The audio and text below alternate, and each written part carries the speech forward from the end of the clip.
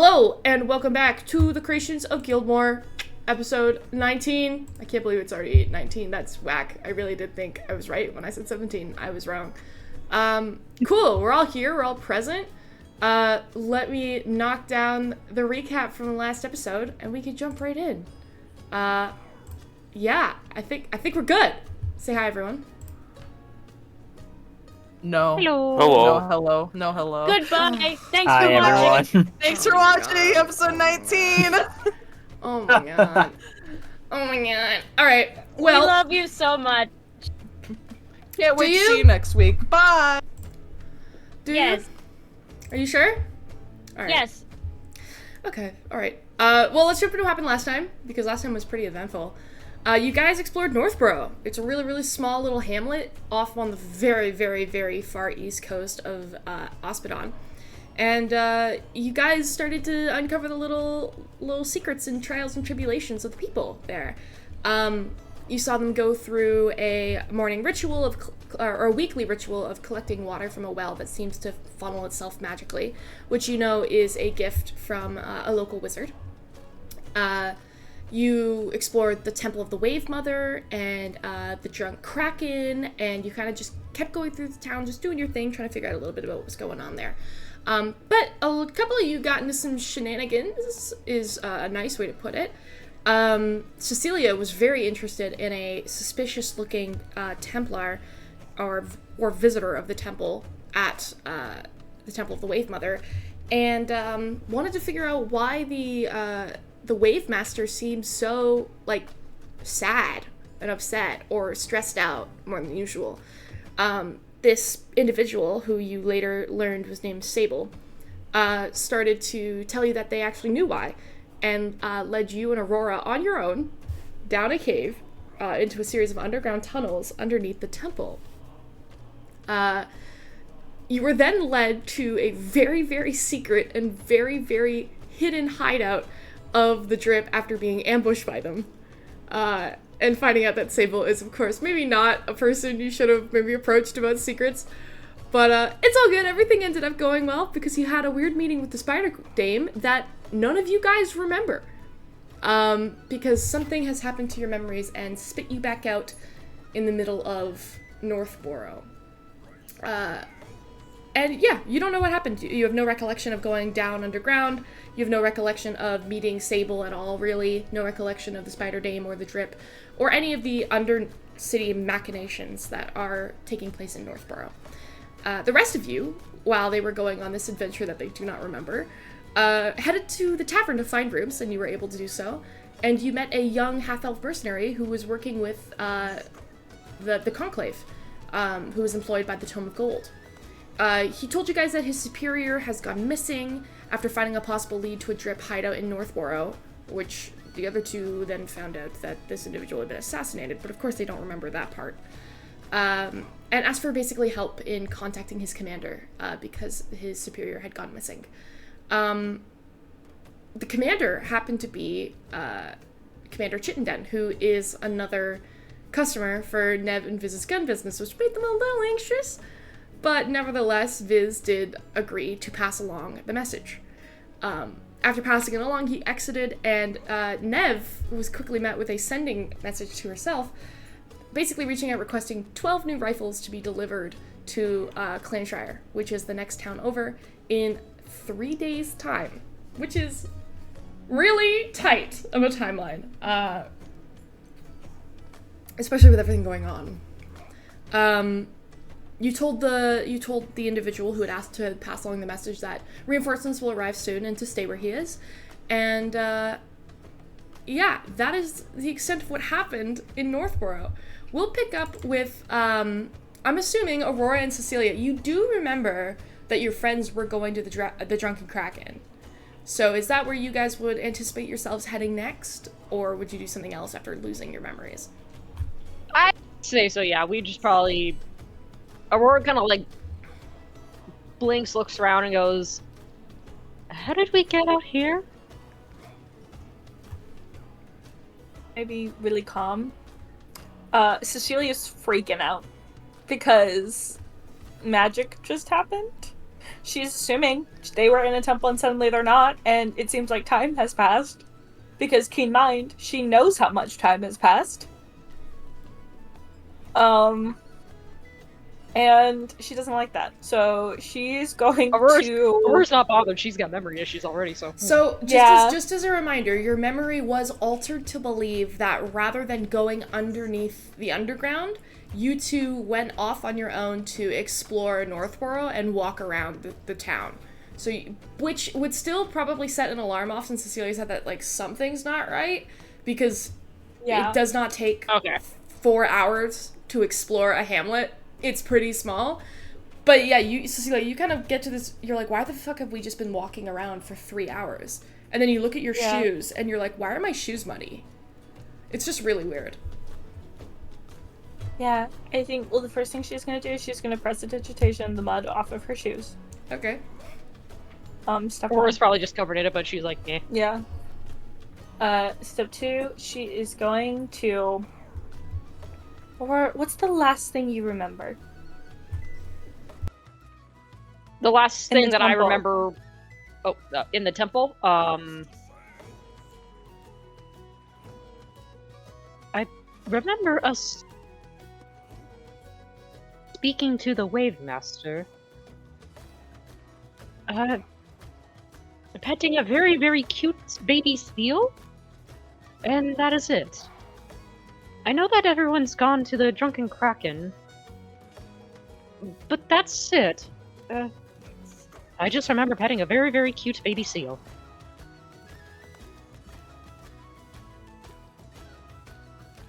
Strange happened. I can't imagine I would want to go explore a hamlet. That doesn't make sense to me. Of something I would have wanted to do. Well, you did inquire about running water. Perhaps we wanted to see if there were options? Aside from the fountain, obviously. I suppose. Thing odd It is a bit odd though. How long did you say that we've been walking around? 4 hours? Is that what you said, Chucks? 4 hours. If I were to look at myself and look at, well, I guess Cecilia just did prestidigitation, so now she's fine. If I were to look at myself, do I see anything weird aside from, probably that my boots look a little muddy? Make a perception check. Not necessarily a high DC. Okay. Of course, this is the one time I don't get my dice out. Oh, wow. 23. 23. You look at your hands, and right around your wrists, they're actually marred red. As though there were, like, bindings there. And they've rubbed together. You have been handcuffed before. You know what being bound feels like. And it doesn't feel like it was cuffs, it feels like it was rope. And, like, very, very thick, itchy rope that had kind of cut around the insides of your wrist. Not painfully, but enough that they left marks. Okay. Do I notice anything else, or that's it? That's it. Okay. Do I see that on Cecilia, or no? It's fainter. Cecilia is a dainty, dainty lady. I don't think she would have pulled and yanked the way that you, a seasoned warrior, might have. Maybe like lines, like when you put a sock on too long and it starts to like leave marks inside of your ankles. Mm-hmm. Maybe something like that, but like not too serious. The way yours have been like pulled from like trying to yank yourself free. You're familiar with what this is. Like you were bound and you tried to free yourself. Okay. Aurora looks at her wrists and she looks at Cecilia and kind of like takes Cecilia's arm carefully and looks at the mark and kind of looks at hers. I get the feeling that someone was not happy with something we did. We were bound at some point. I don't know why, or... Clearly it was rope. I can tell that. I think... I get the feeling that whatever happened... Apologies. there is one more thing you notice that I should have mentioned. On Okay. the inside of each of your wrists, you see a little, like a marking. It's drawn, like, almost with, like, ink, and it's a little fin covered in shadows. Like a fin with, like a deep, dark shadow kind of, like, drawn through it. Very beautiful artistry.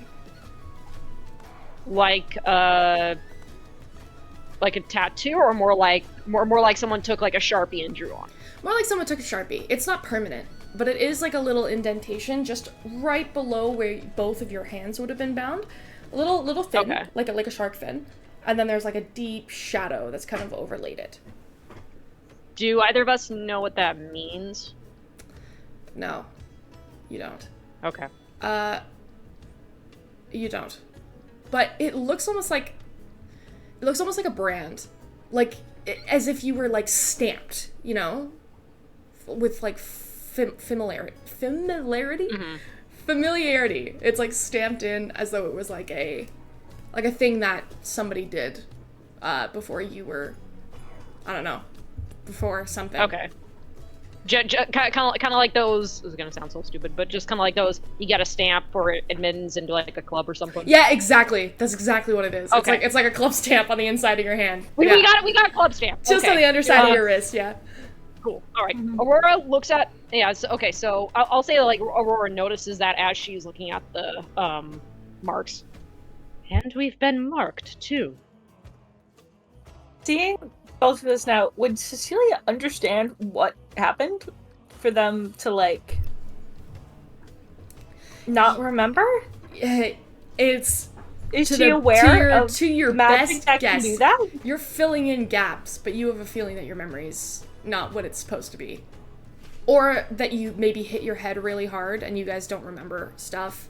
Or that something else is going on. There's no trace of magic on you.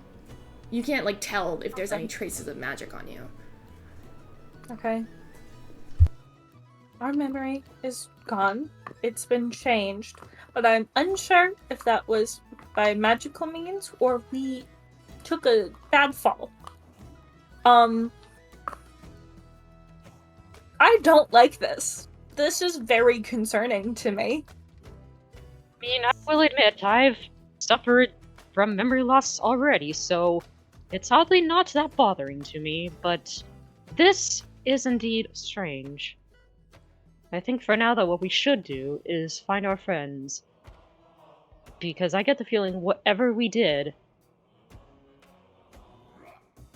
clearly someone does not want us to remember something. Yes. Alright. I kind of want to go back to the temple, though. I know I shouldn't, but I feel like we won't. We'll go to the tavern. But I feel like, logically, if they wanted us to not go back, we should remember why we don't want to go back, instead of being like, something happened at that temple. Jesus fuck.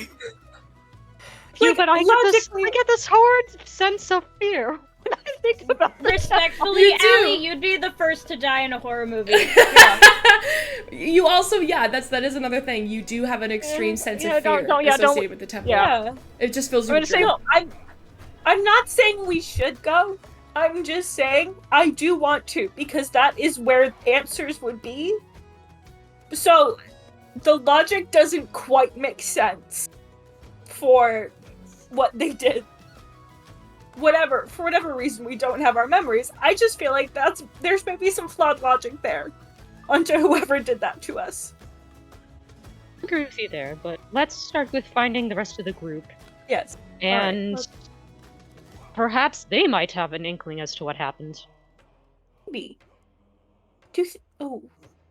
I wonder if the same thing happened to them. We won't know until we go find them, if they are even at the tavern. Let's start there, Let's though. go. Yeah. Because I wouldn't mind a drink. Something tells me I need a drink badly. Sure, yeah. We go. Okay. We so go. You head to the tavern and you walk in. It's a little livelier than when the rest of you had gone through previously. It's towards end of day now. You see sailors that have come in and, like, have stationed up their posts, kind of just, like, drinking, or dock workers, like, dock hands in, like, shredded, like, tunics that clearly need to have some kind of reassembling going on with them. But yeah, they've been kind of filling the bar slowly. And your friends, would you guys have gone back downstairs, or are you still upstairs in your room? Well, I don't know how much did we do in 4 Yeah, how much time hours? did go by? Because In like, 4 we were hours- doing we were doing all of that while they were doing that. So then 4 hours after that, what did we do? Well, yeah, Up to you. oh, yeah, Nev good is- point. Nev was probably still in the room because she has a Yeah, you're fuck ton working of on your guns 12 guns. to You make. also need materials. Rhett's still You're gonna need Okay, to find she's- materials. Oh wait, fine. She's in the trash actually outside, looking for materials. If you, I'm gonna tell you right now, if you find another curse medallion, I will. There's smack no you through the way. camera. There's no Nev, way. Nev has learned her lesson at this point. Don't Mhm. touch creepy eyeball shit. You know. It was So just yeah, be no, really- it was just she's be really digging funny. around. She's digging around in the trash outside for scrap metal and just any other materials she can find. Glass. One of the go ahead and make an investigation check, but do it with disadvantage. Oh, There is a logical reason for this, but I'll explain it in a bit, depending on what you roll. Well, I rolled a nat 20 and a 17, so 17 plus what's my investigation? 8. So you start shuffling through, and you immediately begin to realize that this is going to be a lot harder than you thought, because Northborough does not have a whole lot of metal, and it does not have a whole lot of glass. This is a pretty piss poor fishing town, and it's going to be a bit of a struggle to pull any kind of materials out of the trash, because any metals or imported goods that come out of this town are going to be on the ships, and they're going to probably be protected and also being taken somewhere else, very likely Umberfall. So you're already having a pretty difficult time to get anything out of the trash. There is, there's a general store that you end up like kind of like looking through the trash of. You can find a couple bolts and a couple screws that have just been loose or like don't fit with stuff that they had in the shop at any point anymore. But big sheets of metal and big sheets of glass, this is not Umberfall. You are struggling. I know in my inventory, I think at one point I got sheets of metal, but let me look and just see. What? When did you get sheets Yeah, of metal? Trash. The trash? When I was going through the trash that last time, yeah, I have some sheets of silver. Sheets of silver. Okay, you have sheets of silver. Silver is not iron. It's not very hardy, but you could do your best to make something out of the silver. Silver, if anything, is more helpful to make silver bullets, or silver-tipped weapons. But you could do your best. You could also start disassembling the camera that you've been rebuilding with the materials that you did have, and like hopefully you'll Yeah. make a gun or two out of that. Yeah, she Or- might have to do that. Or you'll have to go somewhere else. Or you'll have to raid a ship. You're gonna need to figure out here how exactly it is that you want to get the materials you need, because Shex really I does was- not want you to have this camera. Shex really doesn't want me to play Artificer. Let's be you real. are in a fishing village. I don't know what to tell you. I would really love it that if Aurora and Cecilia got there and then we're not there because we're raiding a ship. I mean, there are that cargo would work. ships. There are cargo ships in town. We're not doing that. We're not doing that, Meg. Well, actually, You could also try to buy stuff from the flashback cargo to ships. 3 hours earlier. Flashback to 3 hours earlier. I mean, So you could also, you know that if there is any metal on the ships, you could try and buy it. But buying it would be it would be very different from how you usually scavenge, because Umberfall is full of discarded metal. You could find discarded metal just about anywhere. This is not Umberfall, but there's stuff going to Umberfall. So maybe you could purchase things. Or you could see if the general store has any new shipments that you could purchase as well. But it's not a scavenging situation here. then scavenging's what she's good at. I She's don't know a what to tell you, man. hunter-gatherer.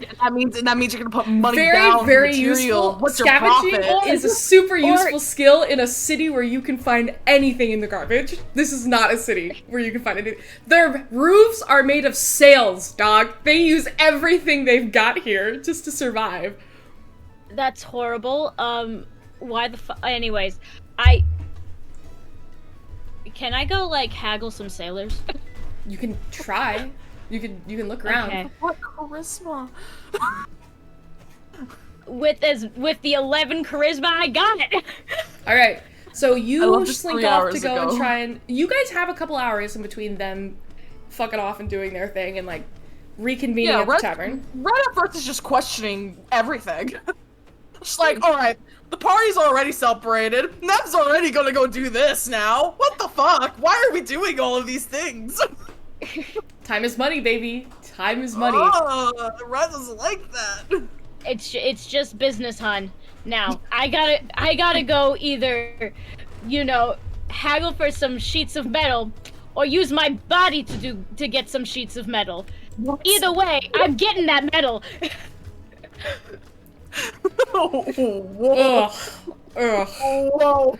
Okay, you can't act like Aiden hasn't poured herself out for magical items before, okay, Shaq? Shoot, that was one time. Who's Aiden? Who's Aiden? I'm just saying, in our other campaign, you can't shame me for doing what you've done. I was playing Aiden, dog. Anyway. And I'm playing Nev. Personal. All right, so Nev, why are you talking to God right now? Why are you talking to the sky? Okay, Who's Eden? Because I'm drinking, that's why. Jesus Christ. I'm gonna go to the harbor. This whole place is a harbor, never mind. I'm gonna go find a ship. all right. I'm going to see if, hey, like, look for people who look like they're in charge of moving things. Sure. And be like, hey, some people need that, okay, I'm just gonna go do that. Does Nev just go look? I feel like Rich looks at Viz just like, is she gonna be able to do Actually, that? no. I'd say Nev drags Viz along since he is a Oh. much better negotiator. Okay. You're much better. Look, you're much better at talking to people than I am, and I was caught completely off guard by this job. All right. Rich just gonna look at Mirabel. Should we join them? If you wanna, the more Viz the looks at them merrier. and mouths yes, please. Yeah, we're joining them. What was that, Mirabel? I mean, if they want to go do whatever they want, I don't see the problem with that. I'm more interested in that. Considering what that young man did tell us about the tip his boss got, I'm kind of intrigued, admittedly. Might want to investigate that. I think we're in the same. It's in the same direction, so I guess we might as well. Look, we don't fuck with the conclave and the drip. We just sell them guns, okay? We don't get into business. As soon as we get too close to them, Well, now you're we're already. dead. Well, you're kind of in the business already now. Well, We're literally apparently in a bit of a conundrum here. The longer we stay here, the more in the shits you'll get, darling. and that's why I'm saying we get whatever materials we need, and then we get the fuck out. Because this town's gonna be off the map if the conclave is coming here and the drip is if for some reason, if they're here, I wonder if the drip is nearby. Why the fuck up? Aurora and Cecilia. Yeah, that would really suck. If the drip turned out to be here, that would be the worst thing ever. Well, what the fuck else? Terrible. That would be pretty terrible. I wonder. It would be terrible if they're hiding underneath the temple like that. We just left those two. Oh my god, can you imagine? It would be like ludicrous. There would be so many problems coming right your way. That would be nuts, man. Anyway, you head Let's down to go the help docks. you get this medal. Yes, thank you. Please and thank you. All right, you head down to the docks, and it's about 3 p.m. when you head down to the docks. So kind of like the peak of early, it's almost the end of the day, but anyone that's come in will have already come in. Anyone that's staying over the night is very likely already staying. There is a really, really big ship that you do see docked, but it doesn't have a lot of activity on it. You get this sense that maybe this ship, it looks empty, so you get the sense that maybe they're going to load stuff in and send it elsewhere, or it's a passenger ship, so there's not a lot there. You do, however, see 2 small cargo ships. They're not huge, but they are cargo ships. You see, let me just look this up.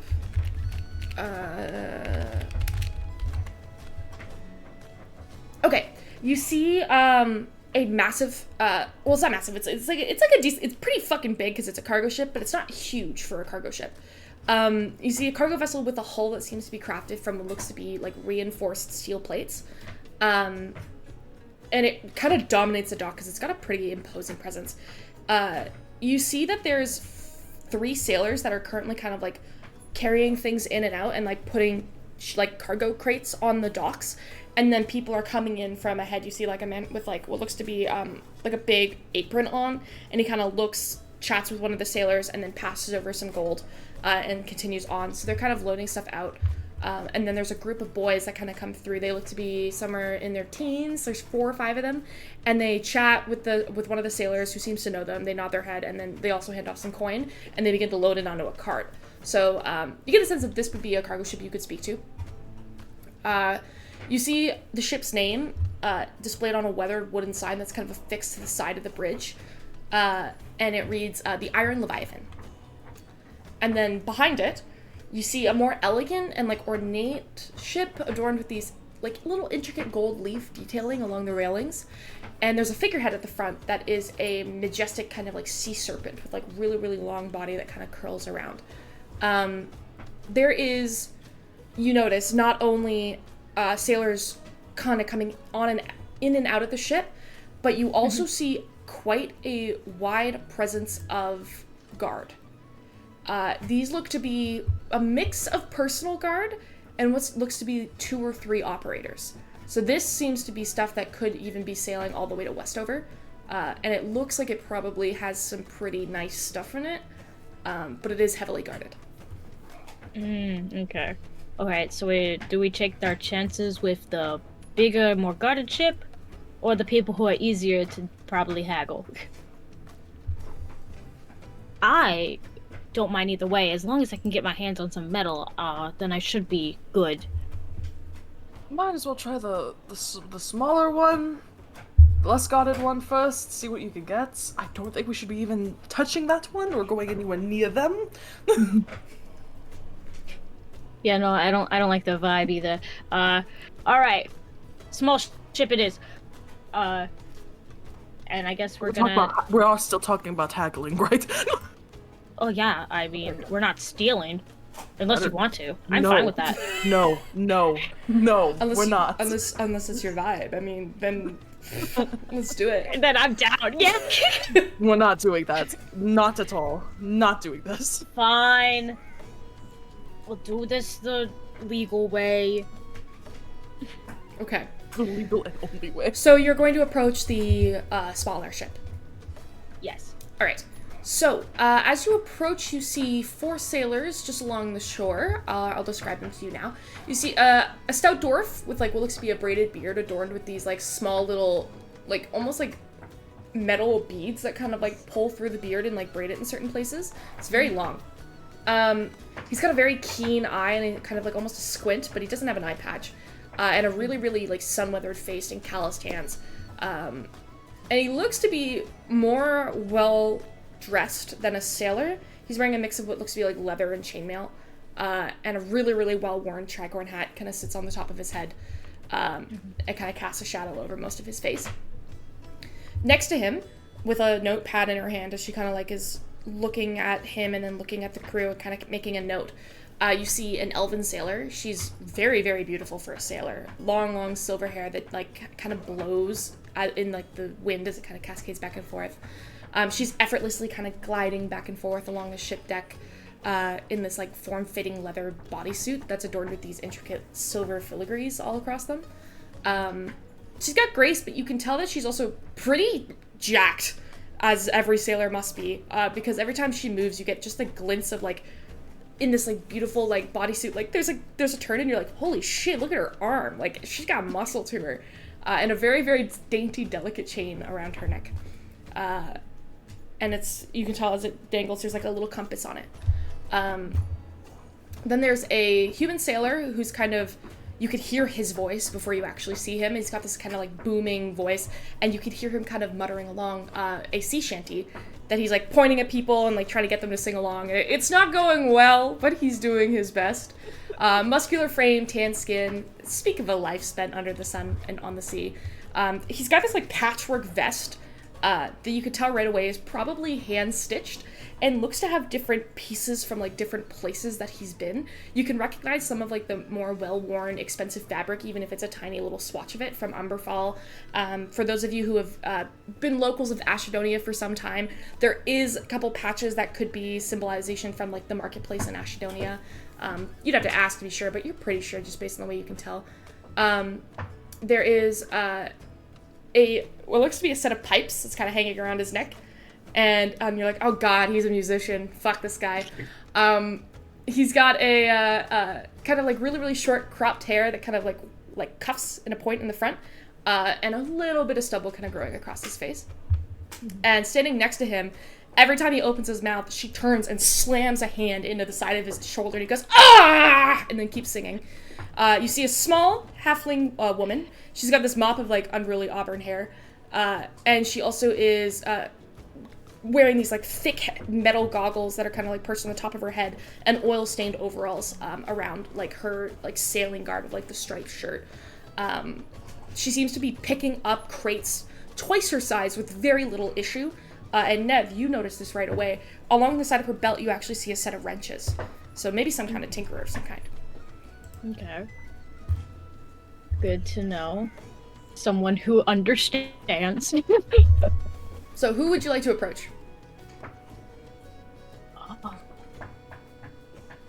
You said like the guy with the weird pipes and then the lady with the wrenches and stuff are like near each other, right? They're not far from each other, but they're moving and doing work. So there's at any given moment they could be far apart from one another, or they could be right next to each other. It's all across a space of like 80, 90 feet, like across the dock front as they're pulling things on and off the boat. Okay. I was like, who should we check our chances with? This is also because Meg is undecisive and drunk. Red just looks at both Nev and Viz like, this is your thing. I'm here for damage control. What do you think, Viz? I think maybe if we talk to the leader over there, it'll be a better chance to get more of a less of the crew getting in trouble if we just talk to them, kind of thing. That is fair. That is and fair. And if that doesn't work, then we talk to the crew and get them in trouble. Yeah. Sounds like a plan. All right. I guess we head over to the captain then. You're going over to the captain. He kind of watches you approach, and immediately kind of his hand just moves gently under his shirt as he doesn't recognize you. But he crosses his arms and looks at you and goes, "Aye, what you looking for?" Nev opens her mouth, nothing comes out, looks over at Viz, pushes him forward. Hi. Well, to be blunt, we kind of got robbed. Our shipment of metal got, stolen. Yeah, look, we got a deadline coming up. We're trying to get to our boss and what's Nev's boss's name? Are we gonna use real names or are we using fake ones? Nev's real boss, the clock boss. Wait, which boss? The clock one. The clock one. Oh my god, the pawn shop one, right? Yes. Theo. Yeah. Theo really needs the sheet metal to do whatever she wants. I don't know. We're just like the middlemen here. If there's a way. Can you make this a bit faster for me, yeah? Yeah. To make it faster, we need. How much do we need again? How much do I need, Shex? To make 12 rifles, if each rifle weighs about 4 pounds, you're probably, and assuming you don't make any mistakes, you're probably going to need minimum 110 pounds of sheet metal. You'd be lucky, you'd be more happy with 140 pounds of sheet metal. What do you got inventory-wise, for sheet metal? To spare. Well, most of it's already accounted for there, Yas, but, maybe I could run you a favor if you've got the coin to pay for it. Well, how much are we talking? Serafina! And the other woman goes, yeah, what? And he goes, run him a price, will ya? She goes, alright. How much were you looking for? Anyway, but so look, we got a big order. Anywhere between 120, 140 pounds. Oh, God, that's gonna dig into quite a bit of our stock, Captain. And she kind of leans in and whispers something to him. You don't catch what it is. Actually, make a perception check. I'm bad at those, but okay. I was about to say, if like they're busy like doing the charisma, if I could keep an eye out about what's going on. No, I don't catch a fucking word. Perception, Yeah. 21. 21. You only catch a faint bit of it, but you hear the sounds of at least triple, sir. Is what you kind of hear vaguely in the background. He goes, fine. And she goes, so we do have a crate, but it is supposed to go to a really high-ranking individual in Numberfall, and he's not exactly pleased when we don't come back with his stuff. But if you have the on, you coin gotta to pay for it. How's What kind of coin 350 we gold pieces? 300. You said 350 gold pieces? 350 gold pieces.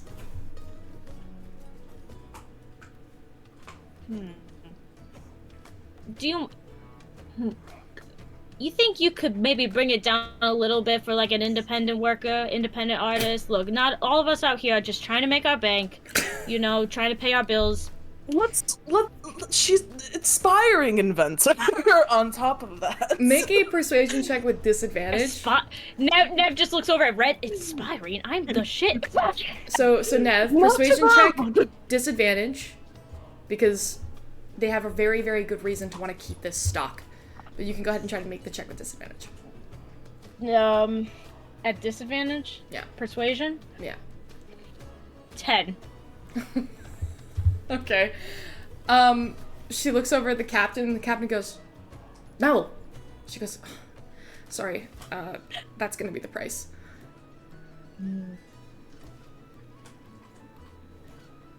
I could put down 150. Fuck. Why are you that making was money? that was me out of character, sorry. Yeah, no, but Nev's like, wait. Since what the fuck did... Okay. I'm not complaining. We literally, I'm not going to explain myself. Puts down 150 in the hands.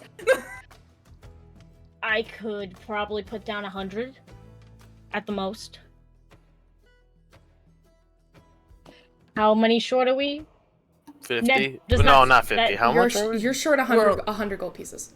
Wait, 150 then puts 100. Yeah, Wait, 150. yeah, Yeah, so- it's 350. They 100 said more. 350. So then that's 250, so then we would just need 100 more. Just 100 more. Looks at Maribel, just 100 more. Don't you dare try and pay the full thing. You already bought so many magical items. You guys are the ones that once upon a time voted Mirabelle as the sugar mommy of this party. Let me remind you of that. But yeah, if we're gonna go that way, Mirabelle's got no problem chipping in the last 100.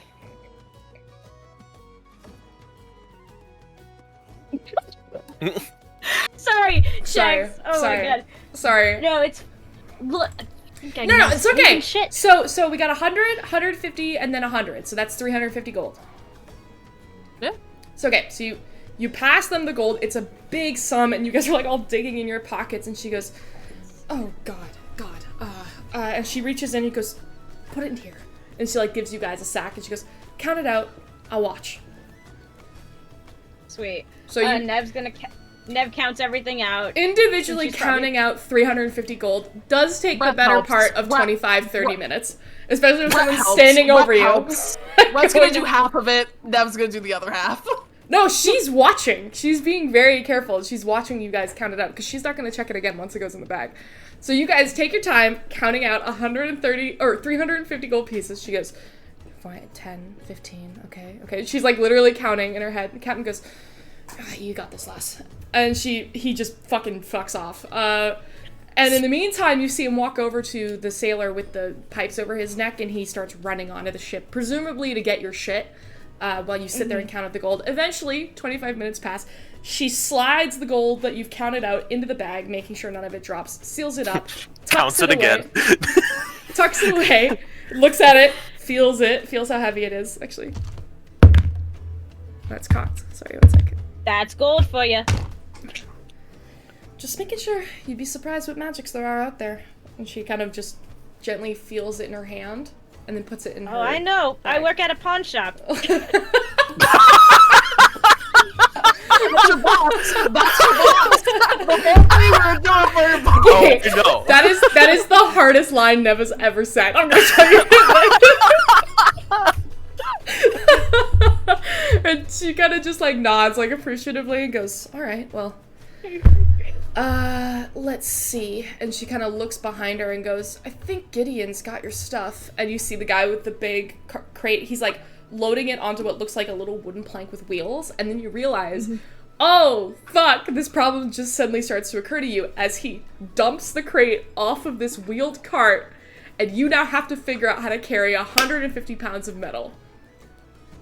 I have a bag of holding. 150? I was like 150 pounds. Damn, we got a great deal. Anyway, that bag of holding is for trash. That bag of holding, I can hold. you can't put anything put else them in that bag of holding. I don't think you No? can put, I think there are limits on to how big things are that you can put in the bag of holding. But I think don't- we also did come to an agreement that the only things you can put in the bag of holding are trash. It's a trash But bag. then, would you consider it It's- trash? This Because is not trash. She This did- is she did put 150 sheet metal. pounds of unsheeted metal. I did have a sheet of silver in there. So it's just my junk bag, my bag of junk that I used to build other junk. Let me see. It just looks like a trash bag. No, it can't exceed a volume of 64 cubic feet. 64 cubic feet. Wait, what? Oh, like putting it in? Yeah, anything bigger than 64 cubic feet can't be put in. This is definitely a How crate big? bigger. This crate is like 4 times your fucking size. It's a crate with 150 pounds of sheet metal. It is sheet metal. That is fair. It's 150 pounds of sheet metal. It's probably 4 times your size up and at least 4 of you vertically. It's huge. It's 150 pounds of metal. Is there at least a handle on this little cart? On the cart? He's not giving you the cart. He just She dropped the rolled box. it off and then just said, dropped the "Here you box." go." Nev's like, damn. Red I didn't really- smiling. Might need to look for Aurora and Celia. Red has a big smirk on his face just looking at this like, this is funny. Well, while that It's just like- happens, Damn, I did not think this through. This Viz- doesn't happen in Numberfall, I just get trashed. Viz will go to Serafina, Okay. and he's like, "Hey, I have a quick follow-up question. Obviously, this is different from all this. Where's the place we have to go to out of game? Like the place for the meetup? Clanshire. Oh, Clanshire. Clanshire. When are you leaving here? We're leaving tomorrow morning, assuming that, everybody here buys their stuff and is on their way. Sometimes we have some stragglers, sometimes we get new stock. Circumstantial. Okay. Would you be passing Clanshire by chance? Clanshire is landlocked to the Blackwater. Shit, that's right. So the never next mind. stop for them would be Umberfall. Okay. Assuming they're going that way and they're not going north. You're actually not sure where they're going. Okay. Well, that just... I thought for some reason it was on a port. It's technically a port because it's a lake, but it's a lake that Oh, flows yeah. into Umberfall. So Okay. Are there any ships that look like they are on the lake side, not the ocean side? from the dock you're at now, you actually don't have view of the lake. You would have to climb up the hill that Northborough sits on, and then look on the other side and be able to see the lake from there. With my giant ass crate. With your big ass crate, yeah. Well, I'm really confused because wait, 64 cubic feet. What? That seems way too big to me. That seems way too big for sheets of metal. How big are these sheets of metal? They're sheets of metal. They're How big? unfiltered. Okay, There's 64 cubic feet. I just sent it to the chat. Okay. Okay, that makes a lot more sense. Oh yeah, so this is definitely this. Okay. Do you have any recommendations to get to? I just forgot the name. Oh geez. To Clanshire? Yes. Well, you could pay a sailor along the lake, but the boats are quite small. Or you could speak with the general store. Sometimes they have horses for sale, and you could take a cart there. Okay. Cart, I believe, is... By cart, it's a day and a half travel. If you're going on foot, it's 4 or 5 days. Okay. Thank you. And then Viz is, Nev's still just staring at the crate, like, God damn it, I did not think this through. I am so fucking stupid. Rud's just smiling. It's not as if he just asked earlier, why are you doing this? Viz, will reach Excuse me into for his... a second as I waterboard the fuck out of myself. Viz will reach into his pocket, and then he'll be like, for all... I don't know how... Is there only 4 of you? Yeah, that would be us. For all your troubles, thank you. And he gives him 20 gold. Oh, damn. Don't She give kind him of money. looks at it and goes, thank you. Pockets it, and then looks at Nev's you. like whispering to Nev's whispering, Vet, why are you giving them money? We just did business. She looks at you for a moment. Just make a general charisma check for me. Okay. 24. 24. She looks at you, pockets it, and goes, real generous. And then kind of like looks at the crew. Tell you what. And kind of reaches into her other bag and pulls out a note. Goes ahead and writes something on it and hands it to you. Why don't you go ahead and take that to the general store? Viz reads it. Okay, you read the note. This is fuck you. Go fuck yourself, actually. You dumb fucking fairy. Okay. Damn. It's- Whoa, hey! It says, racially motivated. it's a letter it's addressed to Miss Goldleaf. Please help out these individuals on behalf of the crew on... I've already forgotten the name of this fucking ship. Iron something. The Iron Stormwind or something like that. The Iron Leviathan. The Iron Leviathan, thank There you. we go. There are so many ships, dude, I have to keep track of. You have no fucking idea, it's so difficult. Please help them out on behalf of the Iron Leviathan. They are going to Clanshire, and it's signed from the crew. And there's actually a stamp on it as well. You can see she's pulled out a tiny little stamp so that they know it's official. So you've received an official document on behalf of the cargo carriers that pass through here probably quite frequently. Thank you so much. She nods. No worries. She kind of thinks again for a moment, and then kind of just looks you up and down and goes, you know, are you staying in town tonight, or? Yeah, we're staying over at the inn over there, the bar. Oh, the Drunken Leviathan?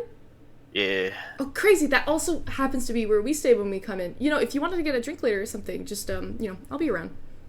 Yeah, we'll be around. I'll be somewhere. Rhett raises an eyebrow, slowly looking down at Viz. See you later. All And he right. winks and then he'll walk away. All right.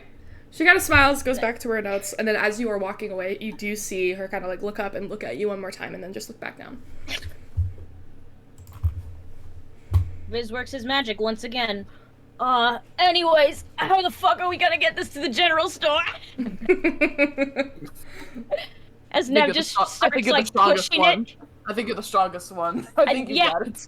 With my armor, Here. I'll take a charge of my off my armor to fucking push this thing up the hill to the general store. How much I did this all to myself. How much Yes, can you did. your Yes, how you did, much can darling. it carry? How much can your charge push? Give me a second. When making a strength check or strength saving throw, you can expend 1 charge to add bonus to the roll equal to your intelligence modifier. No, but And then it's your personal push, drag, and lift. my personal. I think it's. I'm looking at it right now. Her push is 390 pounds. Your push is 390 pounds. Okay. All right. So I'm a tanky fairy, chunky. So this leads into a couple interesting questions. One of the interesting questions being, do you scrape this wooden cart full of metal along the cobblestone path, or do you drag it through people's grassy backyards? There's backyards? There's They have backyard. Well, people's like homesteads. They have backyards? People's like homesteads, like their gardens and shit. Like, do you like push it through the There's grassy not a gardens, side or do you walk? take? There's not like a path? There's not like a This dirt is path? there are 20 buildings in this town. There is the Okay, cobblestone path that they all walk on every day. Yeah, why do we use the cobblestone path and not the backyard? I would like to remind you that you do have a note for the general store. We're going to the general store. That's where we're planning to Oh, you're go. gonna push it to the general store. Yeah. Yeah. I Okay. don't want to leave my shit here unattended. So you'll have to push it along the cobblestone path. You're gonna push or you're gonna lift. Never's not lift. No, Never's pushing. She's not lifting that thing. She already has a giant gun strapped to her back. Well, I mean, are you the only one helping with this, or are you all gonna help lift this cart of metal? looks at the 2 fucking strength dumps. You got this, darling. I think you got this. You know what? I'll hold your gun for you. About this time, Aurora and Cecilia, you're walking down the hamlet, and you look in the distance, and you're like almost certain you see your friends on the dock, like circling around a crate. Like sharks. Aurora's gonna look at Cecilia and go, "Did they just buy a shit ton of metal?" Well, you can't see it's metal. It's like a wooden Oh, crate. How are you able to tell from that far? I thought the metal was exposed. Okay, No, so no, I just see that would be a It's big giant just crate. a big box. Part of what makes this difficult is it's a big box Then full of rewind, erase. Aurora's gonna look at Cecilia and go, "Did they buy garbage?" I mean, I wouldn't be surprised, but also it looks like they're having trouble carrying it, and I just can't help with that. Rhett, while they're watching, Rhett's like, "You got this, no trouble at all, darling." Looking at them. Never's gonna try to lift this thing. Yeah, can we walk up to it? Aurora's just not saying anything. She doesn't say anything, just walks up behind everyone and just kind of like... Just not saying anything. It's just like... Oh, she's gonna watch. You're here. Rhett, like, "Oh, you're here." Viz does the dad thing where there's like a group of dads watching one dad do a thing. His hands are on his shoulders, just kind of like on his hips. Sorry, just looking. He's like, ooh. Yeah, Aurora looks and goes, "Do you need help with that?" Yes, please. Thank you. How have you guys been? What have you been up to? I don't know. Huh? We don't I'm know. sorry? We don't know. We assume walking. Yes, I think. So you didn't investigate the whole thing you guys wanted to investigate that I told you not to investigate because it wasn't part of our business? You were really excited about that. Yes, I was, and somehow we didn't do that. Oh, Aurora looks at Cecilia and goes, "We were investigating?" I think... Was that not why we left the office? I would assume so. Can I just say that while Aurora's saying These that, motherfuckers are fake.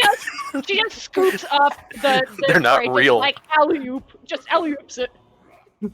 What is your My carrying lifting? capacity- Is technically lifting, not carrying. Okay, my lift is 480. 480? And I actually 480 fucking pounds? Yeah. What the fuck? Okay. Yeah, I think you're mixing it up because the only thing I'm noticing is carrying has a very different thing than push, drag, or lift. This would be sorry. So my lift lift are all the same. what's your push drag lift? 480. 480. That's it. Fucking hell. Yeah, Aurora just on the shoulder. Okay. And this thing, by the way, I was doing the one shoulder she's thing. tall, so you're very lucky how tall she is, because it doesn't, like... Nev would have been, if Neva was a small, she would have been able to do the same thing, because hers is Actually- 390. Actually, I'll say that, like, it's gonna be a bit too difficult to balance on your shoulders. So what you do instead is you Aw, take your man. glaive and you go... and you make 2 holes in the side of it, and you lift it like a regular crate. Yes. And you make 2 hand holes, and you just start carrying it like that. I'm like, no.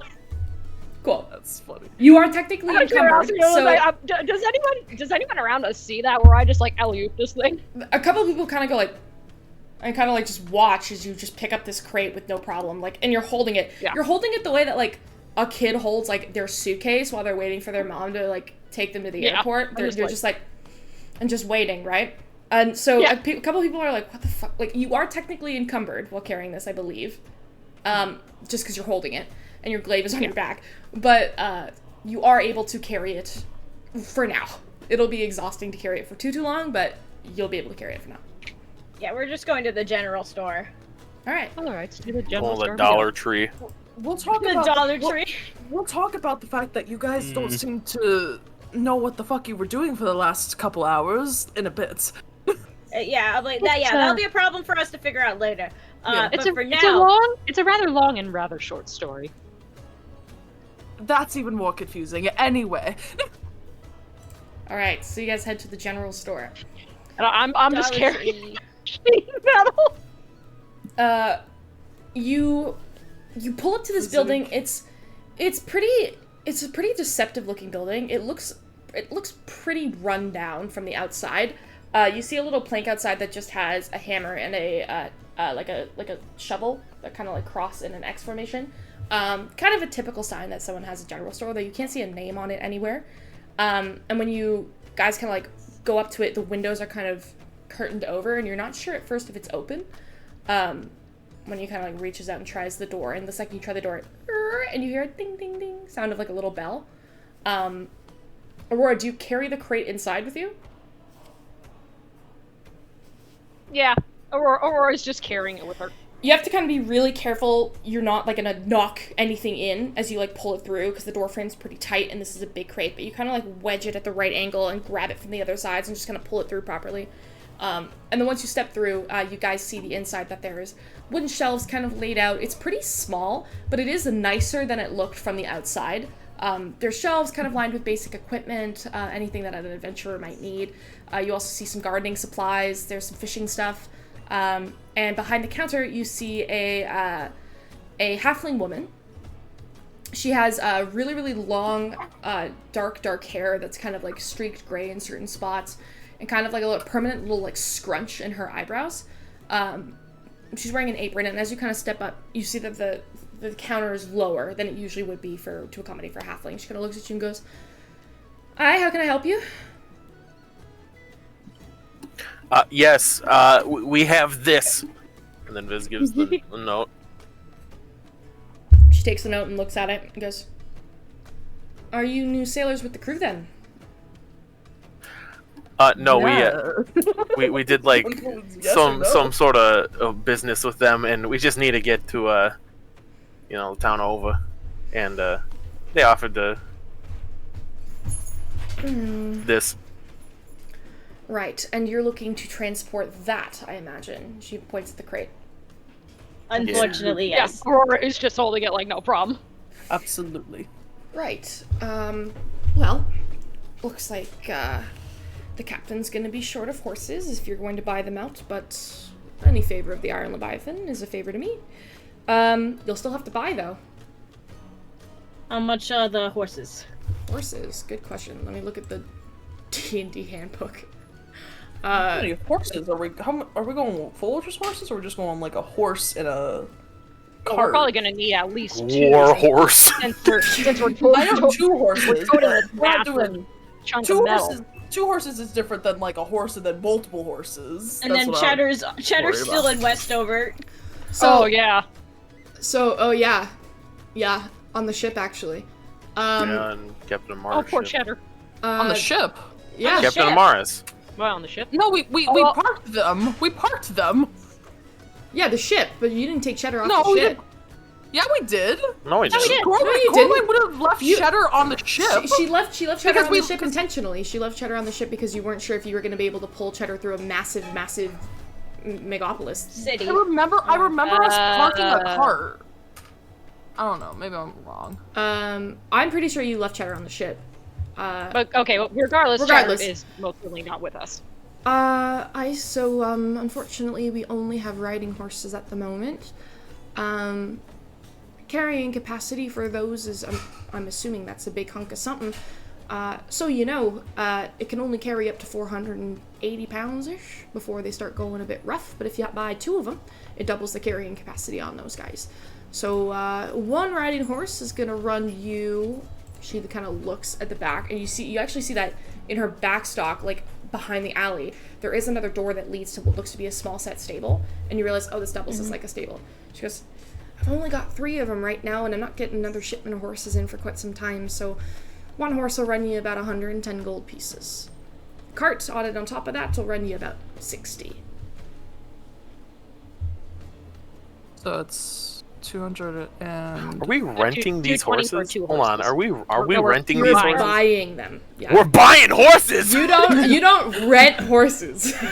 Like, That's 220 and then 60 on top of it is what I'm yeah. hearing. So that's... So 280 total. 280. You know, I'm not one to push a favor at all, because this is very generous that you're even helping, but maybe is there possibly maybe a little bit of a discount we could go with? Just a little bit. Because we did just get this, and it was a pretty hefty... She Hefty looks at charge. you and squints. Make a persuasion check. Okay. Alright, gotta do your thing. Just gonna try to get a little bit of a deal. That's very good. That's almost a natural 20. It's a 19. Plus... What was it? What was my persuasion? Plus 8. Okay. Not like 8, 7. My bad. I was thinking about Viz. 26. She looks at you. She's still kind of squinting, but she goes, Just like smiles. He's just smiling. Leaning on the counter. let me run my numbers. Goes in and pulls out what looks to be this big book. It just kind of like flips through it. And it's like... It goes down the list. Alright, I'll tell you what. Can't run you nothing on the cart, because they're handmade, and I have to get the boys in here to make one for you. Of course. The horse, I could run that fair market value. Give it to you for 100. Knock 20 gold off the full price. Is that for Let's both fucking- horses, or is that for each, or 100 for each horse? 100 per horse. Yeah, 26. It's 20 gold knocked off. Okay. I mean, Red looks at the rest of them. I don't Goes got like, I'll money. buy a horse. Let's like, you do your thing, darlings, because I don't have any money. I can chip in some gold. I will don't buy have a whole lot. horse myself. Don't worry. Are you gonna buy more than 1 horse? No, this is Well, buying we're gonna one need horse. probably 2, right? 1 horse. Well, If yeah. you all know- want to sit in the cart, which means Oh yeah, we'll need 2. if you want to go at traveling speed in the horse, you would have to with all of you sitting in the cart, you would need 2 horses. Yeah. If you Probably 2, because since we got this heavy ass metal. yeah, but if you wanted, and that would be like pushing those 2 horses pretty far. But if you wanted to walk next to the cart with 1 horse, you would move at walking speed. It would take 4 days to get to Clanshire. Yeah, we need 2 horses. 2 horses. 2 horses, yeah. Let's do 2 horses. Okay, I can give up another 100 gold probably, and that's about it. That's about my limit. This I is can buying a give horse. 60 for the. I can give 60 for the cart. There we go. All right. Or we're saying this while still holding this. Nev just stupid goes. metal. I can't wait till we get back in the city. I need to go through garbage. Can't find a horse in Or garbage. Aurora just looks at Nev. You'd be surprised what you find in people's trash. Yes, I recall. Wasn't it a cursed medallion? We don't talk about that. Got him. All right. Got him. So Got him. So you're going to buy 2 horses and a cart. Yeah. Okay. Yep. So you fork over 240 gold pieces. Okay, I'm gonna knock off 60 gold. Knocked off 100. You count it out, and she goes, "All right, then your cart will be ready by tomorrow morning.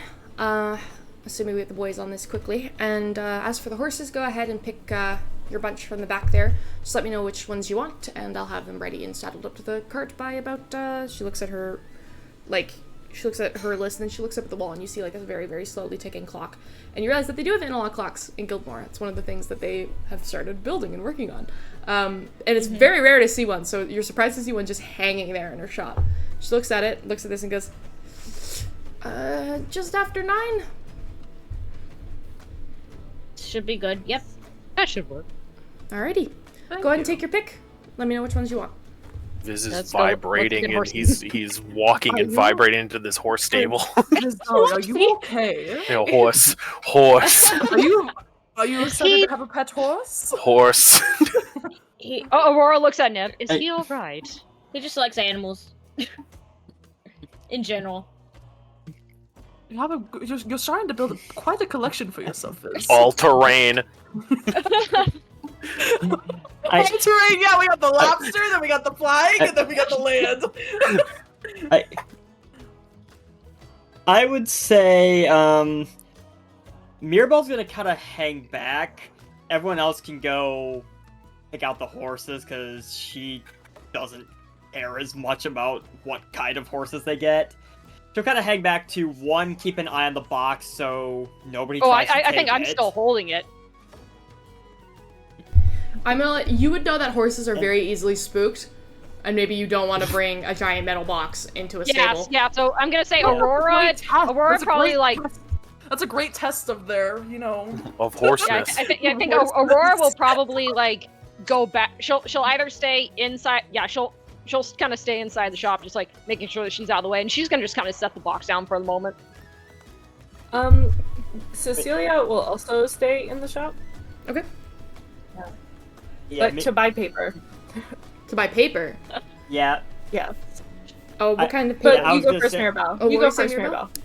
Yeah, I was just gonna say, outside of keeping an eye on, helping to keep an eye on the box, Mirabelle was gonna kind of browse around, see what else they've got, since she has all this money burning a hole in her pocket that no one will let her use.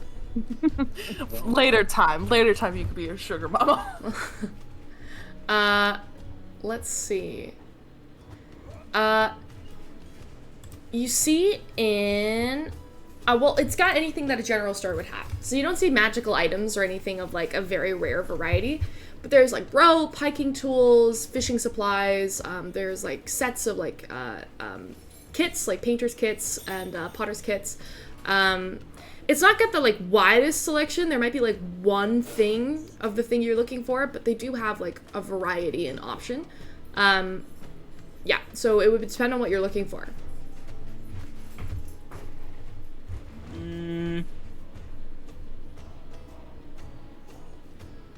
I mean, she wasn't really looking for anything in particular. She was just kind of browsing to see what all they have in case anything might catch her eye. Either for her or maybe if anyone else as like a gift just to help build party trust, I guess. She's just browsing to see what they've got. Anything that the player's handbook would have under tools or adventuring gear, they have. Not much in the way of weapons. That would be more for like a blacksmith. But yeah, trade goods, tools, trinkets. Let me see here. There is some ball bearings, some blankets, caltrops, candles. There's ink, like a magnifying glass, seal wax, those kind of things.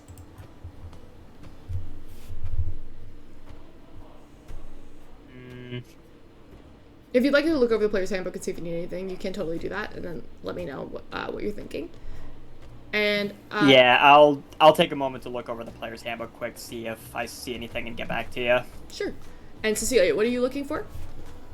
Cecilia will go up to the counter and be like, "Hello, I require parchment and ink and material components." Spellcaster then, are you? Yes. Okay, not much in the way of spell casting. What exactly is it that you're looking for in terms of components? A tiny bell with a piece of fine silver wire, Okay. a pearl, I can do that. pearls,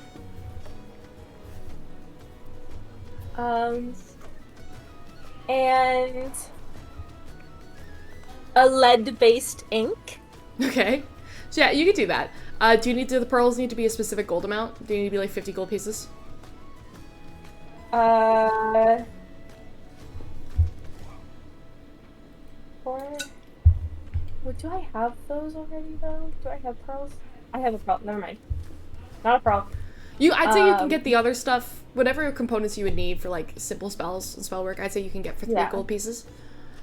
Yeah. Oh, like a tiny tart. Tiny tart, yeah, you can find that here. Yeah. She makes them herself. And then there's yeah, you can buy that. I'd say 3 gold pieces for all of your spell components. In terms Yeah, of just little paper, stuff like that. are you looking for paper? Just Okay. like asking this out of character, are you looking for paper to write on spells, like spell ink and paper? Because that's different from standard paper. Yes. Yeah, I need spell ink and paper. You need 100 gold pieces worth of paper, right? To jot a spell. I'm not sure where it says that. I think it's 100. A level 1 spell is 100 gold pieces. A level 2 spell is 200. Level 3, 300 gold pieces, so on and so forth. Okay. So how much gold pieces worth of paper do you want? Well, I have. How much is?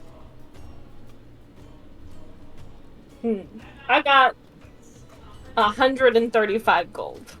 So you can. So that with ink, you could get like 100 gold pieces worth of paper. Okay. Yeah, let's do that. All right. You go ahead and do the exchange. Go ahead and mark off your gold pieces and your gold pieces for the supplies. And the rest of you head into the back. You see 4 options of horses there. There is a black stallion with a glossy coat. He's not like, they're not like super luxurious, but they're pretty. Yeah, so you see a black stallion with a really glossy coat. There is a palomino mare. That's like a golden brownish color. There is an Appaloosa stallion. It's kind of like gray and black and white. There is a dappled gray mare. Oh, there's 4 of them. I thought there was only 3. One of them, you're not sure what the deal is, but one of them seems to be like gently shut away. Which one? That would be the Appaloosa. Okay. Rhett looks at Viz. It's just Viz and Nev and Rhett in the back here, I think. Everyone else is out like, doing their own thing. Mm-hmm. What are you thinking, darling? This is looking at all these horses. Vibrating still. Nev's just like, horses are horses. I don't care which one, as long as they're healthy and they can do the job. Viz will quickly peek his head back in and is like, hey, there's 4 horses in here. She looks up at you and goes, yeah, Lockie's mine. The Appaloosa. Ah! Okay. Alright, thank you. And he goes back in. Alright. Viz will walk up to the horses and he's gonna try to see which one he vibes with the most. Like which one's chill, you know what I mean? Let's Like see. when Which you're one does- adopting a dog from the animal shelter, yeah. Which one does he emotionally resonate with? Oh my god. There's similar backstory experience. Oh, it's pretty funny actually. Hold on. I just rolled that. I rolled One of some- them is wearing a hat like Viz. The one that you seem to like the most is, or like, who seems to like you the most is actually the dappled gray mare. He kind of just like leans over and like rests his snout against your hand when you lean out and kind of look at it. Oh, hey horse. How you doing, horse? It kind of like just nicks at you and then brushes its nose into your hand. Yeah, you're a good horse. Can we like see the owner from here? No. Okay. Viz will waddle over. He's like, what do they have names? She looks at you. Just mine. He's very excited. You can name them whatever you want, but they're horses. Viz will go back up and he's like, what kind of name do you want, horse? Oh, I don't know about that one, horse. We need something dignified. Does it need to be dignified? I mean, it's a horse. Nev. What? Me and the horse are talking. Jesus. Rut's just starting. He's like holding back so much laughter. Viz puts his hand on the horse's head and like closes his eyes as he thinks of a name. Horace. Brett's like bracing himself on his own knees, trying to hold himself from Or hold on, something else is coming to me right now. Horchata. You really are buying 2 horses. You can name. Well, one's Nev's horse. Wait, one of them's my horse. I didn't know. Because you bought one. Oh shit! Does Viz have 2 horses? I will let you guys man, decide how you Horace and disperse the Horchata. horses. I'm sure Oh, it well, I'll get doesn't the black- matter. I'll get the cool sleek black one. That looks sick as fuck. Hello. Do you like horchata? That's good. Horse. It just I blinks look at at you. the black one. Can I look at the black sleek horse? Sure. You walk up to the black horse Yeah. and just stares at you. Yeah. I'm gonna name you Whopper. Horchata and Whopper. Just makes a really deep noise. So you're going for the 2 stallions. I thought that was a great Oh, double yeah. mare. No, you kept yeah. saying. There's a mare and a stallion. So you're going for 1 mare and 1 stallion. So you get the black one and the dappled gray one. Sweet. Yeah. All right. I don't like that smile on her fucking face. We're gonna have horse They're babies, aren't we? horses. They're horses. I don't know We're what all the fuck to horse tell you. babies. They're horses, man. I don't know what We're to gonna- fucking tell you. We're gonna have horses. horse babies. Wait. Should I call it Chad, have a Whopper? turn. Should I call it Whopper, or should I think of a different name? Huh? This would be funny. Sorry, I'm letting random name generator. Why do you think I went with Tommy and Chad?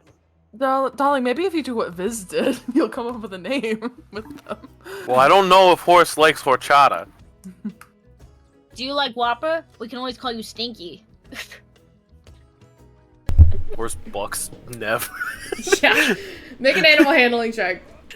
Whoa, God, shit wisdom. Oh boy, I'm gonna die, guys. I'm gonna get That's What about to be punted. bitch. Nat 20. -1. 19. The horse just looks at you. Makes another noise. They are horses. They are. That's a horse. That is definitely a horse. Yeah, they are in fact horses. Actually, no. I know what I'm gonna name you. I'm gonna name you Pogo Stick.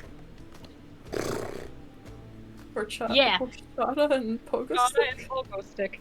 Okay. Yeah, Pogo for short too. So you. I love names you can shorten. So you name your horses. You pick them out. You tell the shopkeep what you are looking for, and she lets you know that the horses in the cart will be ready by 9 a.m. tomorrow. In the meantime, you have 140 pounds of sheet metal, 150, you said. 150, sorry, 150 pounds of sheet metal. Don't you get rid of our extra 10 pounds It's like sheet metal. Like, can you really like weigh it in pounds? It's kind of like one of those things where it's like anywhere between 140 to 150 pounds of sheet metal. It's an kinda hard to idea tell. mostly. Yeah, it's a concept. It's a concept. Aurora don't care. She can just It's just step up the It's leg. just a concept, but Aurora is still lifting it. Just right. So, It's like she's not even breaking a sweat. so I'm gonna remind you again, Nev, that to make 12 rifles in 3 days very likely means you're going to need to be working non-stop from now Yep. to 3 days. Yep. I'll do an all-nighter. I'll take the exhaustion. Okay. Goodly. At least one of those nights. Well, what are the rest of you doing? I guess. Are we gonna head back to the tavern? Yeah, we did get rooms. You did. Good. Yeah. Nev is like, I need to get started on this shit pronto. All right. Well, let's take this back, and I don't know why, but I just really would like a drink. Yeah, we still haven't discussed what the fuck happened between you two. After I have a Okay. drink, please. For sure. We don't know. Let's walk. I'm just Walk, walking. walk. Stupid. I am like actually walk. You're carrying Because this sheet literally, metal.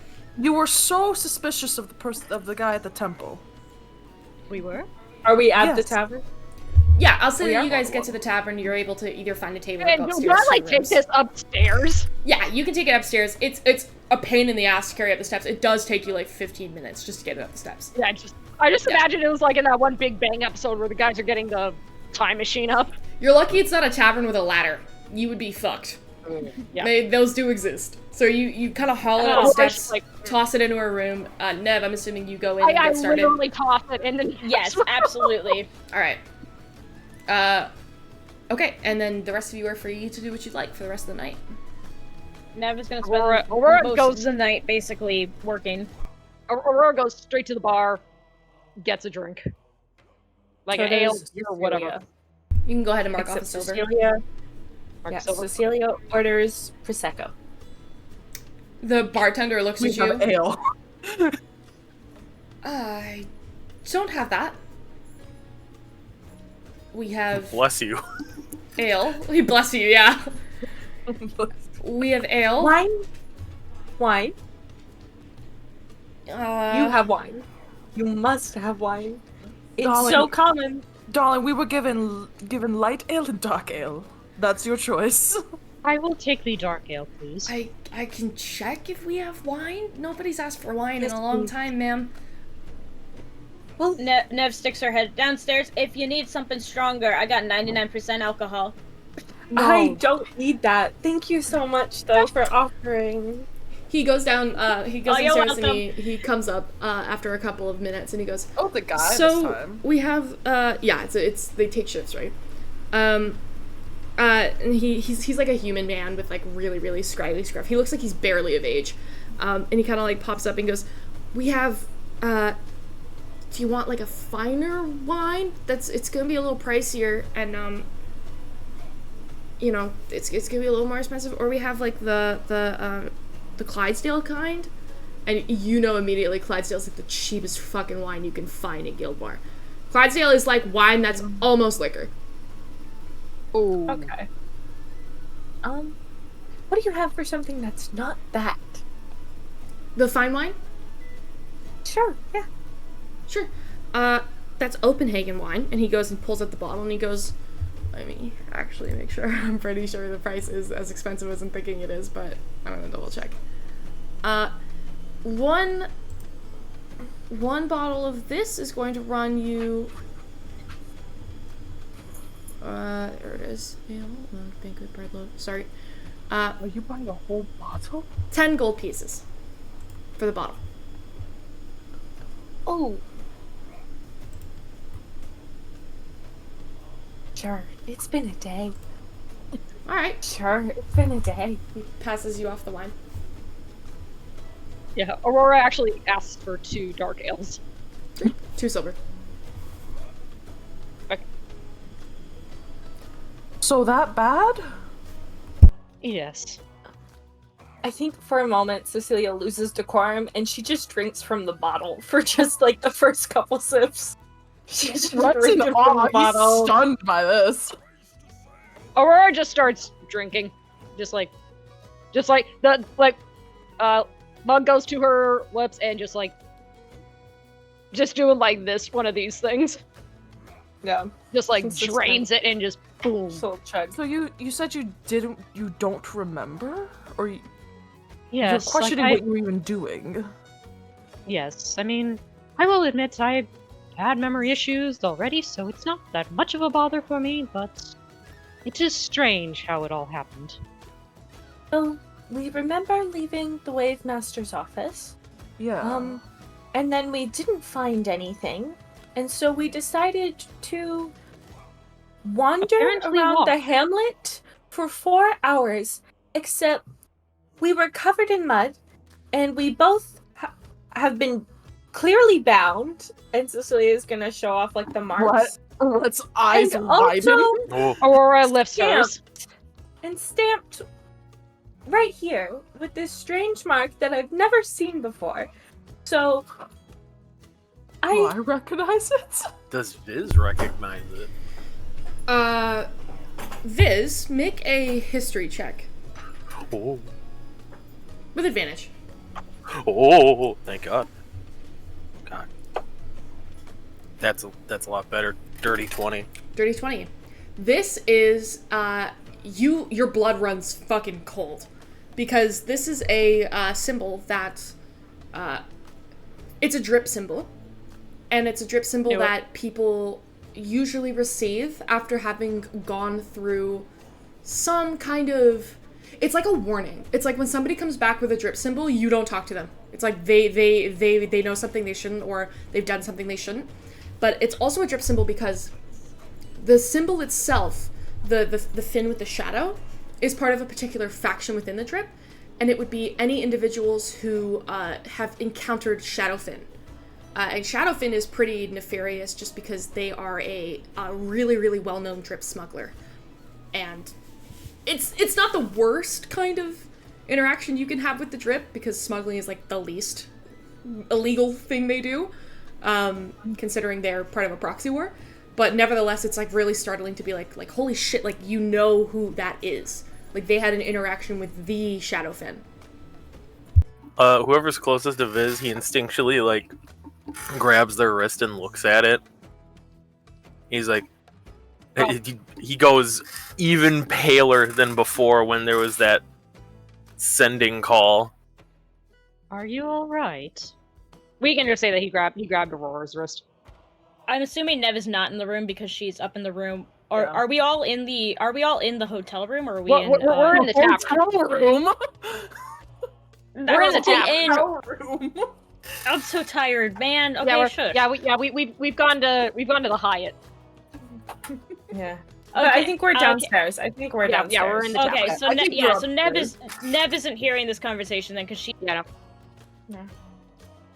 Are you alright? Viz is trying to keep a lot of things to himself right now. He is sweating. Aurora's going to Looks poke like its you're going forehead. to be sick. Viz does not even react to the poke. He just like lets go, and then like he turns to the bar and he like sits there a minute. He's like, "Hey, I'm gonna go for a walk. I'll be back. Alright? I need air," and he leaves. I think Cecilia is going to follow him out because that was so concerning. I get the feeling you're taking the bottle with you. Absolutely. Let's She's go absolutely taking the bottle with Let's go her. follow too. Oh, you guys are just leaving me? I don't know which way to go.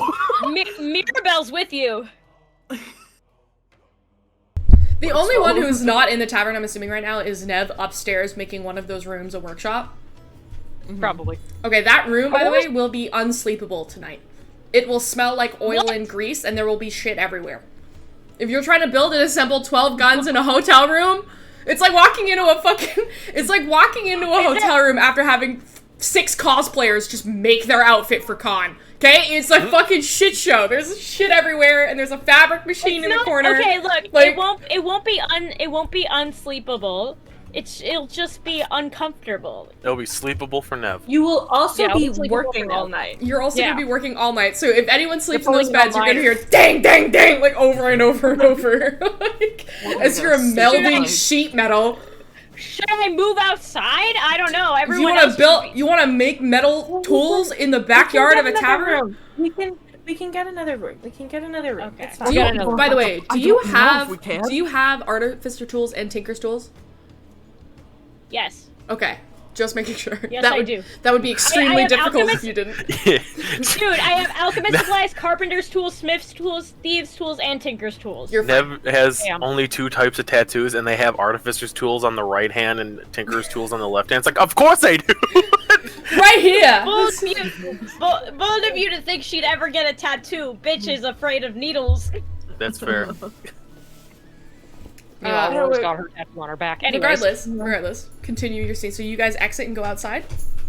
I'll say Aurora goes with them too. Mirabelle, do you go as well? Yeah. You're just sitting there sipping your drink, like, ah, fuck those people.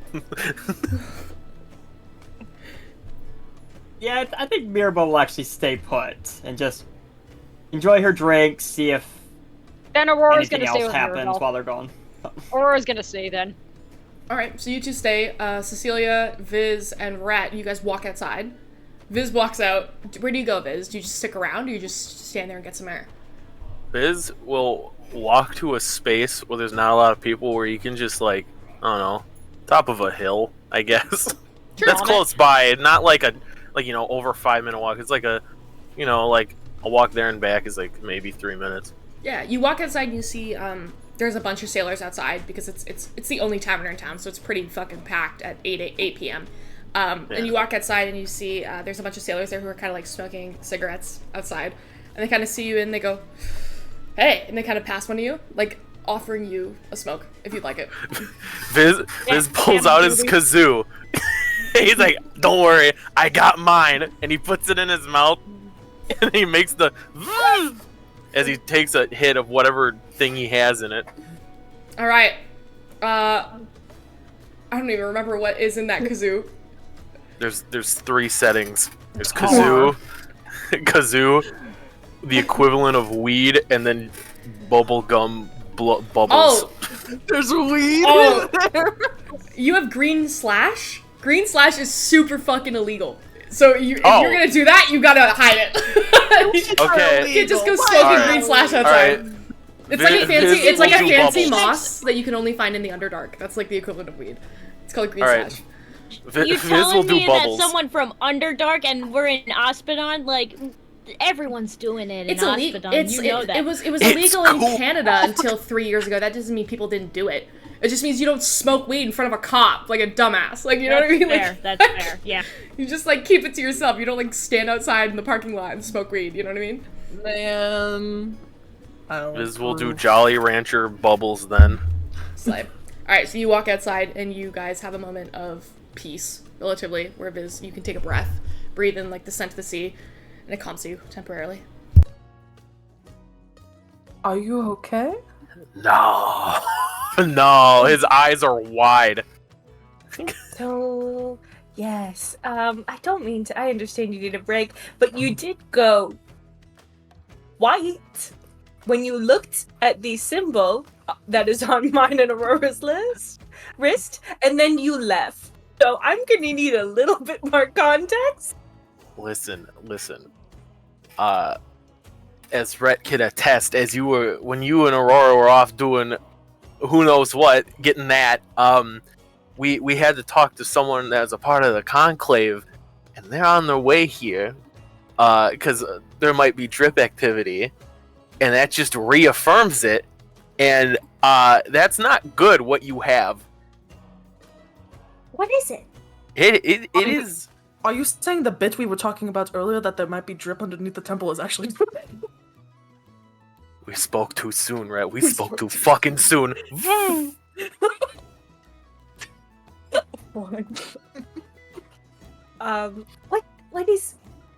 What is the symbol? What does it mean?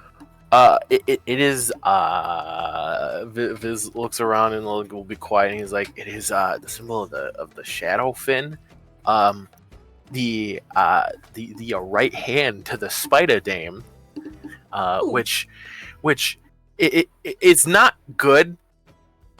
Career wise, I should be going into this more, but we are gonna be in the middle of a war here, and this is too much." I don't. Cecilia's gonna take a swig of wine. Don't understand what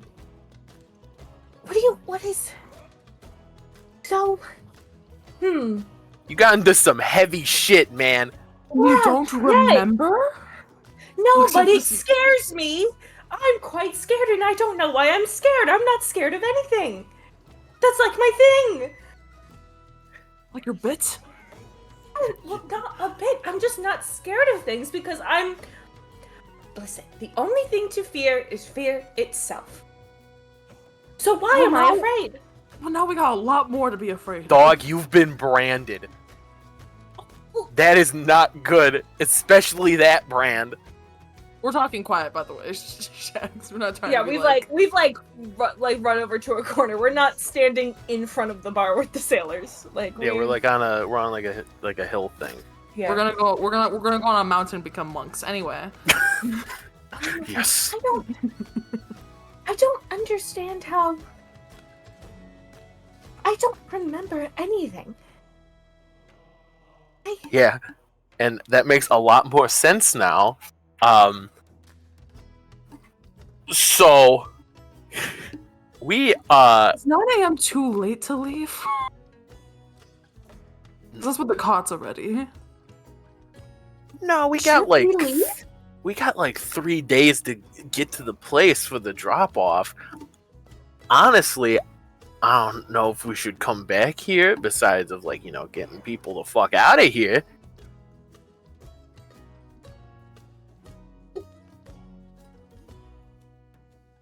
Okay, I understand this is maybe a little ridiculous, but like, are you not the least bit curious as to what's happening down there? What? Like I said, Listen, my career, yeah. my career is telling me to follow this lead.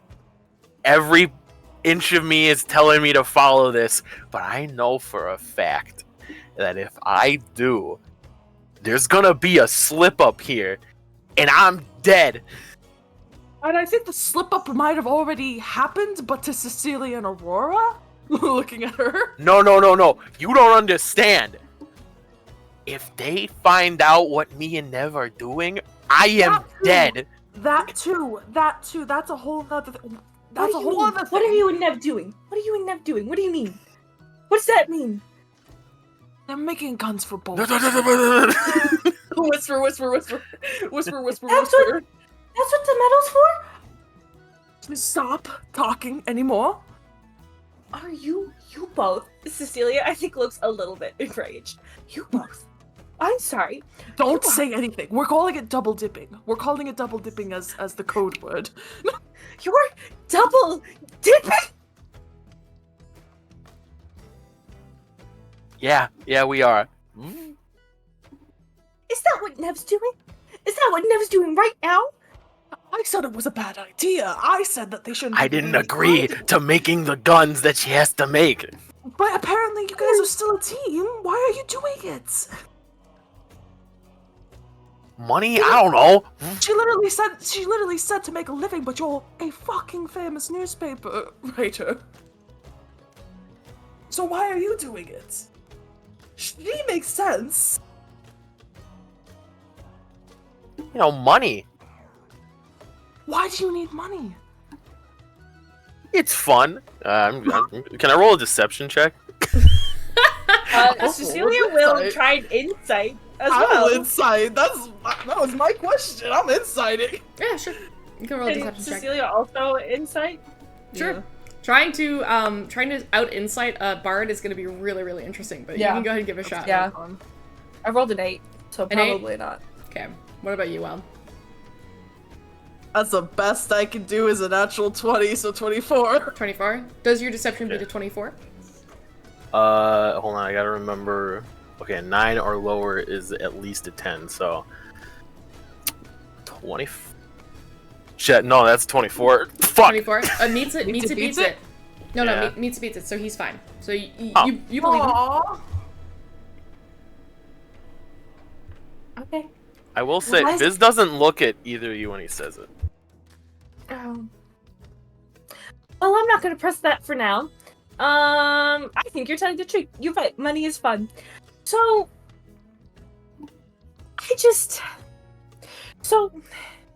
we're in this hamlet that doesn't have indoor plumbing, and we're making somebody is double dipping in a That's room right. upstairs, and me and Aurora have been branded. You just hear as like Nev's like sawing stuff And we like have- from the window. And we are on a mission with the royal family. Well, he trying said to he. solve this attack. Well, we are so many miles away. We don't even know where we were. We don't even. What are we doing? What are we doing right now? What is the purpose My- of this? My goal is to get back where we came from and get back on track, but we're doing a lot of different things. I don't want to meet that wizard. I do. I really do. And I think that should be on our list. Oh shit, that was a 23. I'm sorry. I'm sorry. I did You- math wrong. Right. You get the sense that he's maybe not telling the whole truth, but he's also being withholding, maybe on purpose. Bart's gonna keep it quiet then. We're gonna just go along with it though. So, we're not going back to the temple. I'm quite scared of that, and I don't know why, and I don't like feeling fear and being afraid. And that's a Because good it- thing. We can't go it's back illogical. there. We especially literally cannot need go to get back out to there if somebody's double dipping. Listen, they don't know we're the one double dipping. We got a whole, don't worry, we're not showing our faces. That's career suicide for me, man. I ain't doing that. We got disguises, we got things. Like, remember when I was a southern man? Yeah. That. We do that. Oh my goodness. Alright. Well, I'm in fucking deep. oh my goodness. Well, Reality I need to is setting in. Yes. Have you talked to Nev about this? No. Why I not? do. No. Seems kind of important to, you basically your whole career and your life is on the line, darling. The other thing I'm thinking of is, so you do this deal, you double dip. Who is this for? Who is this going to? We're not gonna say this out loud. It's just, The it a opposite code of for it. them, and he points at the brand. when is this happening? You said 3 days Yeah. at that other town. Yeah. And so that's why we bought the horses. And the sheet metal. And it was sheet metal. Lovely. What Plus else is side. making that noise up there? Plus side. Plus side. Bang, bang. Plus side. We have a cart and horses now. That is the plus side to this. Yes. Huh? Oh, the wizard's tower was on the way, was it not? Yeah, I think so. That's... I've really been thinking about this wizard's tower, and I really think this could answer a lot of questions. Because presumably we might be near where something's clearly going on in this town, and I don't know how it relates to everything, but they might have information on this weird substance that was infecting Sketch, and they're clearly intelligent enough to build a magical well. So perhaps they might even know anything about the books we've collected. So I really do think if we are going to leave tomorrow morning at 9 a.m., we should go to this wizard's tower. And if I think about what has happened to me today anymore, I'm going to Red just gently raises the bottom end of the bottle so she can take another sip. She's gonna take it. She's gonna take a swig. I don't know if I have hit my head or some very powerful magic has been used on me today, but either way, it is bad. I'm not surprised by either or. I don't think I hit my head. My head doesn't hurt. I don't have a bump, but that is so concerning. And so I need to think of, this is so much is happening. Wow, so much is happening in this moment. I don't even remember what I was going to ask about that Wave Master. Why did I go in? Why were we going there? Because he was lying? Yes. He was lying. He was guilty. He was lying and guilty, you said. Well, we can't go back there. Is there anything else we were going to do in the city? This town? City and town. This town, no. I want us to get the fuck out of here. Yeah, we were trying to find a way out of here so we could get to Umberfall Westover quicker. You were technically offered work by the operator if you chose to take it. Not that you have to, but you were technically offered work. So there are things you can choose to do. That is connected to the double dipping. We're avoiding the double dipping. Okay. Yes, I agree. I agree. We should avoid the double dipping. We should avoid, although it is, Even though we have someone double dipping right now. So, the other question I have then is, when this double dipping occurs in 3 days, will it just be you and Nev? We'll cross that road when we get to it. Usually it's been me and Nev and Ano, but I don't know. We'll cross that road when we get to it, right? I think when Viz mentions Ano, Cecilia just kind of pat his shoulder lightly. Oh, I see. Well, we shouldn't be too far away, even if there's just you two, just in case.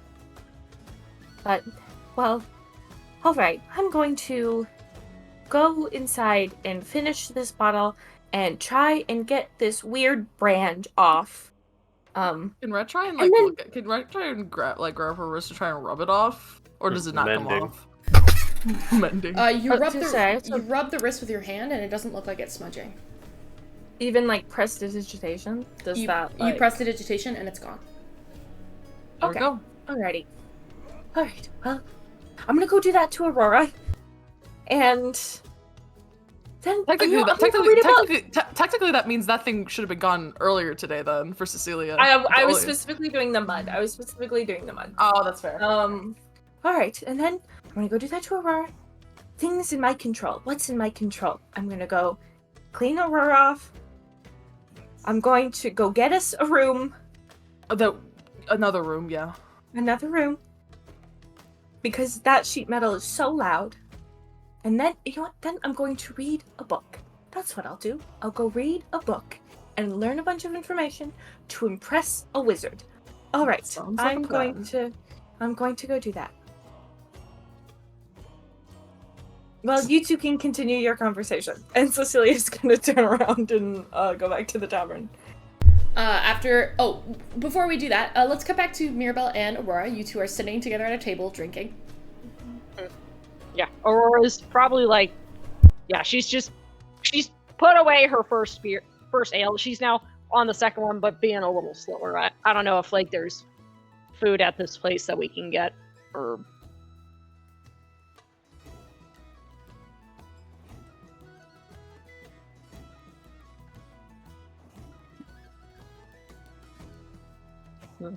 well, while we wait on the answer of if we can get food, that look on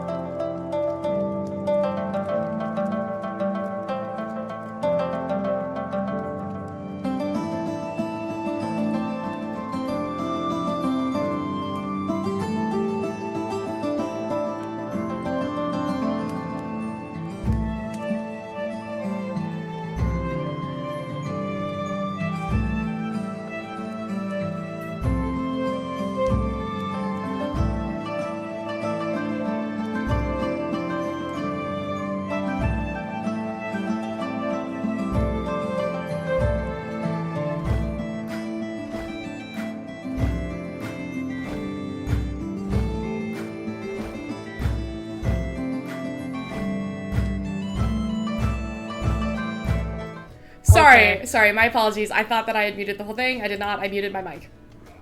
Okay. What were you saying? Apologies. You get some food. That's easily manageable. It's just some lamb soup. It's mediocre at best. Aurora's just drinking and she's eating, but very mechanically, just like takes a bite, doesn't even register if it's bland or not, because she's still thinking of what happened in that fight before we got teleported. Everything all right? Not necessarily. I've had my memory fucked with me twice now at this point. The first time I don't know why or how, only that it was tied to possibly me. She stopped for a moment. Just not really, no. Having your memory fucked with you twice is, once is not good, but twice is quite frustrating.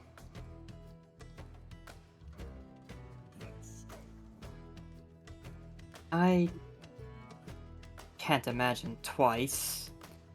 Once, yes, I think I've been in that boat. Still kind of trying to figure that out. But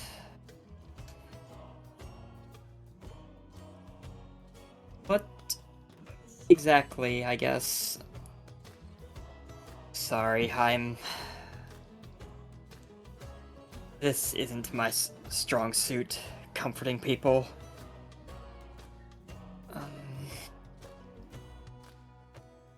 Anything in particular about all of that that's weighing on your mind, I guess? Well, quite a lot of it. That Gith, he knew me. Apparently I knew him. Perhaps whatever mission I was on that led to my memory loss was in regards to this Riznedon?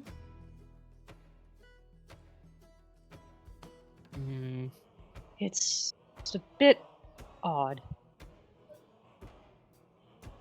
You think you might have been an enemy of his? I'd say that much was quite obvious. He didn't exactly seem thrilled to see me. And Well, what about... Oh no, you go. No, you go ahead. And what about you? That Genasi we saw, you certainly seemed ready to put her in the ground.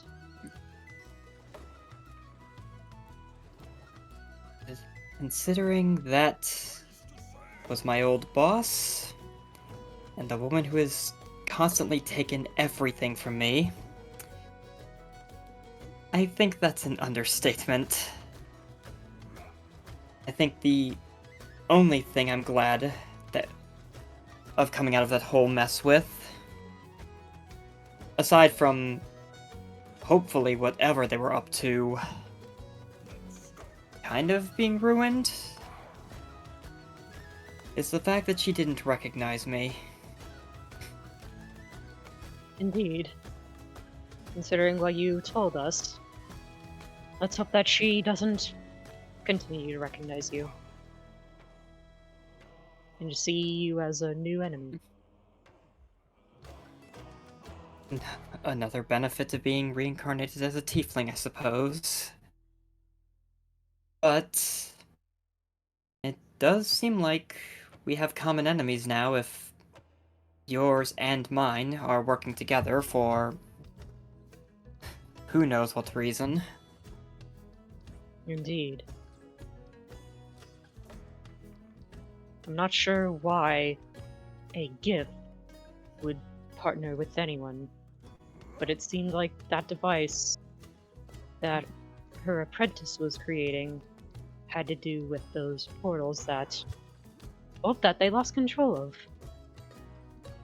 And those two creatures that he had with him, they were powerful.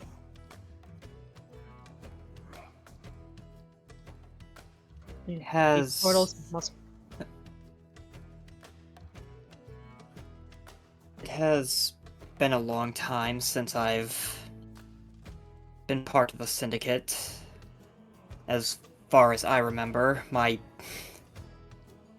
perception of the passage of time has been kind of fucked, for lack of a better term, given the whole reincarnation thing. But I do know whatever they're up to, it's never good.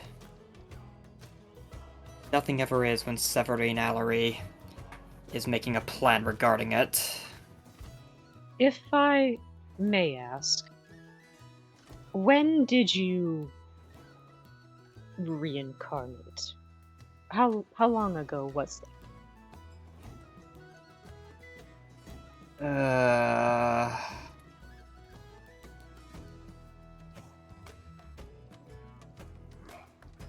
Sorry, hunting through my backstory now, seeing if I wrote that down, because I legit do not remember off the top of my head. Don't ask me, because I don't remember off the top of my head. I want to say a year and a bit, year and a half, but honestly, I could be wrong. Yeah, I don't have anything specifically written down, but a year sounds about right. At least as far as her reincarnating and then kind of reestablishing herself as far as, like, an assassin for hire in the criminal underworld's concerned. Wait, sorry, the question was that what was the question again? Aurora asked, basically when Mirabelle died and was reincarnated. I thought, maybe I'm mistaking it completely, but I remember before the campaign you said something about a week before the start of the campaign. But maybe that was a joke. That's like, I remember you joking that. No, she needed time to establish herself. That's right, then maybe you guys changed it, because I remember you mentioning a week, and I was like, yo. No. Bam. Yeah, that might have been a throwaway joke or something, but yeah, I would say a year sounds more feasible. Because I don't think she would have been hired for a well-paying job that she had going into that party if she hadn't reestablished herself. Let's set it at a year and a half. Anyway, continue your roleplay. I think about a year and a half, as far as I can recall. It's been a good amount of time, I know that much. Alright. Oh, I was just wondering, since my earliest memory of being here was 10 years ago, so I was wondering if this enemy of mine, this captain or whatever he called himself, if he had been here at that time, but more than likely not, because I've been here for 10 years and haven't seen hide nor hair of anything. Until just now. Yeah, I'm afraid I don't recall Severine ever dealing with someone like him or dabbling in anything like that. Although, for as much of a favorite of hers as I was, she wasn't shy about keeping things from even me. Kind of makes sense when you're trying to run a criminal empire. Indeed. Well, I think it's fairly obvious that whatever they're up to, we have to stop them. I don't know if my mission that I was doing before I lost my memory was tied to this, but I can definitely say I will make sure to put it to an end.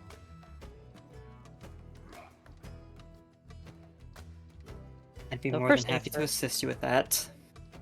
Thank you. First things first, though, is obviously we need to find out what they're doing, why, and get ourselves back.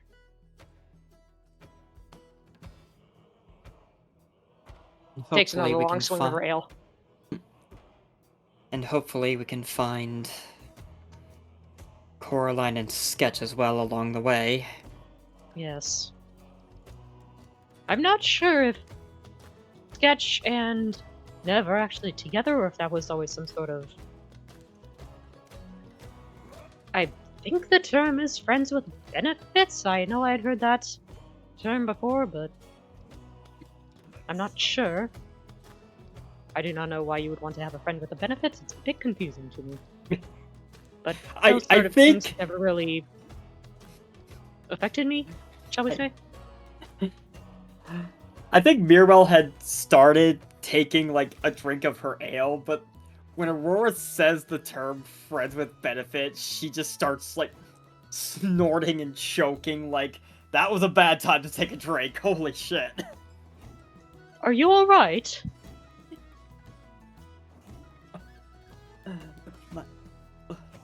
Lo siento, I was not expecting you to say something like that. Did I say something wrong? I believe that is the term, but Rhett says that I do tend to say things at the inappropriate time. No, that I kind of get that vibe from the two of them too. It's just forgive me, it's hard to know what you do and don't know, I guess, if that makes sense. It does. Apparently I don't know everything that I know.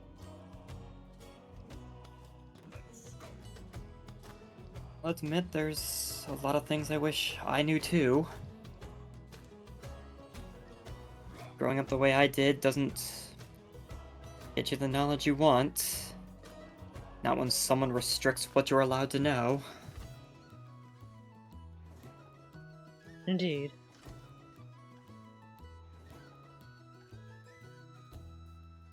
Okay. Are you guys kind of just indeeding into your drinks very ominously? We're kind of indeeding into our Okay. drinks, yeah. Or is just Yeah. taking another good swig. Cecilia runs off. Rhett and Viz, is there anything else you do before you head back into the tavern? I think Rhett would stay outside with Viz for longer, because the only reason Cecilia's going back inside is clean Aurora and read. She literally walks, I'm gonna speak on behalf of Allison, because, she told me to. She walks in, prestidigitations Aurora while she's going up the stairs to her room. Aurora's just like, I'm gonna say like Aurora's drinking, she's like, You have no idea why you're clean. You're just like, no, I'm just like, poof. I'm like, but yes. just go past me drinking. So you two are outside. Well, I knew. So are we saying chaos? Sorry, what were you saying? I was just gonna have Mirabelle kind of chime in quick as Cecilia cleans Aurora off and then just walks off. Well, I know she's all prim and proper, but that seemed a bit overkill. Aurora goes, I feel oddly violated. That's funny.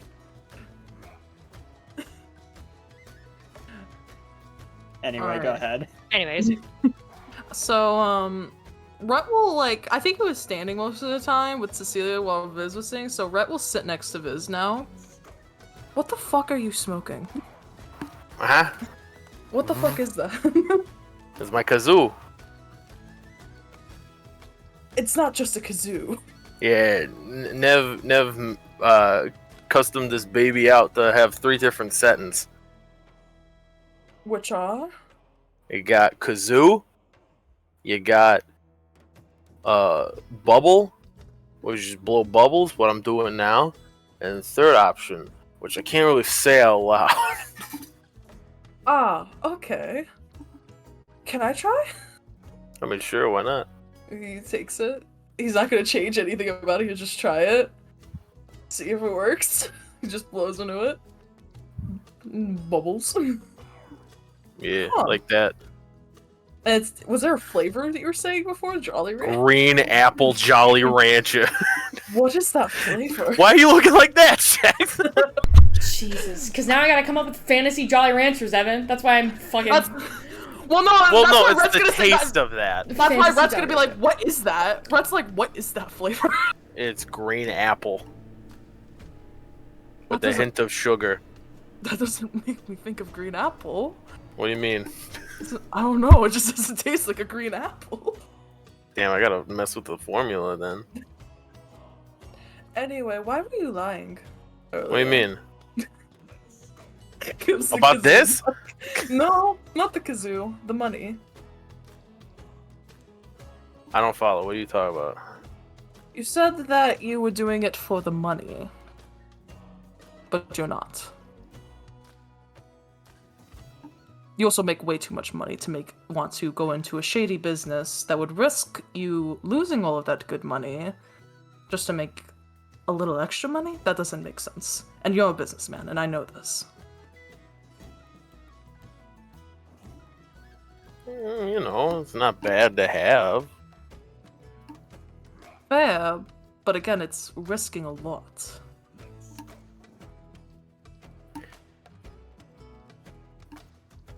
You know, Invisible sit down. He's like, you know, after I moved to Westover and, like, you know, did my job, it was the first time in a while that me and Nev weren't around each other, you know? Yeah, that's fair. And, you know, with everything I get up to that's not double dipping, I travel a lot, you know? Mm-hmm. Obviously, with Umberfall being like kind of like the sister city a little bit, it's like I'll go there, but it's not a guarantee. I guess it's I don't know. It lets me still see her, you know what I mean?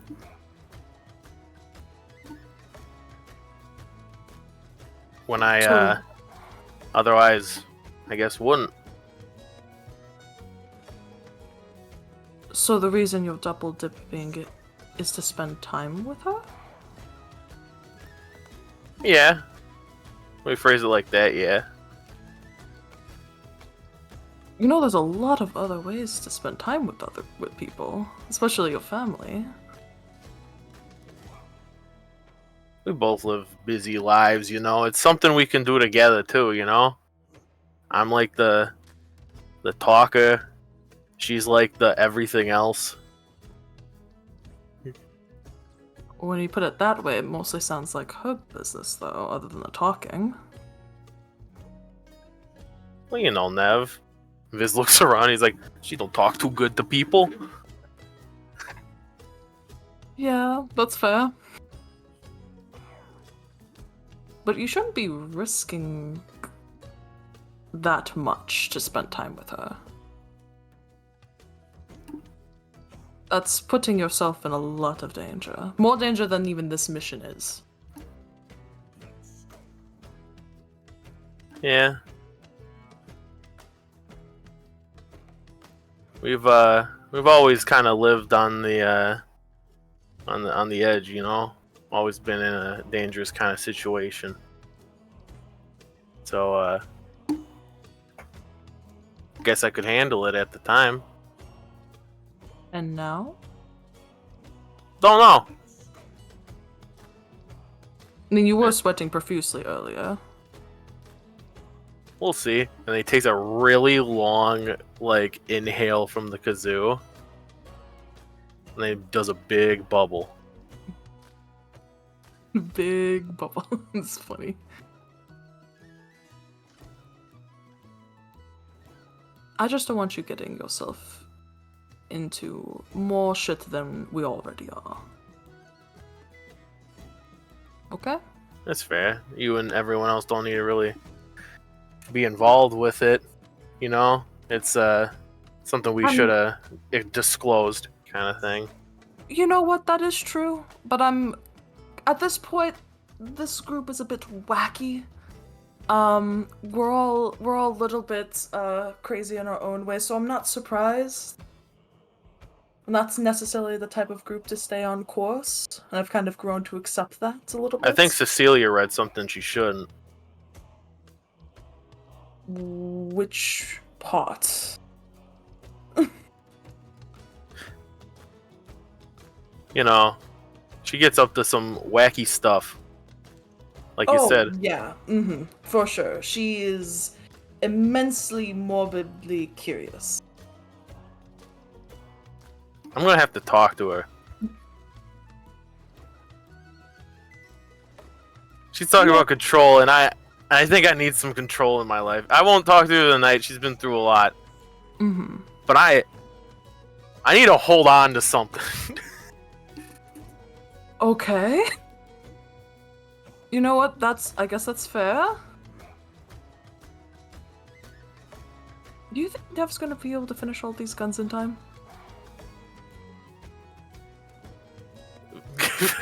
Viz, I don't know what. I'm asking you because you're in the business with her, so I'm more so asking what you know. Viz, whatever trinket he has that is like a cross for the Lady of Luck, he'll kiss it and he's like, we'll hope so. I don't know how I feel about that. Do you know what would happen if she didn't? I don't want to think about that. That's fair. I mean, I guess we might as well try and put an expectation of it, though, just in case. Yeah. Made you just lose business, or...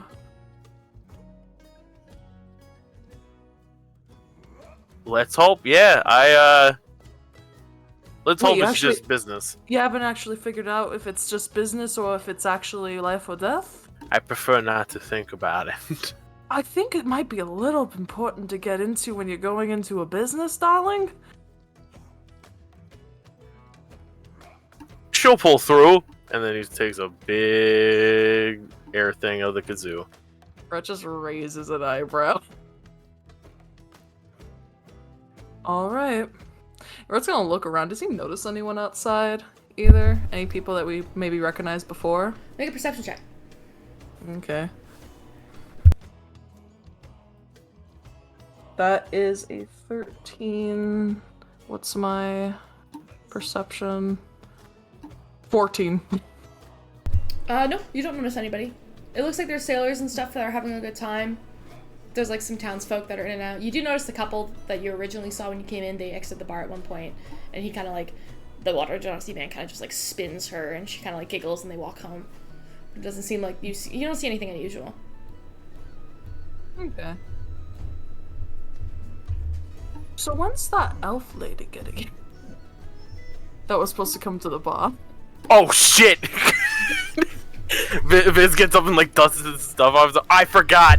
And he does, and then he's like, I don't know. Might as well go see, I guess. Yeah. Just gets up with him, and they go and see if elf lady's there. You walk back into the tavern. You see your two friends in the corner and a couple of other folks from the town that have kind of moved about. You do see that crew, and she is there at the bar. She's kind of like fiddling with her compass and rolling her eyes at something that the human man with the pipes around his neck is like joking about. But she kind of like looks over, and as you walk in, there's a moment where your eyes do meet, and she kind of like smiles at you and like waves a hand. He's gonna lean over. I think you need a bit of relaxation. Just pushes him forward. This stumbles. Should I roll to see if he falls? No, he didn't push him hard. Not hard. You're fine. You're fine. Jeez, I'm just gonna shove him on his face. Yeah, get the fuck over there, man. If Aurora shoved you, you probably would have fallen. Yeah, this would have been dead if Aurora shoved him. Yeah. Hits the floor, bleeds out. He just combusts. Yeah, Viz will go over there. Alright, you go over there. She kind of nods. She goes, hey, you want a drink? Yeah, I need one, yeah. You guys have drinks. The invitation is there, if you'd like it. If you don't want it, you can also pass on it as well. But she seems interested in you.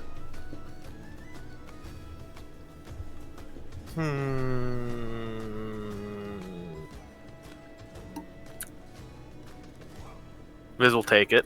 All right.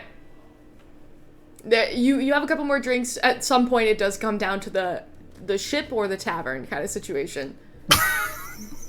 It's very much like a your place or mine sort of thing. You still hear like from upstairs. Shipper Tavern, damn, it's a flip of a coin, huh? The classic Shipper Tavern. Classic shipper tavern. Classic Shipper Tavern. God, life's greatest struggles. Ship or You get- tavern. Machinery noises. Motion sickness from rocking the boat. From the water just shaking the boat. I mean, it's docked. Like, Yeah, but you know, waves. it's not too Oh, bad. ship will be funny. Ship. Ship. All right. Viz leaves. And the rest of you are alone to your comforts for the night. Is there anything else anyone would like to do, or are we cutting to the next morning? I have a thing. Okay. Oh no. Cecilia's looking for things she can control, and she thinks going to this wizard on the way to Clawside, Clanside, I can't remember what the Clanshire. town is called. Clanshire. Wow, neither of the options were right. And she thinks, she hasn't spoken it to the group yet, she's mentioned it in passing, but she thinks it's worthwhile, so she wants all of the possible questions she could have prepared. You know, like she's getting prepared for like a class lecture, you Right. know? She's getting her questions ready. And so she is going to she remembers those weird people in the clown masks. And she figures there might be a relation. So she has that book, so she's gonna read some of it. And then while she's reading it, she will, you know, wait for Rhett to come back so that they can talk about it. You go to look for the book and it's gone. Oh. She's gonna look for it harder. She's going to unpack all of her things. You unpack and all of your try things, again. you go through everything that you sorted, you go through everything that you found. The 2 other books are there, but this book is gone. This was something she was supposed to be able to control, and it is something now out of her control. And she is going to... Celia's villain arc has begun. Yeah, I think she's doing this at the bar. Like, Oh, she didn't go upstairs? She's going Well, I through her kinda shit thought at the maybe she bar? was I thought you going went to, upstairs. Like, She went. oh yes, sure. I was think thinking Shax about another described. room yet. Shax described. Yeah, Yeah, Yeah, sorry, and I as said you that you go went. I Yeah, said like you as went you into the bar okay, and press upstairs. digitated me, so it was like you Okay. you made me pretty, and you went upstairs. Yeah, like on the Okay. way while you were chugging wine, basically. Yeah. Okay. Oh So god, now she's I think- drunk. She's fucking I drunk think and gonna she's be drunk. angry. Yeah. Oh, no. I think there's. Oh, no. I think she takes a couple more swigs and realizes the bottle is empty, and I think she's going to. How's that take a few constitution? Calming breaths. Pretty good. She's a wizard. It's pretty good. She's going to take a few calming breaths, and she's going to go. Maybe because her first thought is, oh, somebody else must have it. It must have gotten accidentally packed away in somebody else's belongings. And so she's going to go to her companions and she's going to ask for the book. So Cecilia comes down the stairs to where you guys are all gathered, and you can see that there's a crazed intensity to her eyes as she's trying really hard to take a deep breath. She walks up to you, and as she does, Rhett, you get a really, really terrifying sinking feeling in your gut, and in your ear you just hear the words. You just in your ear you just hear the tiny words of fuck, she knows, and that's where we're gonna take a break. Oh fuck. So we'll come back to this riveting interaction after the break.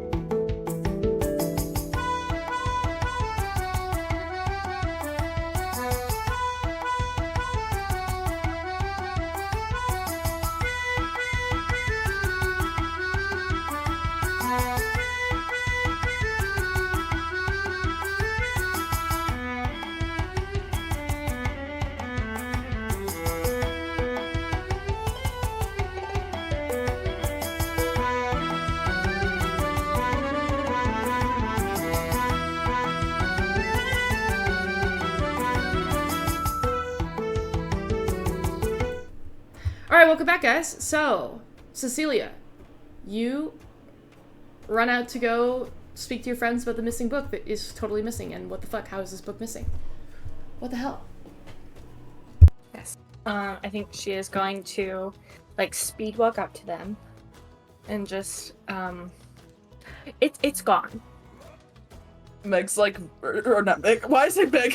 Now I'm falling into the Meg bit. So just Meg's name. I hate you. What's gone? Meg. Meg. Meg. What's gone, Meg? What's going on?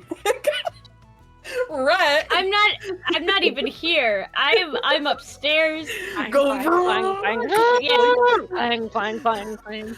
Brett's midway, like through his like drink, take a sip of it, and he just raises an eyebrow. What? It's gone. It's the book. Mm-hmm. The book, the Mad Hatter book, it's gone. Oh. I don't have it. Bad Hatter. Mad Hatter. book. The Mad Prophet. Mad Prophet book gone. Why? Mm-hmm. Do one of you have it? Did I leave it with? I know I didn't leave it with one of you because I remember that. But did it get packed away in somebody else's things? I have no recollection of that. Not from my knowledge. Could you check? Looks through his things. Like pretends looks through his things. Aurora looks through her very sad backpack. No. Mirabelle, do you have it? I do not, I'm afraid. Well, where nobody has it. I don't think Dev has it. Where did it go? I don't. Well, you Books did just lose don't your- walk away. You lost your memory, right? Well, yes, but I had the book in my hand when I lost my memory. Are you sure? I don't think I'm genuinely asking, darling, because there's a lot that you don't remember, and I'll admit I don't recall you holding a book when. That's sorry, I before was you getting lost your confused with memory. maybe another time. That Cicely would know about. No, it's just the one that's gone. They're not all gone. Why would only one be gone if I lost it today? That doesn't make sense. are you sure you didn't? Where did you last have it? Does Cecilia know when she last had it? Because from my knowledge, You have the keen last time mind? you read it was when you read it. Yes, You I have keen mind. You have not taken it out since you put it away last. So And then there's that the gap. other thing is, Could have been any time between then. Cecilia meticulously cares for her things. Everything has a place. Did it look like anything else was missing from No. her things? No, just Nothing that. else was missing. Yeah, just that. Okay. Well, why would they just take that book if I lost it today? I had the exact same amount of money. They didn't take any of my money. They didn't take any of my magical items. They didn't take anything else. Why would they take? That doesn't make sense. I don't know. You seem like you care about this book a lot. Well, yes, it had very valuable information, and I was in the process of getting all of that information. It was my book. Where That's fair. I mean, I have the notes of what we last did. I gave those to you, but we barely even touched the book.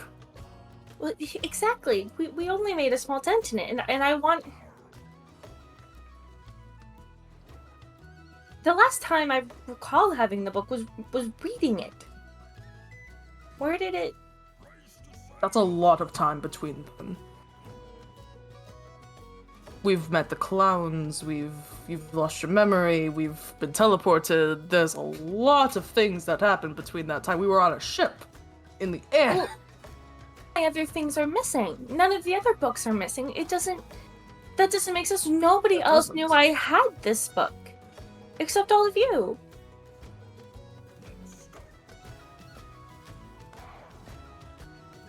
Nobody except that bookkeeper, and I don't know if they're alive anymore. Oh my god, not the bookkeeper. The bookkeeper was there all along. I think Cecilia is just going to like look at her companions and just her mind. It's sort of she's not proud of it, but she does look at her companions and go, none of the other things are gone. It doesn't make sense for that one thing to be gone. She's not missing things. And Should I she's be rolling a looking deception this whole to time? see if anybody is she's seeing if anybody is maybe not telling her the truth. At this point, Rhett needs to make a deception check. Okay. Can like Cecilia roll insight? Yes. Okay. Your ammo is.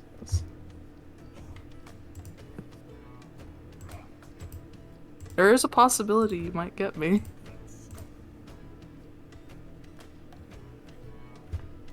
That is a 17 total. 17. I rolled a 10. I rolled a 17 for an 18 total. I only have a +1 to insight. So, Cecilia, you're getting a little more manic with every kind of like question that nobody's answering you, and it's only in that sense of practical thinking of, but it was the only thing stolen. You see, Rhett kind of, it's just so faint and so small, but there is a twitch in Rhett's eyebrow, and you can tell it wasn't voluntary. And then you kind of like are now focusing on it, and so you keep going, you keep talking. And as you keep talking, you see Rhett just faintly not looking you in the eye. We can't tell. I got no pupils, but yeah. Yeah. Just kind of like not looking at you, and you gauge it that maybe they're pretending to look at you, but they're looking past you. There's maybe something Rhett's withholding.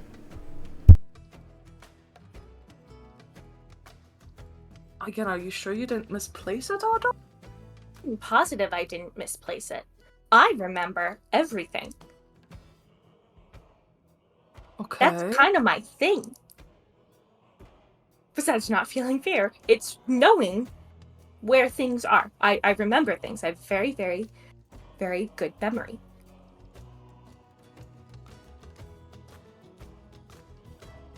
Okay. Do you know where it is?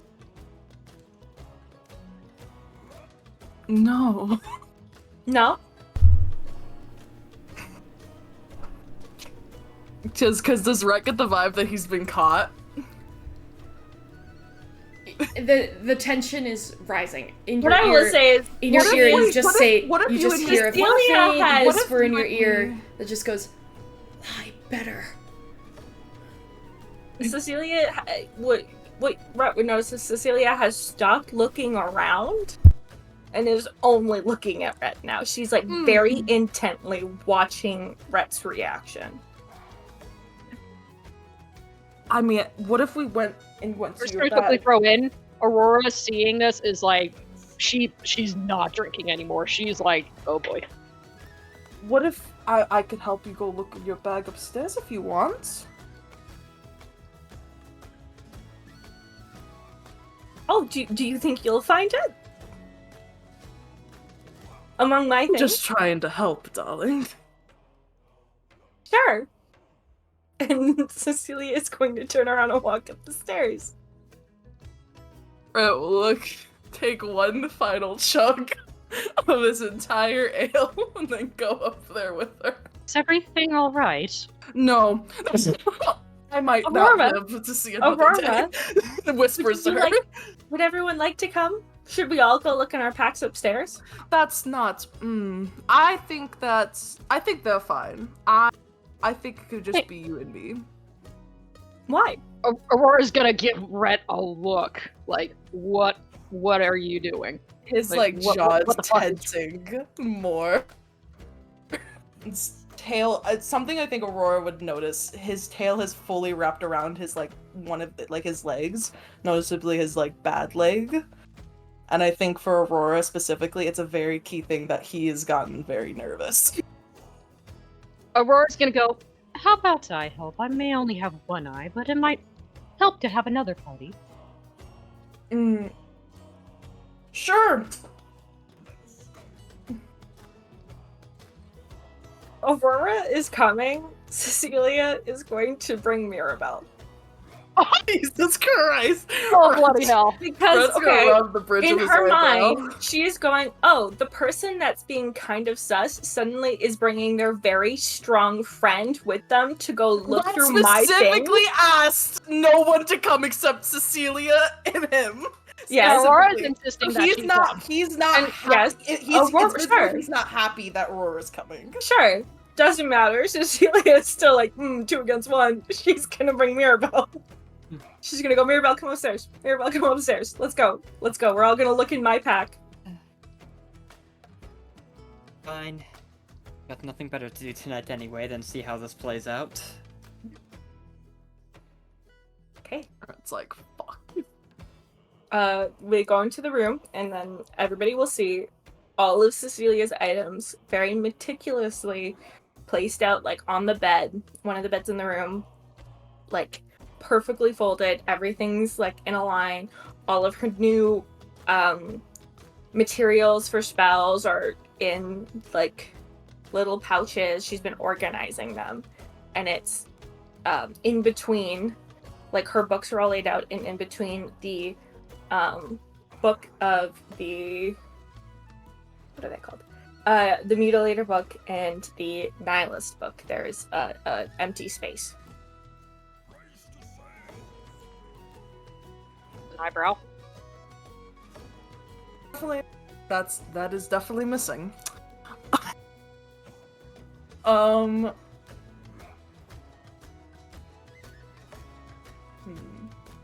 What did this book look like? Aside from, obviously, a book.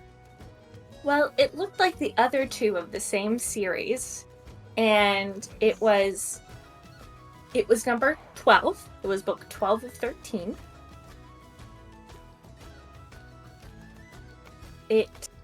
What do you remember last of the book? Because you read it and it did do something to you. When did this happen? There was enchantment magic on the book, but, after I read it, I put it back in my bag. And It then wasn't- it disappeared? It wasn't just enchantment magic, though. It did sway you. I was helping you take notes on it. I don't quite know what you're talking about. I remember there being, when I cast Detect Magic, there was enchantment magic. And then I finished reading, we took our notes that I do have, and Did you believe that the Mad Prophet was a decent guy? So that's the enchantment we're talking about. there was enchantment magic, yes. I don't see how this We is don't- relevant. We don't know Unless- what else it could have done. Why are you, this is not relevant to finding it. That's what I mean. It's not. It is relevant because we don't know what else it could have done to you. Yes. Insight ret. Yeah, Aurora's this looking is at him like, so what is weird. going on with you? Cecilia will also, Cecilia will I would help say Aurora. I would say no insight check. like- I would say there's no insight check needed. There's something weird, and Cecilia already picked up that Red's not telling the whole truth. This is just as sus as it was before. Insight Okay, checks can't like read secrets. They only Damn, can I tell looked if at someone's other lying. shits. Darn it, I got a good roll too. Mhm. Aurora's just looking at Rhett, because this is like, she's known him for a while. She's never seen him be like be flighty like this. She She just at this point, Nev comes into the room like, we having a party in here or something? What's going on? just green so oil. Right. Why did you Right. stop? Closed his eyes. Perfect. Well, no, she's like, Yeah. she like has a screwdriver in her hand and she's like screwing something together. Oh, perfect, Neb. Do you have my Mad Prophet book? Your what book? My Mad Prophet book. Literally, all I have is trash and scrap metal. Okay, thank you. So, Rhett, sorry, what were you saying about the reasons why I shouldn't have this book instead of helping me find it? That's not what I was saying. I was saying that it enchanted you, correct? So it could have done more, and you haven't Okay. seen it since, is what I was trying to say. Mhm. What is all this about? The book got missing? Yeah, it's gone. Apparently so.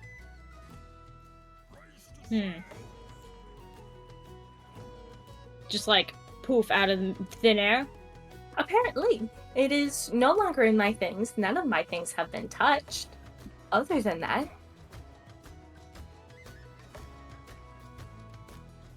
I find that quite odd.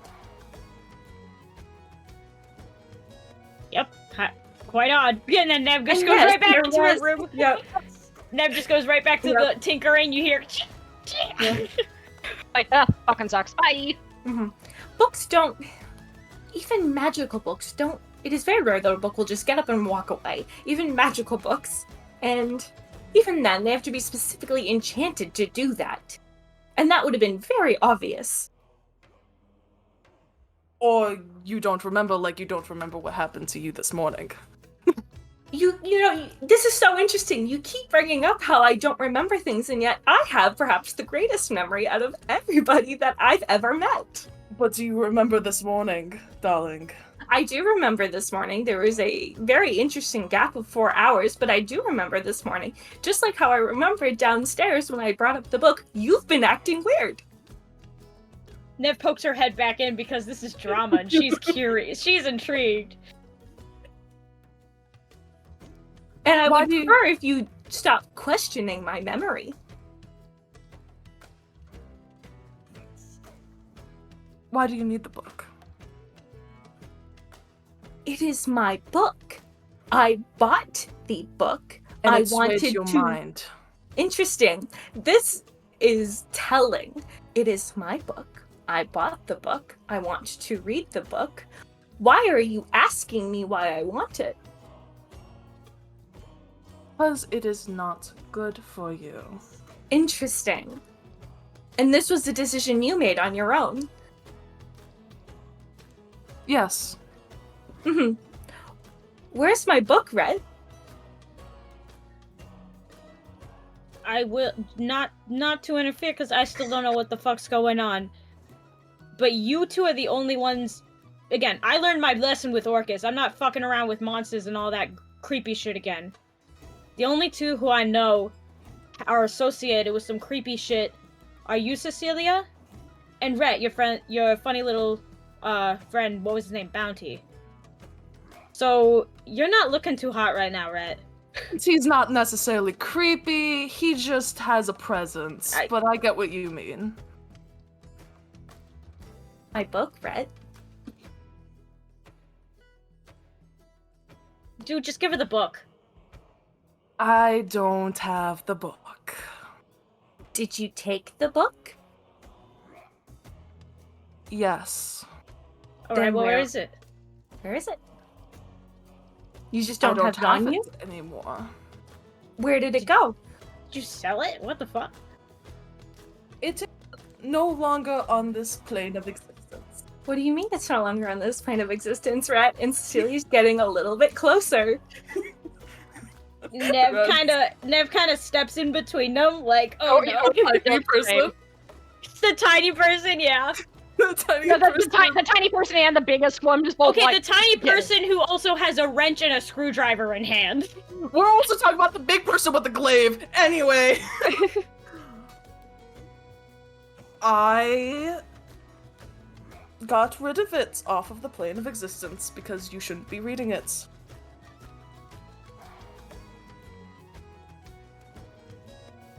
How did you do that? You said, I'm sorry, it cut off. How did you do that? How did you do that? Bounty? Mm-hmm. So you stole my book. See, it was more of a decided collaboration you between us. stole my book from my belongings without my knowing. Because More you of a decided collaboration. you stole my book. I did not know you were taking my book. You stole my book because you decided yourself I didn't that decide I it, I should know not it. read it. I You didn't did just decide it, I know it. You That is shouldn't your be opinion. reading it. That is It's your opinion. not my opinion, it is factual. The one book you burned your hands with, darling. and it almost killed you. This one swayed your memory to believe that the Mad Prophet was a great person, and he was wonderful, and he only could do good in the world. Personally, I'm sorry, I didn't realize my father was in the room with us. I didn't realize. Is he here now? Is he speaking through you? Nev just goes, Because the last time I checked, I'm a grown woman. I bought that book with my own money. I decided to read that because that was my belonging. I let you read it with me as a experience of trust and bonding for friendship, and instead you stole the book from me because you decided I should not have that information instead of having a simple conversation with me, and then you gave it to your weird patron to destroy. That is what I am hearing. oh look, okay. Everyone I think's gonna have to calm down for a second. Look, Rhett probably should have asked. Cecilia, he was just looking after you. If that book was really, funky, he should have asked though,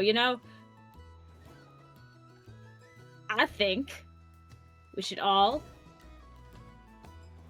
take a step back. It is a book, yes, you paid for it. Rhett, maybe give her some of that money that she paid for it. I don't think this is about money. No, I know want that book. I know it's not about money. I know it's a lot more serious, but I'm just saying, not everything can really be solved, but we still gotta work together, unfortunately. All right? Mm-hmm. You think I want to make 12 guns in 3 days? No. But the universe said, fuck you. Little Infighting's different. not Could gonna- you have said no? Could you have said no? Yeah, you could have said no. You Or- could have said no. Could you have? You I- didn't I- really have to do Cecilia this. is asking. Cecilia is asking it as a question. Rhett's accusing. Could he you have didn't like said that. no? He didn't like that Nev chose to do the guns. She's like, well, yes, but I can't afford to lose customers right now, especially not to mention the conclave and the drip. Yes, you're double dipping and causing us. flinches when she hears the drip. Yeah, you're double dipping and it's causing us to have even more tension in the group too, because now we're dealing with that on top of everything else. Sorry. So this is so interesting now that we have shifted onto blaming Nev for something when Rhett stole my book. How long ago did you steal my book? That is what I would like to know. When did this happen? Was it today? Oh, a while ago. You've been holding on to it. How long have you been holding on to my book? A while ago, darling. Mhm. It's not important. The fact is that it was swayed in your mind, and I didn't want you to have that. You didn't want me to have it. Yes, No. that is the key there. Where is it? You said Bounty got rid of it. Yes, it's not on this plane of existence. Cool. I'm gonna need you to call Bounty, and you're gonna get him to go get it. No. Yes, you are. No. Cecilia will. What is she? I didn't like the vibe ended the cue. Right there. Yes. Darling, you don't know the specifics of the Mad Prophet and what he can do, and I don't want you knowing any more because it will sway your mind, okay? Alrighty.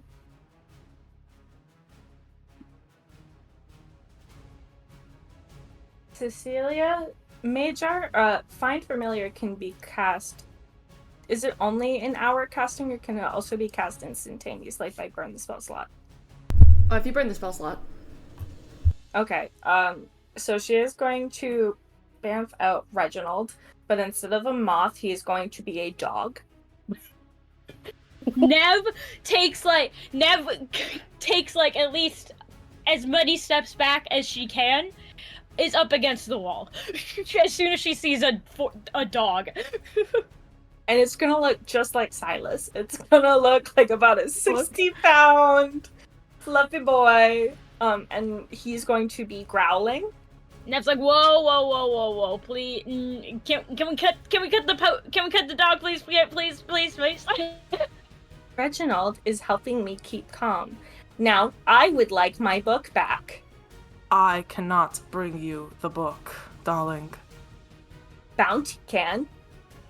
No. You asked him to get rid of it. You can. And he ask him to bring specifically it told back. me that there was no way to bring it back when I gave it to him. Is that a lie? Cecilia is insight checking that. Make an insight check. From Rhett's knowledge, at least. Do I need to roll something too? No. Okay. 13. 13. That is what Rhett believes, yes. Is that a fact or is that your opinion? As far as I'm aware, it is a fact. Mm-hmm. Could you maybe ask again? I don't I want think to. you could. Oh, you don't want to. Interesting. Well, I don't want to not have my book.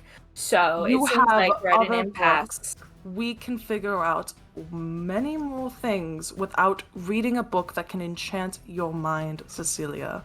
Well, you know what? This is fine. I'll find it myself. I'll find a new one. I'll get another one and I'll read it. And then this time I won't tell you I have it and I will read that whole book. And then when I'm done, I'll tell you what I learned. How about that? And Cecilia is going to go and she is going to rent her own room. And be the only person with the key How to many it. rooms are there to rent? I'm surprised we were I able to think we rent might a be third. running out of rooms here. I'm about to say. No, there's 4. We you are had 2, you got another one, bankrolling and then this now you have another one. Yeah. There's how many rooms are there? 4. So you got 2, you then And got they're another all one, empty? and now you got another one. There's 4 that were available. Damn. We No have one all else 4 went. now. Jesus Christ. And Yeah. one is just my workshop, essentially. Yeah. Does the dog leave with Cecilia? Yes, it does. Okay. Aurora's going to Dude, look why at do you Rhett and- take the book? Rhett, can we go outside for a moment? Rhett starts walking. Aurora just like silently walks out with him. And is there like some sort of back area or whatever of the tavern outside, like some sort of backyard, for lack of a better term? It's not a backyard, but there's like walls people smoke at. Okay. Nev, as soon as they leave, Nev looks over to Mirabelle like, well, that was fucking awkward, wasn't it? It certainly was. I'm gonna take that back. I'm gonna go Sorry. back to work. And Nev just goes right back to her workshop. Fine. Clang, clang, clang, locking the door behind her.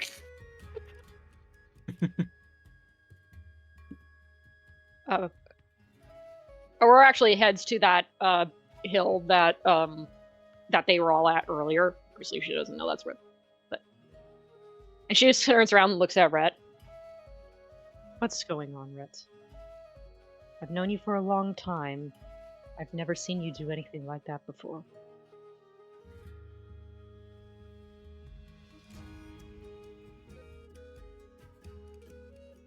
When she read the book, it's as I said. And he'll look fine. He's not looking. He wasn't looking up at first, but now he will. It swayed her mind, and it made her believe that he was a great guy, and that is very dangerous. Yes, I mean, from what I've heard, the Mad Prophet isn't exactly the friendliest. But why would you do something so extreme like that? You think she would have listened to me? Now, I have my way with words and people, but that woman craves knowledge and knowledge alone. There was no way I was going to be able to convince her. I don't believe I could have convinced her. And- Why do you say that? Because she wants knowledge. She wants to read the book, learn more, learn stuff that she shouldn't be knowing or going into because it's dangerous. She already burned her hands with one book. She wouldn't have listened to me.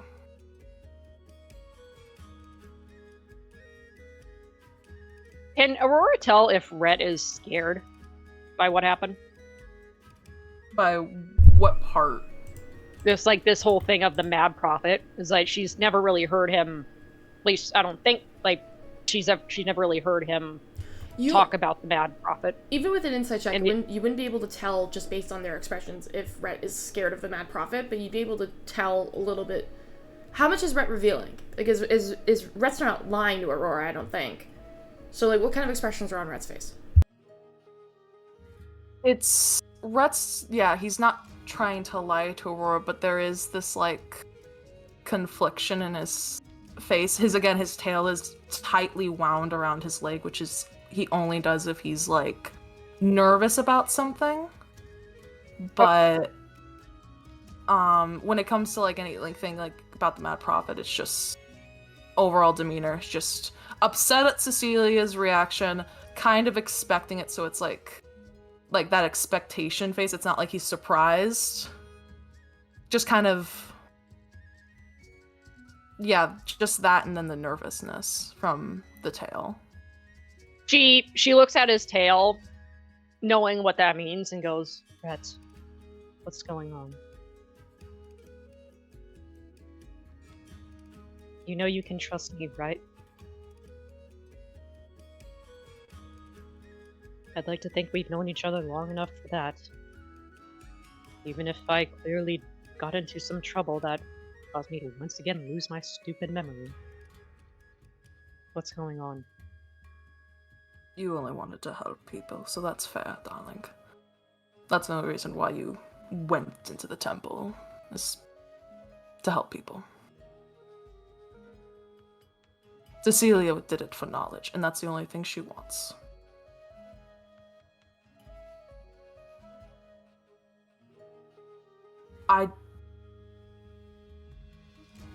I didn't like that the Mad Prophet swayed her. I know the Mad Prophet a decent amount, if you will. That was my family's forte. And he'll, like, give Aurora a look about what he told her long ago. Aurora is quiet for a long time. I see. That's how you were. She kind of gestures to his scars. Why you were there when I was there? At where Toast was caring for us? Mm-hmm. Yes. That God gets you into more trouble than it's worth. And she does not understand that, and I don't think anything would make her understand that.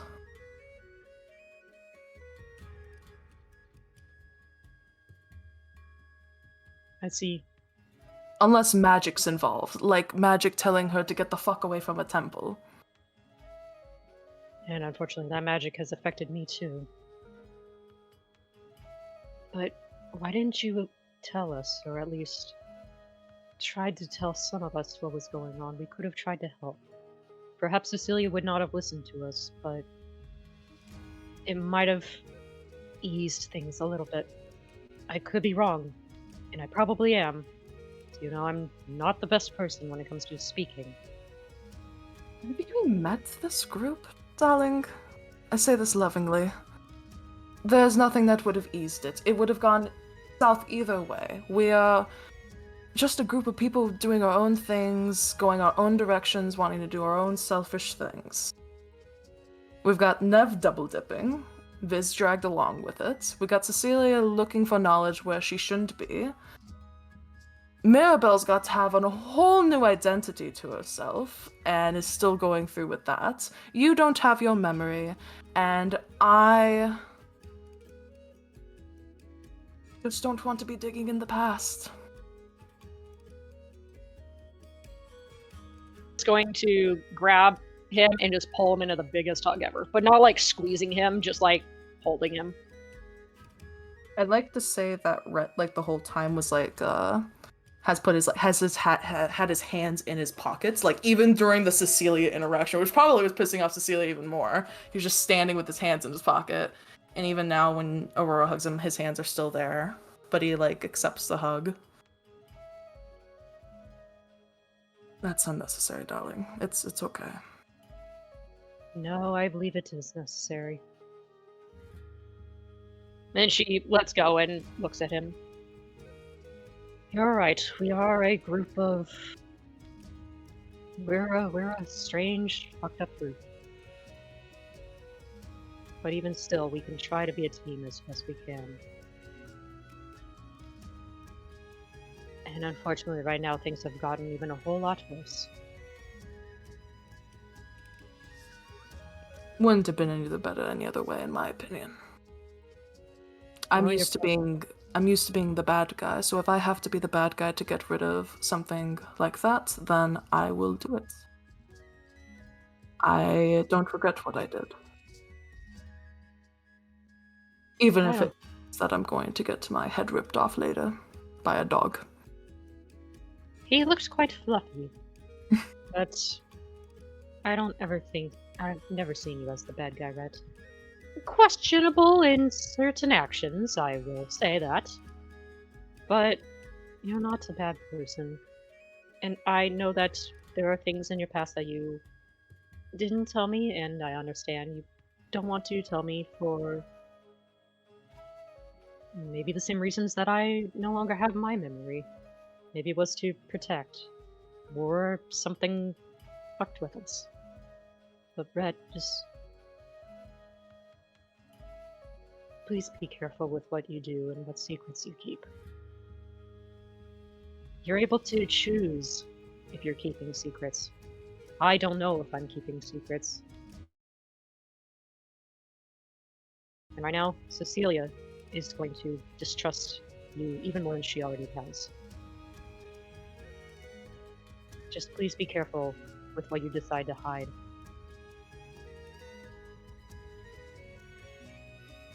Promise me that. Rhett will like look away again, but he's like listening. And he won't say anything, but he'll nod slowly.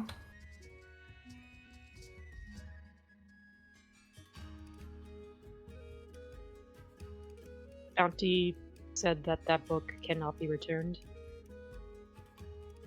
That's what he told me. He'll look Oh. at his gun. Is Bounty lingering? Nope. No. Or we'll look at the gun as well and look at Rhett and go, Well, if this book is as dangerous as you say it is, and as Bounty said it is as well, let's hope it doesn't come back. That'll just make Cecilia more angrier. Well, like you said, she has a thirst for knowledge that I'm sure would rival even some of the greatest scholars. But it's also a danger. Indeed. That's what got us both into trouble. But let's at least do what we can. And hope that she doesn't ever find that book. Yeah. But just promise me, Rhett, that you'll be careful. Always. But there's like, when he says that, it's a tight smile. It's not like he's lying, but it's like he will try, but he doesn't think he can. Yeah, I can't guarantee it in this world. Yeah. Fair enough. Yeah. All right. Aurora probably kind of understands that, but she just nods. Let's go back inside. I think we both needed another drink. Okay. Yes. So you head back inside. Is there anything else anyone would like to do tonight, or are we cutting to the next morning at this point? Except for Aurora just meditating, heading in the next morning. Got so many fucking ins. I can't believe we fucking booked this entire fucking place. It's insane to me. I know. So the sun rises. It's a new day. It's a new dawn. It's a new day. Nev, you do take a point of exhaustion if you haven't already, Yeah. as you were up most of the night working. Mm-hmm. I'm just gonna switch up the music here. How much did you get done? Yeah, how much did I get done? What's my process? Let's find out. Okay. Make a check with your artificer tools, please. So it'll be intelligence plus your proficiency. Okay. It'll be a pretty standard roll because you know what you're doing. It's just more of like just to see what happens here. Yeah. It won't determine speed. It won't determine speed. Okay. No. Let's see. Math. 11 plus 8. I can't do math. Oh my god. 19. What? 19, 11 plus 19. 8. 19. So it's the first couple you kind of have to keep fiddling with just because you're not sure if they're working functionally or you're crafting them. You keep your head's somewhere else. And you start kind of like fiddling with them and trying to make them work. By the end of the night, you do feel like you have 4 guns that might work properly. And there's one that you're like, I don't know. I have to keep tinkering with it. Yeah.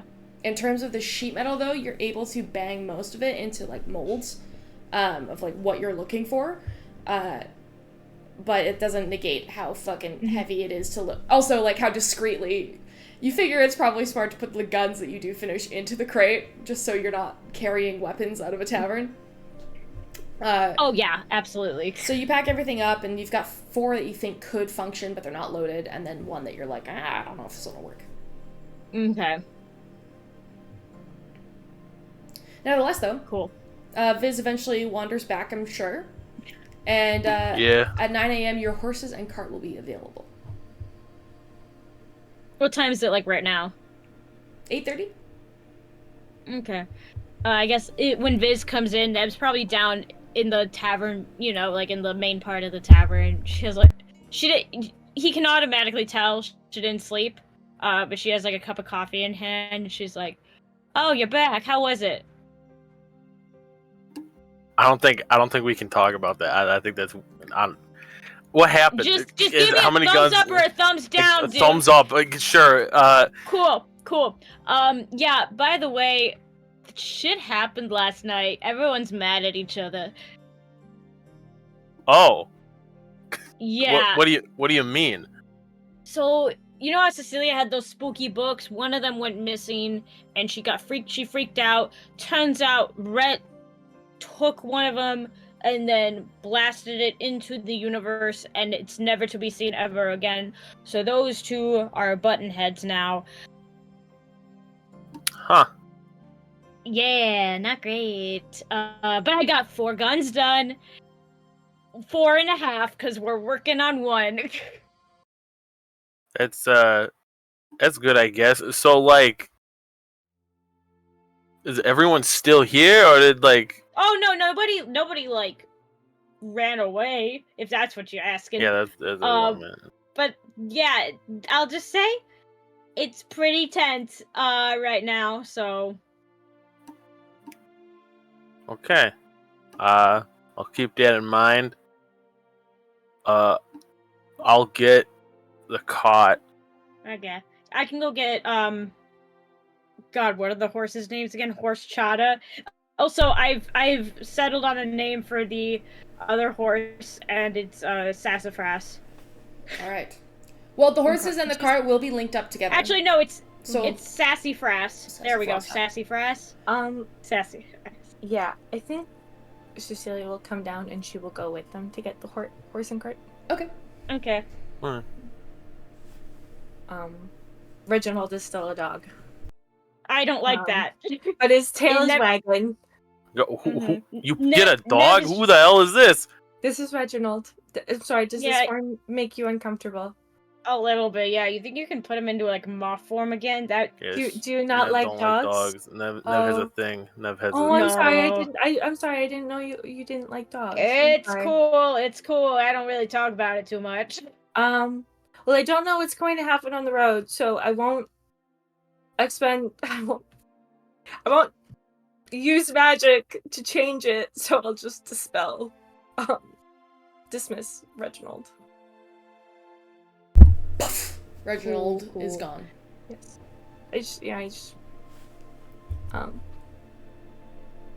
He's good to calm me down, but moths aren't very good at that. You know, they're really. That's fair. I would beg to differ. They're pretty relaxing, especially when you have a big lamp and then they're just and then they run and then one of them like flies sure. into it. And it's yeah, No, I for think that's sure. so satisfying. No, that is really fun when he does that for sure. Yeah. But you're not quite like therapeutic, perhaps, is the correct verbiage. Yeah, no, that's fair. You know what's really therapeutic? The rats. Those are pretty Rats? therapeutic. Yeah. I will keep that in mind. Yeah. Oh, you're gonna see him if we go to Umberfall. Oh yeah, they're all over the place. I love them. Okay. Oh, maybe like a little white one. That's so cute. Little fluffy white one. I hate to fluffy burst white your rat? I hate to burst your bubble, but I don't think I don't think you're gonna see that anytime soon. I in mean, the Umberfall. closest- the sorry, I closest- meant for Reginald. Because, Oh, he's like Oh, a little yeah. white moth. that is true. I That mean, would the work. closest, I guess, white rat you would see that's like white and fluffy is what was its name? It wasn't ketamine. It was bleach. That was bleach. Oh, She has rats. That's an unfortunate name that maybe tells I- something about why it's I close just to I white. just named it that. Oh, I okay. also got bromine, sodium. I got all. I named them all. I have a whole colony basically. Oh, after chemical compounds? Yeah. Like, that's very interesting. Those are good names. Thank you. I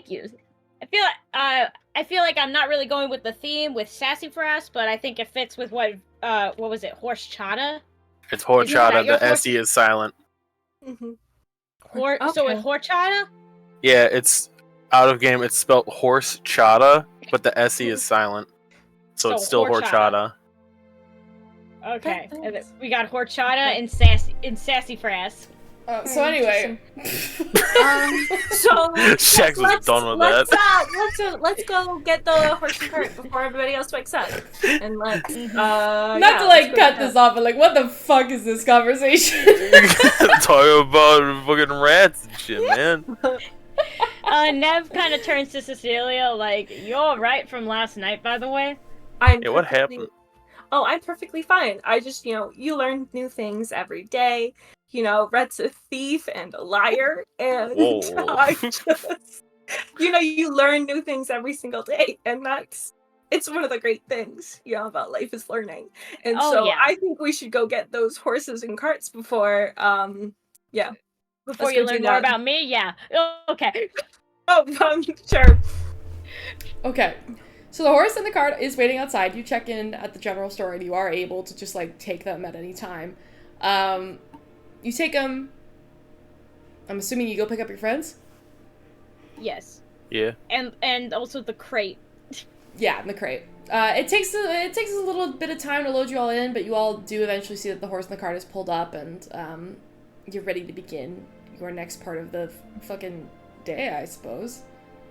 Okay, who's the best with animals? I have a +3 to animal handling. +2, but I get the feeling Viz is going to be better at this. You're the The best. one time we could have used Coraline. How does Coraline do it? Good horsey. So is Viz the best one here? Yeah. Okay. Viz will try to get the horses to go. Sure. You just tug on them. They're not like poorly behaved. They are, horses. Okay, They're okay. trained to do this. I was getting ready to roll. So you kind of just grab the reins and you kind of think, okay, and then you just give a light little tap, and the horses begin to move. Where are you all headed? I guess to the wizard's tower? Also I to guess- where to drop off the guns. Conveniently. Well, Yeah, that's on the way. I Yeah. think that's on the way. Well, yeah, that we're heading towards Clanshire, and the Wizard's Tower is on the way to Clanshire. Mm-hmm. Yeah. So And also, by the way, Nev is still, while we're in the cart, as we are in the cart, like just doing small adjustments to this other gun, which she was unsure about. you're gonna have to work nonstop for 3 days if you want to get these guns done. Dex, you're killing me. You're gonna have to You're work. killing me, You man. are making 12 fucking guns in 3 days on your own. You are going to need to work on this non-stop in order to get them done. Which Oh yeah, includes no, that's working what while I'm you saying. travel. I'm working on it in the cart. Okay, can you just make a general dexterity check for me? Dexterity. Yeah, straight dex. Nat 20, baby. So, for this first length of the trip, it's not necessarily difficult to work around the rumbling of the cart, mainly because the path is pretty smooth. And that's because you're heading up, kind of up and around the seaside, area where you kind of float up. You can see the lake off to your left, and then to the right you can see the ocean, and it kind of topples off these, small little cliffs. You guys travel for about an hour and a half on the horse and don't encounter any troubles right away. It's clear, the sky's blue, it's very nice and a moderate temperature for the kind of shoreline-esque path that you're walking along. Although you do know as it does get closer to Clanshire, you're going to end up going through a wasteland. And that is because almost all of this side of Ospedon is basically covered in a wasteland besides these mountains and this little cliffside. So it's about to get a lot more tumultuous. But you begin to travel on, and it's not too complicated, and the sea smells nice, and the air smells nice, and it's a pretty decent day. It's a little tense in the cart, but it's a pretty decent day. I was just about to ask what Cecilia's doing, because if she's just staring at Rat, Rat's gonna be like, Aurora's actually, just looking If between there them. is room, Cecilia would be at the front of the cart with Viz. She's if there's room for more than one person to sit at the front, Yeah, there's room for 2 people. Viz is small too. Okay. she's Aurora's just, pointedly ignoring.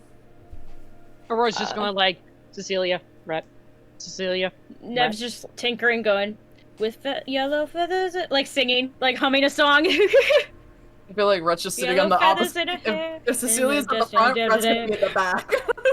It is a little farthest we can possibly get. You guys do feel this a bit of a country. migraine beginning to form as well, because Nev is singing. Not only is Nev singing, but there's bang, bang, every once in a while as she's building these equipment, and it's really uncomfortable to be in a cart while somebody is building weaponry. It's quite exhausting just to listen to.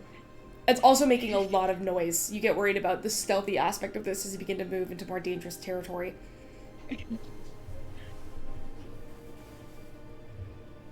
Rhett's gonna definitely stay in the back then and keep an eye out from at least the rear side of things. Yeah, Aurora's looking all around. Right. Eventually, another 30 minutes pass, and you begin to make a shape out along the sea. And it's hard to stare at because the sun's kind of in your eyes, and then you get closer, and you realize it's a tower. It's solitary, very whimsical. It seems to be a fusion of natural beach elements and arcane craftsmanship. You see a spiral structure that kind of almost resembles a conch shell, with walls of smooth sandstone inlaid with these shimmering seashells and pearls from the bottom to the top. It's about 5 stories tall. The top of it is capped with what looks to be a glass dome that reflects the sun's rays by day and mirroring the reflection outwards. And you imagine at night it also might reflect the moon as well. As you get closer, you see a winding path of smooth pebbles that kind of lead up to this iridescent door that seems to be made of almost opalescent fish scales, and a small garden out front with a smooth path. There's even a spot to hitch your horses.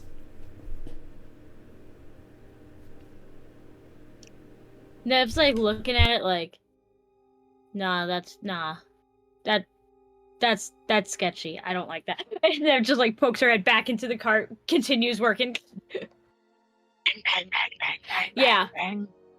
Let's imagine she starts hammering even harder because she's fuck this, Yeah. I don't like this. And it's making a ton of No, noise, yeah. and it's ricocheting across the space. You imagine anything within half a mile can hear Nev banging. Say Aurora's ears are pinned to her head.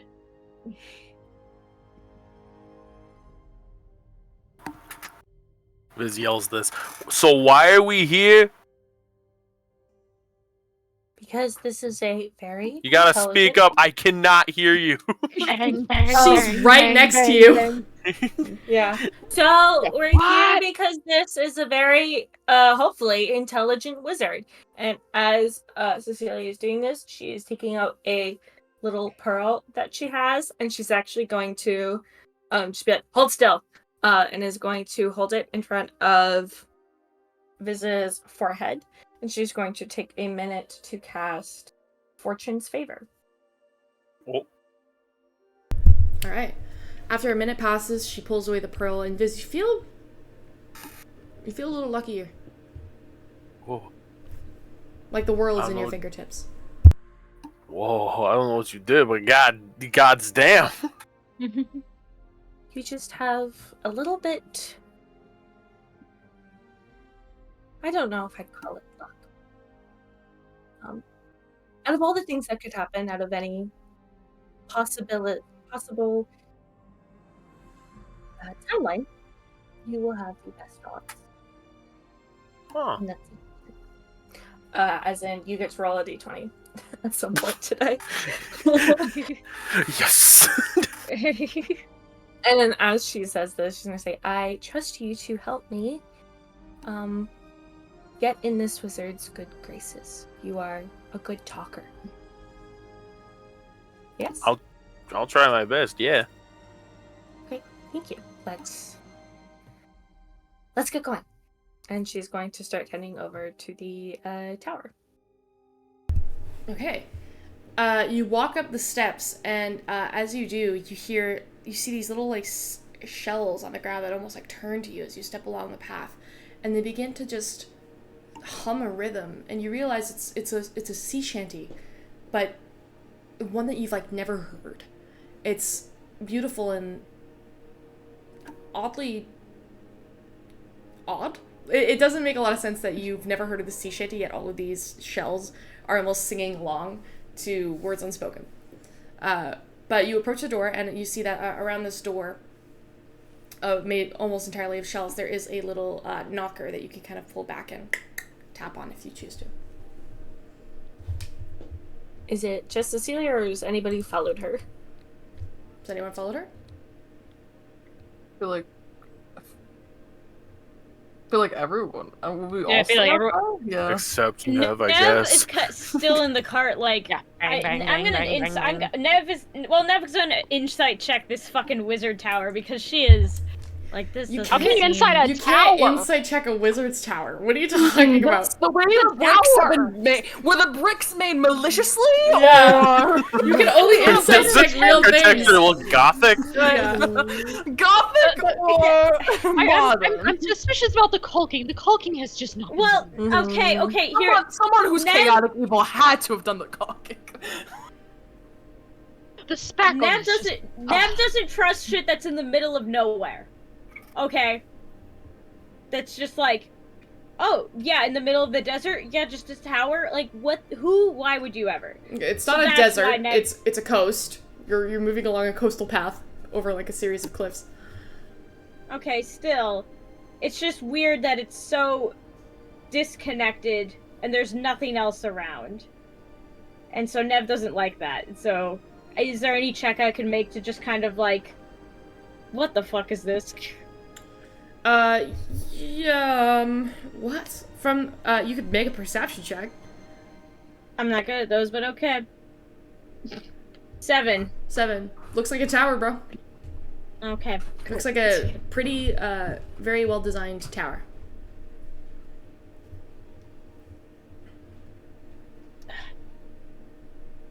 Nev, like, gets out of the cart, follows behind everyone else. You leave your things in the cart? Where do we park our cart?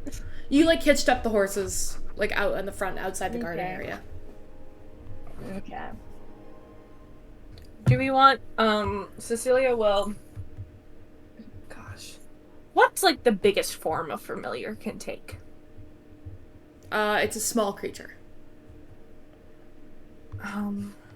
Actually, does this cart have, like... Is it like an open cart, or is it like a wagon that has like a door and on it? It's not like a concealed, it's open.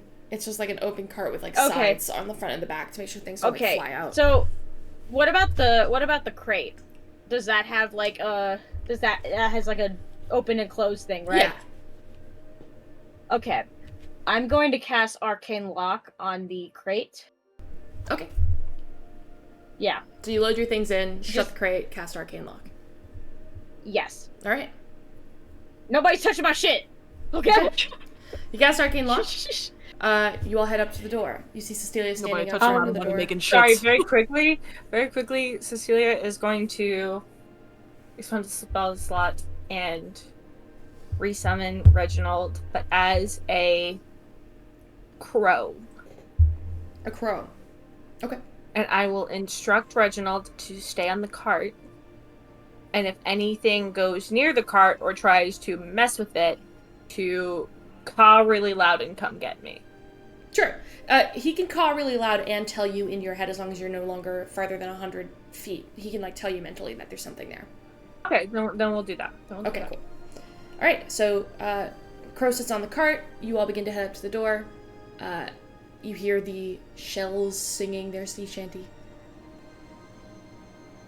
And sorry, are they singing in a language or they're just kind of humming this like tune?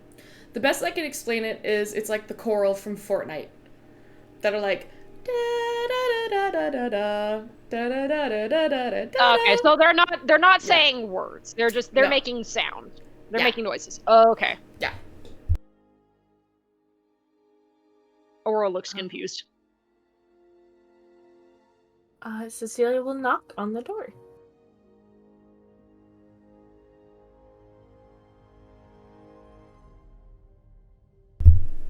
Apologies, I was dropping in choral chorus.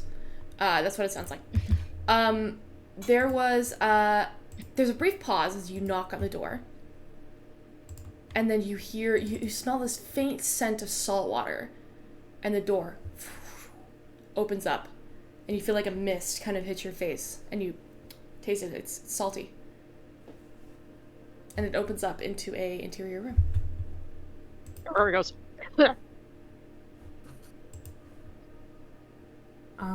Cecilia will kind of just step in through the doorframe and just, hello? You call out hello as you step in. Inside the tower is very airy, and it's filled with a lot of natural light. On the ground floor here, you see shelves and tables that seem to display these beautiful, wondrous-looking items, a wide variety of them. There's a conch that seems to be just sitting on a wall, and then there's a pearl that rests on like a mantle. You see a beautiful cloak hanging on the wall, a helmet that seems to just be hanging above it with these like two long horns. And a lot of the interior of this just creates this strange. I can't explain it other than it feels like you've just walked into like a museum. There's a little table and a desk at the front with papers that are scattered all over it. Everything inside seems to portray or perceive some kind of elegance, and they all seem to have water themes associated with them. You see a lot of shells, a lot of pearls, a lot of pretty colors. The smell of salt water kind of is just permeating throughout the space, but you don't see anyone inside. Whoever this person is, they clearly are a fan of the ocean. Can Viz look at the stuff like on display and like see if it's real?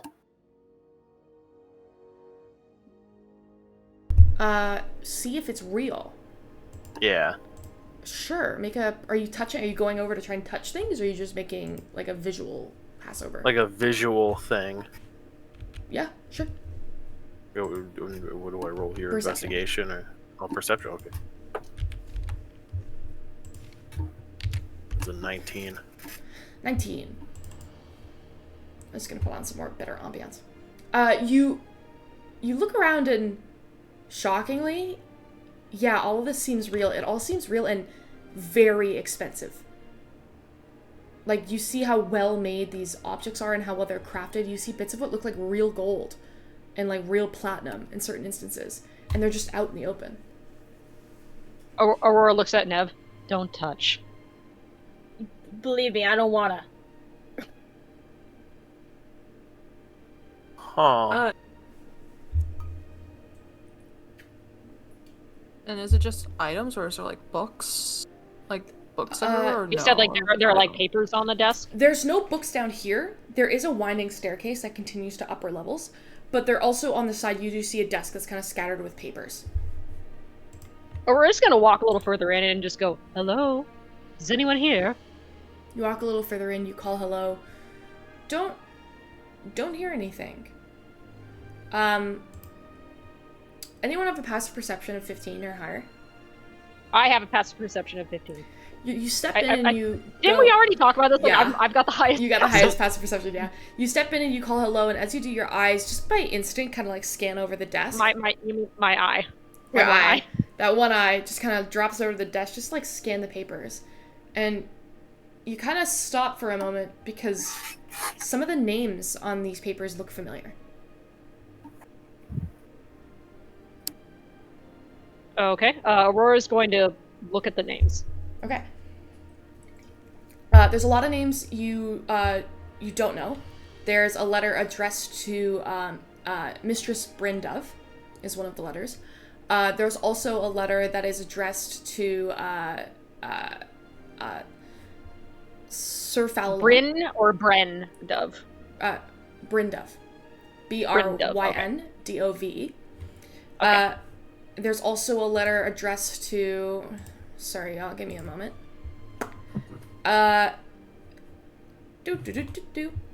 You see a couple letters that have been opened and exchanged back and forth to a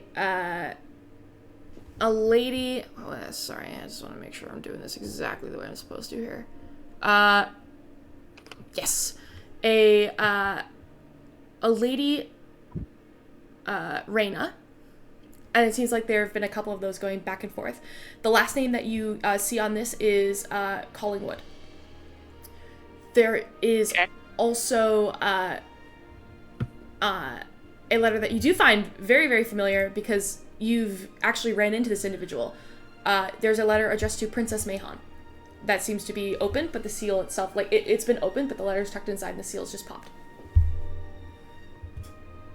The envelope was addressed to Mahon, or the letter? The letter was addressed to this place, which you now know is called... From Princess Mahon. Yeah, from Princess Mahon. From Princess Mahon in Castle Haleshire, addressed to Shore Whisper Tower. Okay, and because I'm a complete dodo, give me a quick refresher who Mahon was. I know the name, but I'm drawing a major blank. Yeah, Princess Mahon was the kobold that you ran into at the party. She was Thank you. that Ginny and Bridget are trying to go see. Yes. Yes. She is the okay. princess that you were supposed to escort Ginny and Bridget to. Yes. Gotcha. Okay. Aurora's gonna raise an eyebrow. Do I see anything else on the desk, or is that it? You see ledgers. They look to be payments passed back and forth, mail that seems to be like stacked and like ready to go. Almost like as if this is a place of business. Okay. If I were to look around, can I tell if someone was recently here, or if it seems like someone's been MIA for a little bit? You look around, and you have a passive perception of 15, so this is not too difficult. Yep. There's no dust collected on anything. There is sand that's kind of been tracked through the place. So you get the sense that people have been through here. Out of curiosity, like, does it look like sand has been recently tracked in? Or it's just like, do I hear anything? Because basically, Aurora's just trying to figure out, is the master at home, or are they currently out? As if, like, no dust has... Okay. 20... Wait. Perception, 23. 23.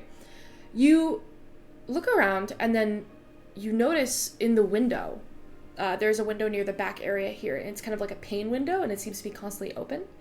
You see a very much smaller than usual seagull that's kind of just like sitting in the window, and it's staring at you, weirdly wisely. like staring at you and comprehending you're there. And it's just looking. Aurora is going to clock it, and then just everyone else is kind of doing their own thing. She's gonna walk up to the seagull. Not directly to it, just kind of like she's getting the sense that okay, this might not be a regular seagull. Kind of walks up to it and just goes, "Hello." So there's a big behind that window in front of it. There's a big like display case that has like lots of things inside of it. Do you try to step around the display case to speak to the seagull, or do you just step in front of the display case? She's going to go around the display case because she's going to want to be careful of everything that's here. Sure. So you go to move around the staircase, and the second you do this, seagull goes "Quack!" and just squawks once. She stops. It's alright. I mean no harm. Like tilts its head twice, looking at you, and then it takes off out the window. There's a beat, a pause, and then, like less than a foot from you, where you've backed up behind the display case, right behind the display case, you see this of smoke, and then there's an individual standing there. Less than a foot from you behind the display case. You see a right behind me or in front of me? Like you're behind the display. You like skittered back away from the display. Like yeah, I did come like the whoa easy. You back up, and then in front of the like. If the display case is like there and you're standing like walking up to it as though like you're looking inside of it, the individual appears like right behind you, like behind the display case. Okay. You see them appear in like a puff of what seems to be like a spray of sea salt. You see it's a man. He's really, really young looking, probably no older than 27, 28. Olive skin, really tousled dark hair that's kind of been lightened by the sun. He's got these like really deep brown eyes that are hooded a little bit behind a splash of freckles across his cheeks. Very well-defined jawline and a constant like sun-kissed tan, darkening his olive skin even further. He's wearing these robes. They look wizardly, but there's like something else to them that just makes them a little more lax for wizard robes. There's like a really loose flowing shirt that's kind of left open at the neck, revealing the hint of what looks to be like a sun pendant around the chest. Trousers that are really comfortable and light that seem to be suitable for being outside as well as like casting spells. It's flowy, it's lax, it's chill. There's a belt kind of like loosely hung there with pouches and small like trinkets that are kind of lashed together. And he does have a robe that does seem wizardly in nature, though it is lightweight, breathable fabrics and dyed in these shades of like sea green and blue that's almost like mimic an ocean hue. You see symbols of waves and sea creatures cast along the side of it and along the shoulder, showcasing clearly an affection for the sea. And he has a single small silver hoop earring in one ear, and on the other side he has a longer dangling shark tooth. And you also see, as you kind of like look over him and you look down, he's completely barefoot. And you see that sand is actually like scattering across the ground as he like looks up and goes, "Ha! Dude, what's up? Welcome to the Shore Store Tower, dog." Hell fucking yes. Yes! Oh my god! This is the The perfect way to ease tension. Oh my god. Aurora just blinks her one eye and just like wide. Is he human or what is he? He's human. Okay, she goes. She looks visibly confused, like, Hello? Dude. Welcome to the Shore Whisper Tower. I'm Mateo Shore Whisper. Here for any of your Shore Whisper Tower needs, dog. So, yeah, what can I do for you? So, a pretty rowdy Cecilia? bunch you got going on here. Yeah, this Crazy. is funny. Cecilia, I found your Nev is wizard. just like, and Nev is just like, in the process of like screwing stuff together. Like, okay, this is not what I expected, but you know, the best outcome probably. Aurora Cecilia? Aurora looks so confused. She had no idea a single word that he just said. Cecilia, like, I think until this point, Cecilia has been, like, prestidigitationing herself, and, like, all of her little buttons are done up, like, everything is so prim and proper, and I think she is looking at this wizard who is barely older than her, who is the antithesis of her. I get the feeling you're about to have a conniption. And she's holding her spell book like so tightly, but she's smiling, and because she's chill, she can be chill. And she is going to step forward. And she's going Aurora's to gonna yank step out of the Viz way. forward. She's going to yank Viz forward as well. And just hello. My name is Cecilia Darlington. These are my friends. You can all introduce yourselves. Viz. Nev. Aurora? Rats. Sick, dude. Mirabelle. Sick.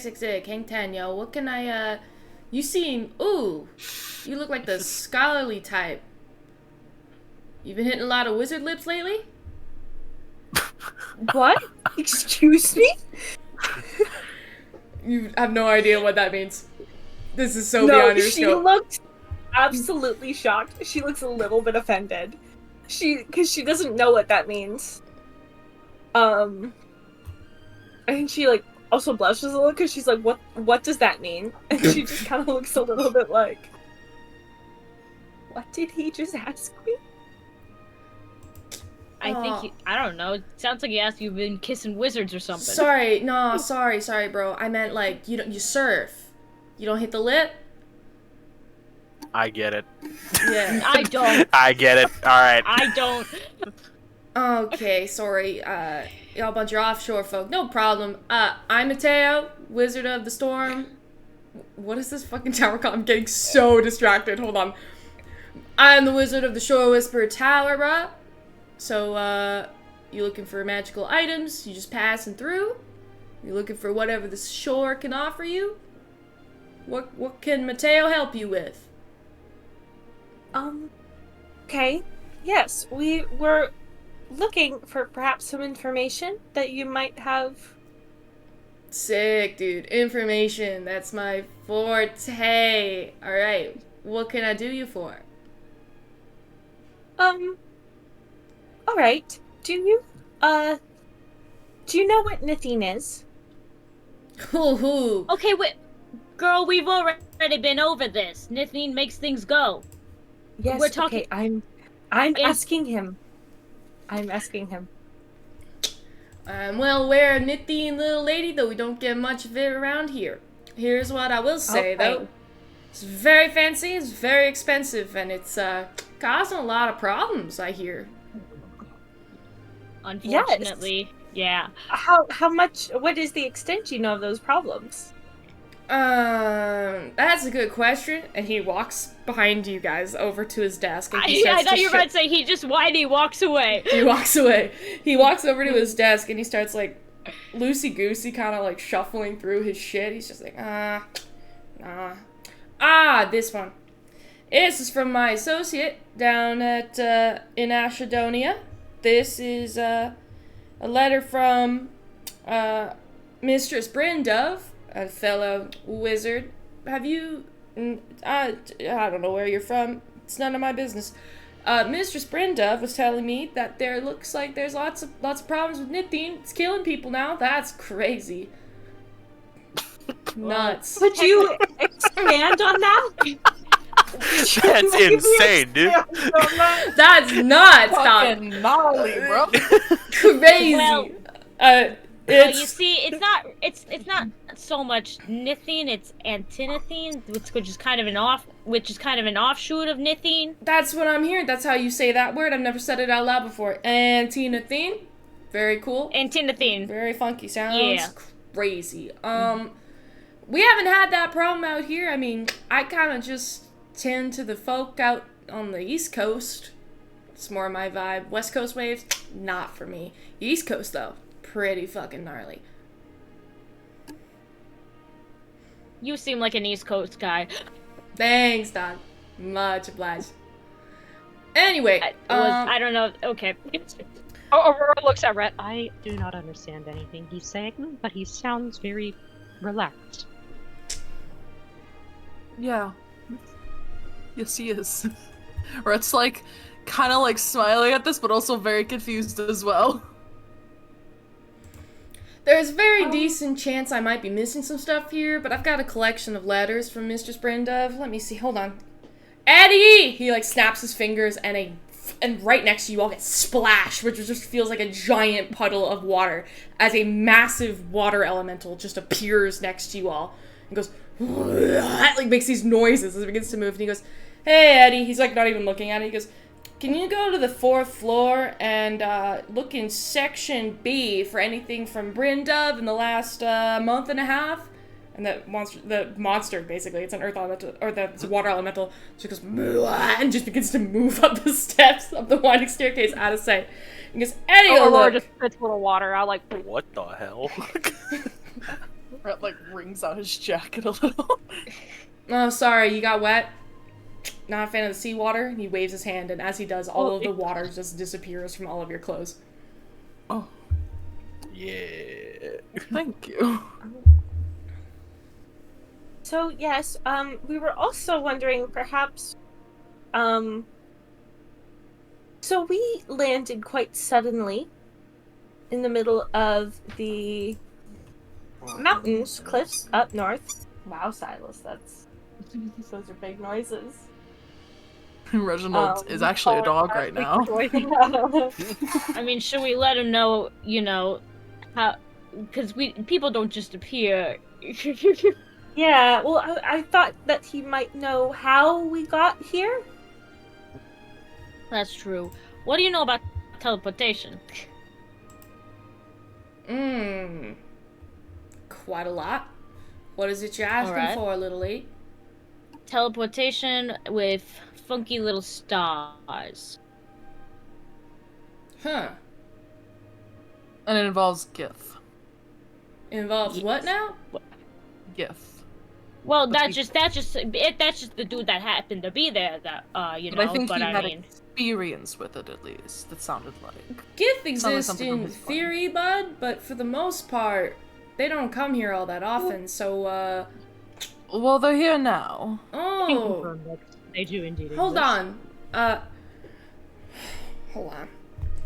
Che! And another water elemental just appears in front of you all. all over again. Goes, "Che, do me a favor, go up to the 3rd level, go for section G, Gith. Do me a favor and find that prophecy from 400 years ago." Goes, and he just begins to move up the steps. Bear with him. man, they're a I should have little brought slow. my swimsuit.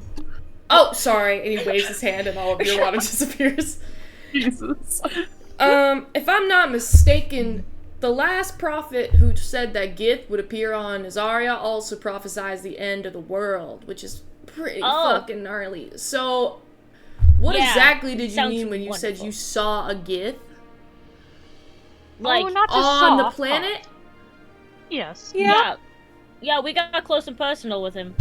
Oh, Not fuck. a weird way. We were like, You fucked a Gith? no. Oh, sorry. We Sorry. fought one. Fought. The I different misheard. F word. Right. I misheard. You know what? Give me 3. This seems important. He snaps his fingers and disappears. I thought he was just some another elemental. Yeah, we all like brace ourselves, like, oh god. He's like, this one, dress me. Yeah. I swear, it's like at those water parks with the big bucket, and like Yeah, you're waiting for it to jump. Yeah, that's exactly what it is. I feel like the 3rd time he waved his hand, we all flinched like there would be more water. Yeah. Yeah, so he disappears. And you guys are alone down here. Where did he just go? I think he's coming somewhere. back. Yeah, I don't think he uses Did- the stairs. Did he? I just noticed I have a big glob of chocolate on my lip. Did he just say something about Gith and the end of the world? Yeah. Yes. Well, fuck. Aren't you all glad we came here now? I mean, Now everyone just looks at Cecilia. See? Everybody was hesitant. well, I yeah. wouldn't say hesitant. Maybe no.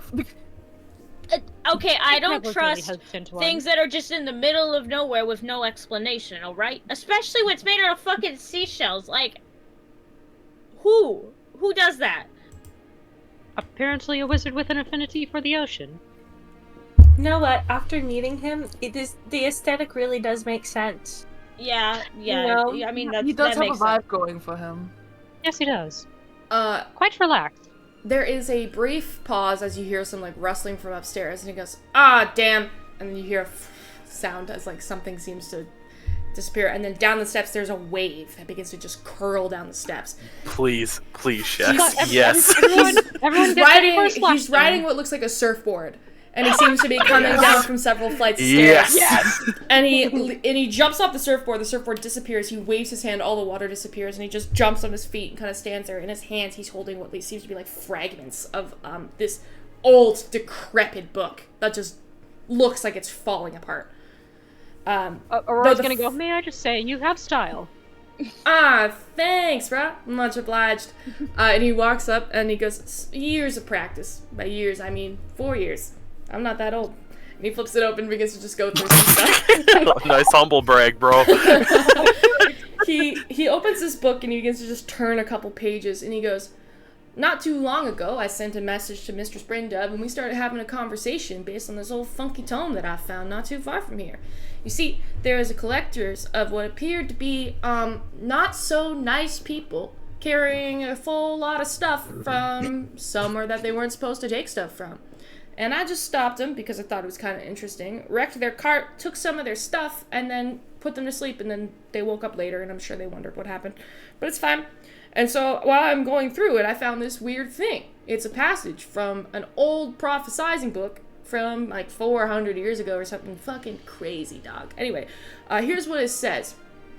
Well, I didn't know what the title of it was because I had to send a message to Mistress Breda because, you know, this is kind of her forte in terms of just like the universe and things like that. I'm more of a water guy. But anyway, I couldn't tell. oh yeah, sick dog. If you ever want to go down to the bottom of the ocean, I'm your guy. No, thank you. Oh, No, okay. thank you. Now, Nev, hold your horses. I'm very comfortable in the Skyviz. The ocean's pretty cool though. You ever wanted to see what the underwater nations look like? Fucking sick, bro. Anyway, So so you were this saying tome- about this prophecy. If you ever run into King Cornelius, tell him you know me. This guy seems really easily distracted. Anyway, the- we're talking the about book. this end of the world. The book. Boy, come on. Yes, sorry. And he begins to flip through it again. So, I sent a message to Mistress Breda finding out what the title of this book's called because I only found it in fragments. She got real excited. Said that only one full copy of it ever actually is prophesized to exist and that it's in a hidden library somewhere in the desert. So, I found a fractal of it. It's called The Descent of the Stars. And, essentially, some people would argue that it might be fiction. I don't know. I feel like fiction doesn't really exist. There's only real or not real. And it documents a journalist, an individual called Kassan. And from the fragments that I've been able to find here, it says that he was like stranded from something that he called the wild space. And most of it just details how his life is different. But I've only got fractions of it. I don't have the whole copy.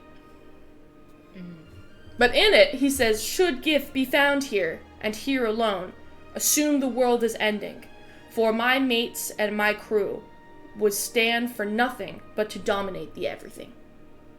So it's probably bad fucking news if, you know, you're seeing GIF after this guy saying this stuff. But, Sorry, We did you did say only- something how about the many- wild space? This is out of character. yeah. It talks about how this guy claims he came from the wild space, and it documents bits of his life while he was stranded here. Does Aurora know what the wild space is? You do not, Okay. you do not Doesn't know the sound term familiar. wild space. Okay. You said his mates, when he and his mates would come here, No, does that imply that... he fell. Oh, you mean the prophecy? Yes. Sure. It says, yeah, basically like, oh, we need to dominate because, you know, that's what we do. So basically saying, like, you guys are screwed if you come here because we're gonna take your places. That sort of thing. And was this guy a Gith as well? I don't know. Can I roll an insight? I want to know if this motherfucker is bullshitting us. Sure, roll an insight check. He's just like fucking like, I'm just fucking making shit up, dude. You say. I'm sorry. That's a 24. You don't know if this guy has the capacity to lie. Alright. Aurora's He gonna- seems Aurora pretty looks at him. forthcoming in just about everything. Okay, wonderful. Coldest insight check ever. Just he has no capacity to lie. That's so funny. That's funny. You said the wild space? What is Yeah, that? I don't know. It's wherever he was from. Well, Sounds like a different there's the astral realm. plane. Could that be it? Maybe. It could also be whatever Mistress Brindove is looking into. Where's Mistress Brenda? Her tower's in Ashedonia. So- This was the plot thread you guys didn't pursue the last time. In case you were wondering. Yeah. We went with the necromantic wizard. You went with the And her necromantic cousin. wizard. Wonderful. Okay. I could. Do you want to speak to her? Yes. Sure. Aurora's kind of looking a little shell-shocked right now. Does that mean going to Ashedonia, or does that mean talking to her? Yeah. They're two different things. Fair warning. I can send you to Ashedonia. She can't send you back. So I could send you there, Not but you right, would be there. maybe this second. No, Maybe we not cannot yet. because we got a thing. However, but you could send us somewhere? I could send you to places that I know. Yeah. Where do you know? In theory, I know a lot of places, but I've not seen very many places. The ocean. I know lots of places in the ocean. If you want to go see King Cornelius, we can go right now. No, thank you. I just gotta no, snap my thank fingers. You. No, thank you. You so You know much. Westover? Yeah, Shax, are you okay? I think you broke us with this character.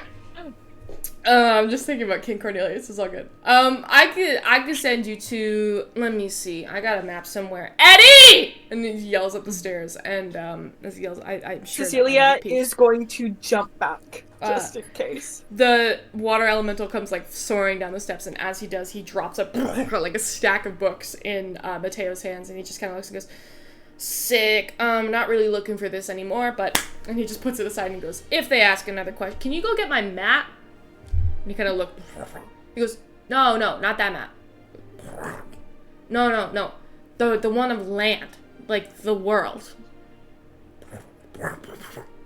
No, I don't want the ocean map. We look at the ocean map all the time. I want the world map. Get the world map." This guy's totally autistic. He just goes up the steps, and the water elemental disappears, and he just waits. Just kind of like sits. What did you call this prophecy again? Did I call it a prophecy? Did I give the prophecy a name? The Descent of the Stars? Is that the book you were referring Yeah, that's to? the book. Yeah, dude, that's the book. That's the book. I think you just said prophecy. It doesn't really have a name. Oh, I don't think it's got a name. Honestly, anything can be called a prophecy if you write it in a book and then wait 400 years to read it. Prophecies really are just guesses. Yes, sorry, I meant book. The Descent of the Stars?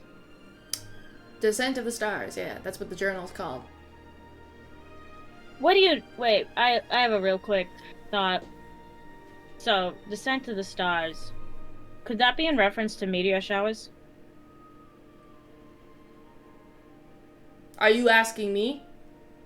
I'm just as you're a scholar. I don't know. I've never gone to school. I just know a lot of shit. Sure. I mean, lots of things could mean lots of things if you want them to be things hard enough. You can connect a lot Okay. of things, is what he said. Well, I'm just connecting some dots here, because if we Sure. could remember correctly, that meteorite we saw was full of nithing. Nithing Ooh. comes from meteors. Yeah. Yeah. It does. Do you think? Is that why the gift would come? with all the stuff going on with the Nithing right now and with the Well, gift. the idea he's not even looking at us. He's just Sorry, are nodding. you asking? No, Are you asking driving. me? He has like a jellyfish lamp in the corner that he's just looking at. He's just like, agreeing because he wants to be "Yeah, kind of polite about it. man." He's like, yeah, I'm listening, yeah. Were you asking me? No, I'm just talking. Oh, okay. So What did you okay. want these books for? Eddie went and got books. I don't remember what you wanted from him. Brindove?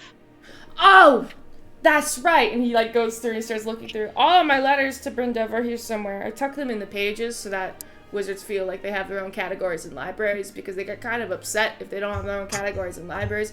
Personally, I don't care. You can put my letters in a mailbox and I'm good. But I don't know what the deal is with wizards and their pride. I mean, I'm a wizard. I also have pride, but not this kind of pride. Does her best to not look at Cecilia. I mean, if you're a wizard with a tower, why would you, like, sort a tower full of other wizards? It seems counterintuitive, because if you're a wizard, you think you're the best wizard, and every other wizard is just, like, an additional helpful wizard. Like, no wizard knows water better than this wizard, and no wizard knows astral travel better than Brindov wizard. Just like I'm sure no wizard knows necromancy better than the best necromancer. You know? Anyway, I'm gonna look at these No, letters. you know, I can get behind that. I can get behind that opinion. Yes, wizards have very specific skill sets. Are you a wizard? Yes. Oh, child, I love meeting other wizards. What's your wizard specialty, wizard? Cecilia, right? Yes. Of course. I remember names. I'm a chronomancer. Oh, sick, dude. That's like time and shit? Yes. Fuck, dude. That's so sick, dude. Do you got any, like... Oh, you want to trade? Sometimes I trade with other wizards. Sure. Yes. What would Y'all you do my want? trading cards? Cool. Shit! And he, like, yells up the stairs again, and the water elemental comes, like, down the side, and he goes, can you get... I just have to say, every time you shout the name, the dog runs over to your Okay, that's door because he thinks you're calling him. Oh, okay, I'm sorry.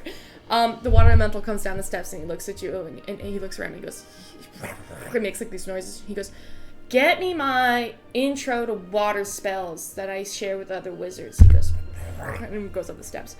He goes, yeah, dude, I'll trade some spells with you. That sounds sick, dude. Anyway, so Brindov, that's right, Brindov, and he's flipping through it. What did you want to know about Brindov? What does she know about astral the travel. what? Astral And wild travel. space. Oh, that's right. She got some stuff here. Hold on. Oh, yes. So, Brindov didn't always look like Brindov. It's very hard to miss Brindov because Mistress Brindov looks like space and time itself is coming out of her face. And we missed that plot. What? It's okay, guys. Sometimes you do other Okay, things. whose idea was it to not do that one? That was the Silverborn plotline. That was the Silverborn plotline. I think we missed that one because that wasn't the description. Yeah. Well, I mean, you guys knew you could go to her tower. You guys were told you could go visit her tower and figure out what was going on. But it's okay. Different plotline. She goes, and here's the thing, Brindov didn't used to look like Brindov. So Brindov went to go investigate some stuff. Looks, Nithine. That's what you guys said. Went to go investigate Nithine. Went to a crater. Looks like it was in the, somewhere near Krinkeep, not too far. There was a big crater in the mountains. She went to go investigate, and that shit exploded. And it melded really weirdly with her magic, and now her skin and eyes and body is just space. How long ago was that? When's this letter dated? Would have been, the... They, like, keep looking. That would have been about...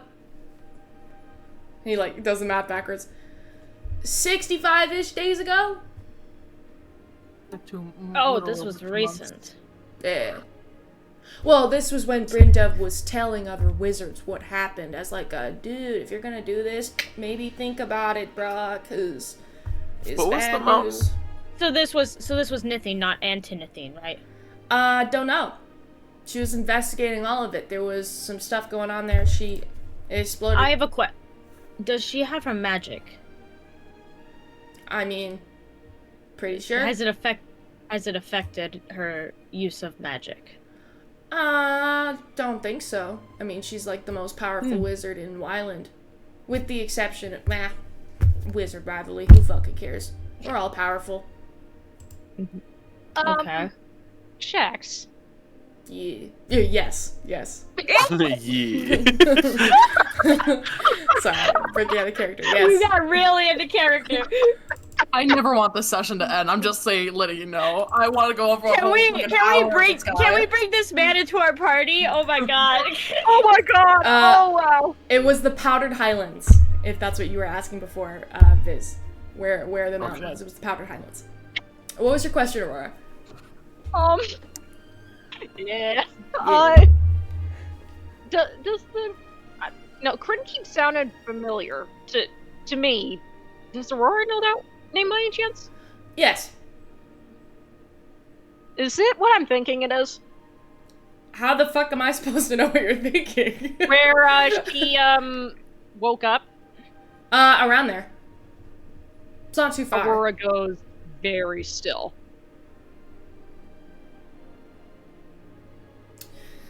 Anyway, those Okay. were the letters from Brenda. What else were you looking for? And then this time the water elemental comes down. She goes, sick, wizard stuff. Takes the book. Looks at you, Cecilia. So, like, what is it you want to learn? You got any interest in water magics? I have an interest in all magic, but, chronomancy is my specialty, but... Chronomancy. I don't know any chronomancy spells. Would you like to learn one? Yeah, that sounds sick. Which one do you want to teach?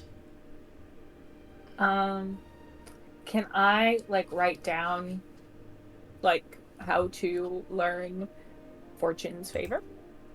And that's a first level spell? It's a second level spell. Second level spell. So he will also teach you a second level spell in turn. Yeah, just because I don't think there's actually any chronomancy first level spells. Is Pulse Wave not one of them? That's a third level.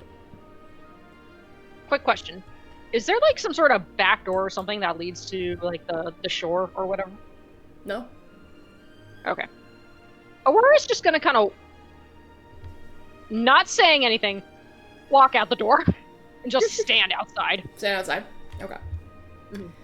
You do hear the ocean, and as you kind of step outside, you can step around the tower and look. On the other side of the tower, there is a huge balcony that faces out towards the ocean.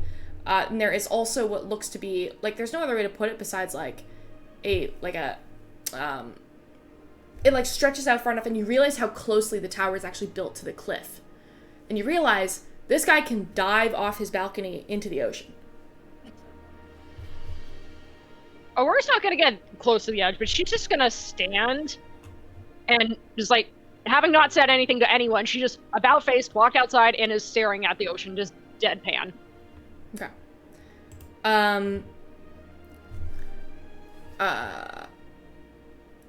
He kind of sifts through his stuff and he goes, okay, so I got a couple options for you, Cecilia. If you want to teach me that super dope spell, I'll take it. And you know that you guys can scribe things down that you can make spell scrolls of. Mm-hmm. It does cost money, but he's willing to provide the material cost as an exchange kind of thing. Because he doesn't get a lot of visitors. So he's willing to cover the cost of the exchange, and then you'll get a scroll of the spell he's going to teach you, and then you give him a scroll in turn. But unless you buy the paper, this would be a good place to buy paper, by the way, if you wanted to buy paper, because he'll have. I don't have any more money. Sick, that's right. But you'll get the scroll, and then when you get money, you can scribe it down later. Yeah. So in 30-ish minutes, which by the way, it'll take an hour. In this hour, you guys can peruse. He goes, oh yeah, dudes, while we're doing this, you want to look around, feel free to look around. This is my shop. Anything on this floor level is for sale. And then he just kind of goes back to his thing, and he's going to scribe, he's going to give you one scroll. It's a third level scroll, because he doesn't have a second level spell I want to give you. he will give you a 3rd level Wall of Water spell Ooh. in exchange for your fortune's favor. Okay. Cool. What are the rest of you doing? Nev just goes back out to the cart, dispels the arcane lock, and just goes back to work. All right. As you step outside, you get back to work. The spell Yeah. scroll gets scribed down. When he's done, he kind of goes, yeah, dude, so, you guys staying a while? I got room. You guys need somewhere to crash? I got rooms if you want to stay a bit. I also can totally teach you guys how to surf, if that's your vibe. Or I can show you how to talk to mermaids. That's pretty cool. They're really nice, chill people. Or you can look in my library. What is it that I can help you with? You guys seem chill. I love meeting fellow wizards. Yeah. I guess What the other brings question you we here? had was, Sorry, I'm well, getting as we distracted. said, we kind of got dropped off in the middle of nowhere from that weird teleporting thing that we were Sick. talking about. That's right, that's right. And so now we're on our way first to Clanshire! Clanshire. First to Clanshire. Clanshire. And then we are trying to get to Westover, I believe is the end goal. Oh, my map! That's right! Let me show you the places I've been. And he puts, and the water elemental comes out of the map, he like lays it out on the display table, and he goes, okay, I've been here, and he points to Ashedonia. I've been here, he points to Silverborn. I have been here, and he points to Haleshire, which is the city that Princess Mahon is from. And I've been here, and he points to a city not too far north, in Wyland, and you know it's called Eversummer. Okay. I like staying in the warm places. I don't like big cities. Yeah. It's not my vibe. Are any of those places close to Westover or Umberfall? No. The No. closest one would be Haleshire, but you would have to then walk through a desert. And it's a very treacherous desert. That is why it would have been... That's why Ginny and Bridget wanted people to go with them, because it would have been very dangerous for them to go by themselves. Dude fucking lives here and he hasn't been to anywhere else in this country. I Really, don't since like so many places- Umberfall. The water's polluted, bruh. I'm doing the best I can for the black water. I love like he's just talking to Nep through the fucking. Fuck, just, sorry. Sorry. Sorry.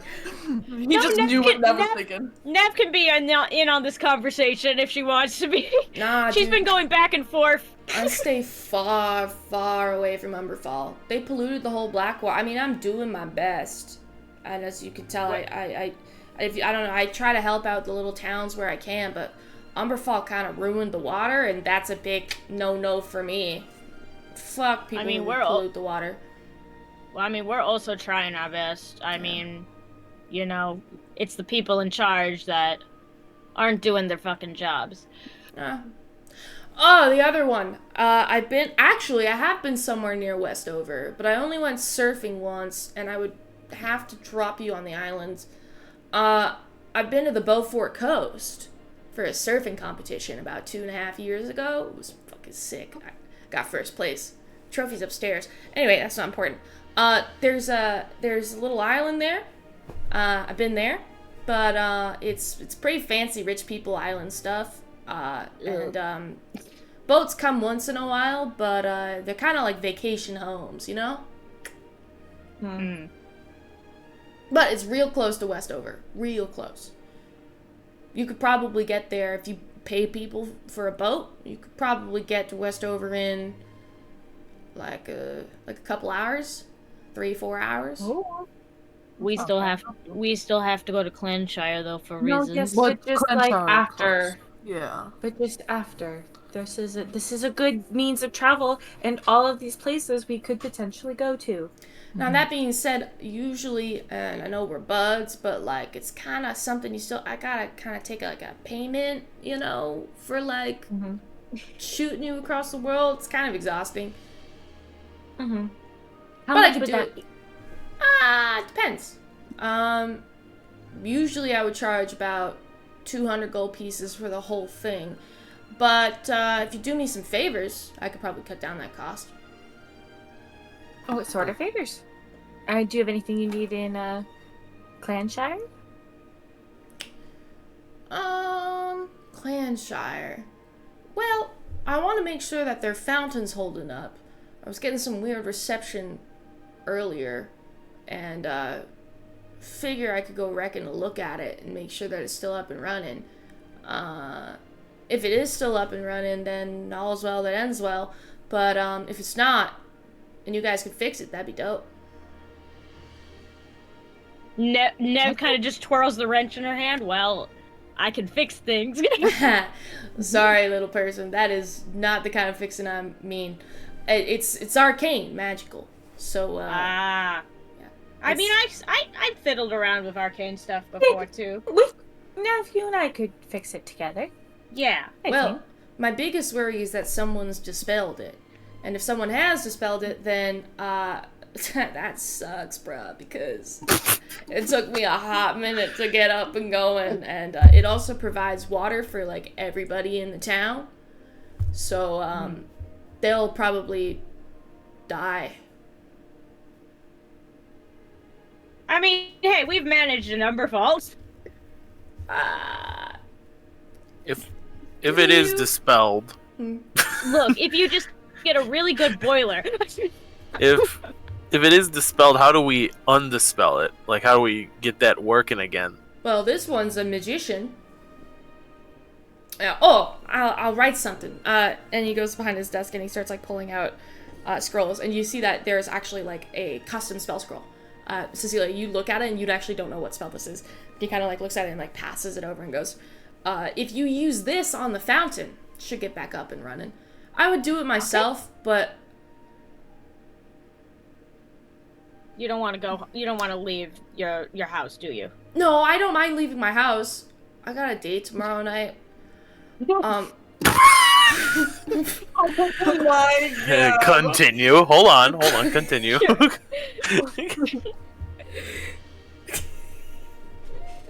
Who's it with? It's with Celestia Seafoam. She's a mermaid. She's kind of really special and important to, the king, but, also, I don't want to, like, fuck it up, you know? Like, they're really careful about water dwellers. I kind of, like, only have started to kind of, like, make my claim. Not, like, claim, just, like, yeah, dude, I belong here. I can breathe underwater and shit, yeah. Anyway, I really don't want to disappoint her, because she's really pretty, but also she's, like, really nice, and it would fucking suck to, like, bail on her. Yeah, would you say important to the king? We talking daughter or wife? What if I said wife? Oh, no. Let me be real. I'm a bit of a fucking player, but not that kind of player. No. It's his daughter. His only daughter. The face change! No, it's his daughter. Respectively, it's his daughter. It's his daughter, yeah.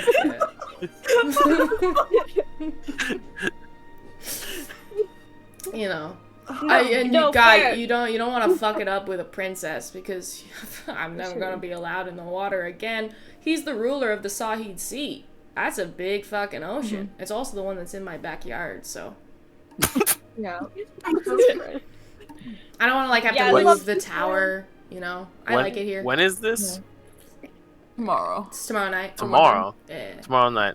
Yeah. Okay. We gotta. Okay, so that. Okay, yeah, you do your thing. You go on your date. Hold on. Little guy, you seem like a romance type. Can I ask you a question? Is it more romantic to do an underwater picnic, or do I, like, meld bridges and do both worlds, and do we go cliff diving? Ooh. What's better? This is only a third date, so I'm really trying not mermaid? to, like... A third Yeah. date. Okay. Can She's a she mermaid. walk? Of course she can. Do you not know anything about mermaids?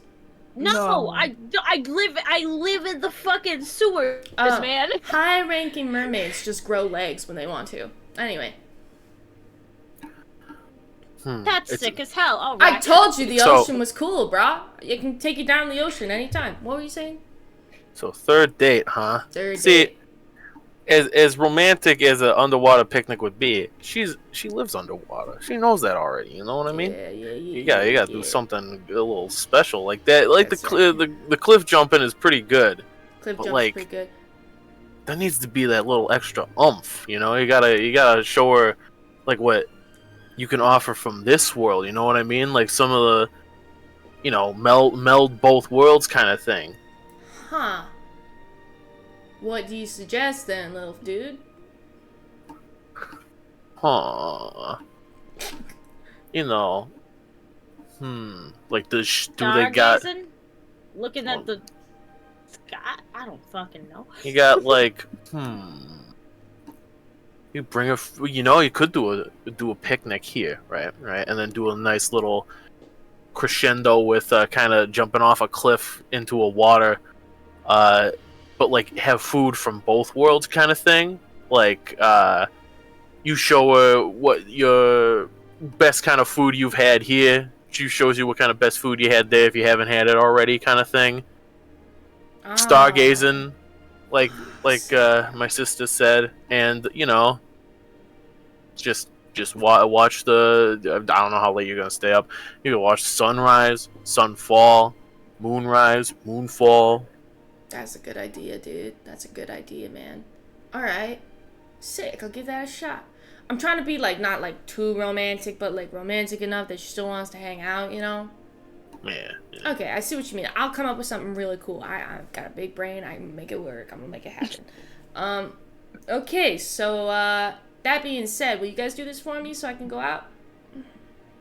Yeah. It's like you Yeah, guys we appeared gotcha. at like exactly the perfect time. It's bananas. Anyway, so anything else? Can I help you? Do you need anything from the shop? I have a minor question. Yeah. Know anything about fixing memory loss? Ooh, you got hit on the noggin too hard? Mostly the one who's outside right now, the tall elf woman. Technically also Cecilia here, but minorly. It's mostly the elf. Aurora. Ooh. See, here's the thing about memory loss. This is silly, goofy. Memory loss is kind of like a healing magic sort of thing. So I could recommend you to like a really good cleric if that's your vibe. Anyone in the area, or is it gonna be far? Unfortunately, there's nobody in the area besides me. That's fair. I'm kind of the best in these parts. That's what happens when you put your tower in the middle of nowhere. Is kind of like, dude, you're like the sickest dude around here. And it's like, thanks, bro. I built my big fucking tower here. But if you want, I love this guy. but if you want, there's a fucking massive cathedral in Eversummer. I could just ship you there. They could go bing, bang, boom and fix your memory, no problem. You usually have to do some kind of service for them. Like, every time I go there because I accidentally fuck up my arm when I'm surfboarding, they're like, oh, okay, dude, you could do this, but, like, you have to, like, make sure all the plants in the next 1,000 miles are watered. And I'm like, ugh, and I snap my fingers and rain appears. Like, you know what I mean? There's some kind of, like, service, you know? Do you know someone in particular we could ask for there? At the or cathedral? Is it just anyone? Mm-hmm. That would be... Fuck, pulling up my notes from different countries. That would be... I know this. That's super, super easy. That would be... that would be Father Superior. Interesting. Mm-hmm. Where is Eversummer? Bow Island. Okay. It's like right along the Seacord Run, that like big river. Would it be wise? Sorry? Maybe would it be wise to mention your name, or? Yeah, why not? Well, you'll appear from like a giant circle in the ground, and they'll be like, ah! And then you'll be like, oh, it's cool, Mateo sent me. And they'll be like, ah, okay, come on in, bro. That's fair. They're I don't very know if we'll friendly go at the cathedral. there right away. They're like, it's like a cathedral to the peacemaker. She's a very chill goddess. They're very low key, you know. The cathedral is massive and beautiful and really not low key, but everyone inside it's pretty low key. Okay, thank you. Mm-hmm.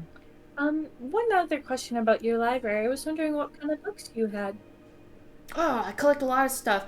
A lot of it is books that I found underwater. So I've like restored them and like made them readable like on land. So you'll find like seaweed tomes and like other like things from like Tritons long past or like water genasi prophets, things like that. I do have a pretty good collection of like other spell books that I've just like asked wizards who come by to like copy down so that I can just stay up to date. I got that Descent the Stars book. I got some books on. Oh, they got so many books, dude. It's got so many books. I got one book on space, like up there. But it's not really real. It's kind of like fiction, so it doesn't really count. I mean, I wouldn't mind that if I could gander. Yeah, sure. He like walks up, or he calls Eddie. I'm gonna yell Eddie's name again. Eddie goes, grabs the book, brings it back down. Goes, this is the book. It's kind of destroyed, but you could do your best with it and see what you find. It's about a guy. Just a guy? It's about a guy, yeah. About a guy. Well, it's about a guy. Is this for sale or is this offering? It's oh yeah, you can't keep it. You can like borrow it. Yeah. Borrow it. Yeah. I'm gonna need it back. But for like how long? That's what I mean, like for how long? I prefer it didn't leave the library. Could I take it outside to my friend Aurora for a second and then give it back? Okay. Sure. It's about a guy who there was this big like giant rock and it like fell from space, and when it hit the ground it caused all of the terrain to like change, but it doesn't really have an ending. It kind of just is like, and all the terrain changed and the end. It's kind of weird, but the guy in it talks about like, oh, like in space we have these rocks everywhere and we live on them, and it's kind of weird. It's definitely fiction. I mean, it was written not too, like, long ago for our books in my library, like 100-ish years. Okay. Yeah. But I got lots of other books you're free to peruse if you feel so inclined. Don't touch anything that aren't books, though, because my tower is super trapped. Oh, okay. Makes sense. Oh, also, don't touch any of them. I should have warned you all. My apologies. Don't touch anything on this floor without me picking it up first, because it's all trapped, and anything upstairs is trapped besides the seats, because I couldn't be bothered to trap seats. And then anything in my room is just a whoopee cushion. Yeah, anything in my room is super trapped as well, so maybe like don't go up there. But yeah, you want to go swimming? I completely understand. Everything's trapped in my house as well. Yeah, it's more like a precaution, just in case I'm not here. But also, like, if you want to go jumping off the balcony into the ocean, there's a teleportation crystal at the bottom of it. You just touch it with your finger, and then you reappear back on the balcony, so you can just keep diving into the ocean. Super convenient. Okay. Well, Brett goes and takes the book outside to I haven't Aurora. done yet. I have not done that Okay, yet. whenever he does that. He's actually, if anything, he's actually scanning through the book right there just to see if there's any specific keywords that he's noticing. Anything that reminds him, because the whole, like, falling down, like, from the, like, stars and, like, changing the terrain, does that sound like what he stumbled on when he met Aurora? It does not. In fact, what concerns you the most about this is how it's from the perspective of an individual where a meteor hits the ground and then changes everything around it. What's concerning to you is, where is this idea coming from? Because things are hitting the ground right now that you know of, because people are finding Nithine more often, and it comes from meteors. So, like, could that happen? It's more of like it's more putting you on edge than anything else. Okay. And if I scan it, I can't see any particular things. Is it like a short book, a long book? Like, it's like it's like 100 pages. Any keywords I can see there from like that point out? Not just from flipping through it in like 5 seconds. You'd have to really look at it. It all looks the same when you're looking at it. It looks like a book. What were you wanting to do, Cecilia? She will go peruse the library a little bit. Sure. You head upstairs to go She's peruse the alone. library. The rest of you are kind of like standing here with Mateo as he's like going on another fucking tangent. Nev's out in the shack building some stuff up. Everybody's kind of doing their thing. And as that happens, we kind of zoom out onto the beautiful day you guys have all arrived on. No.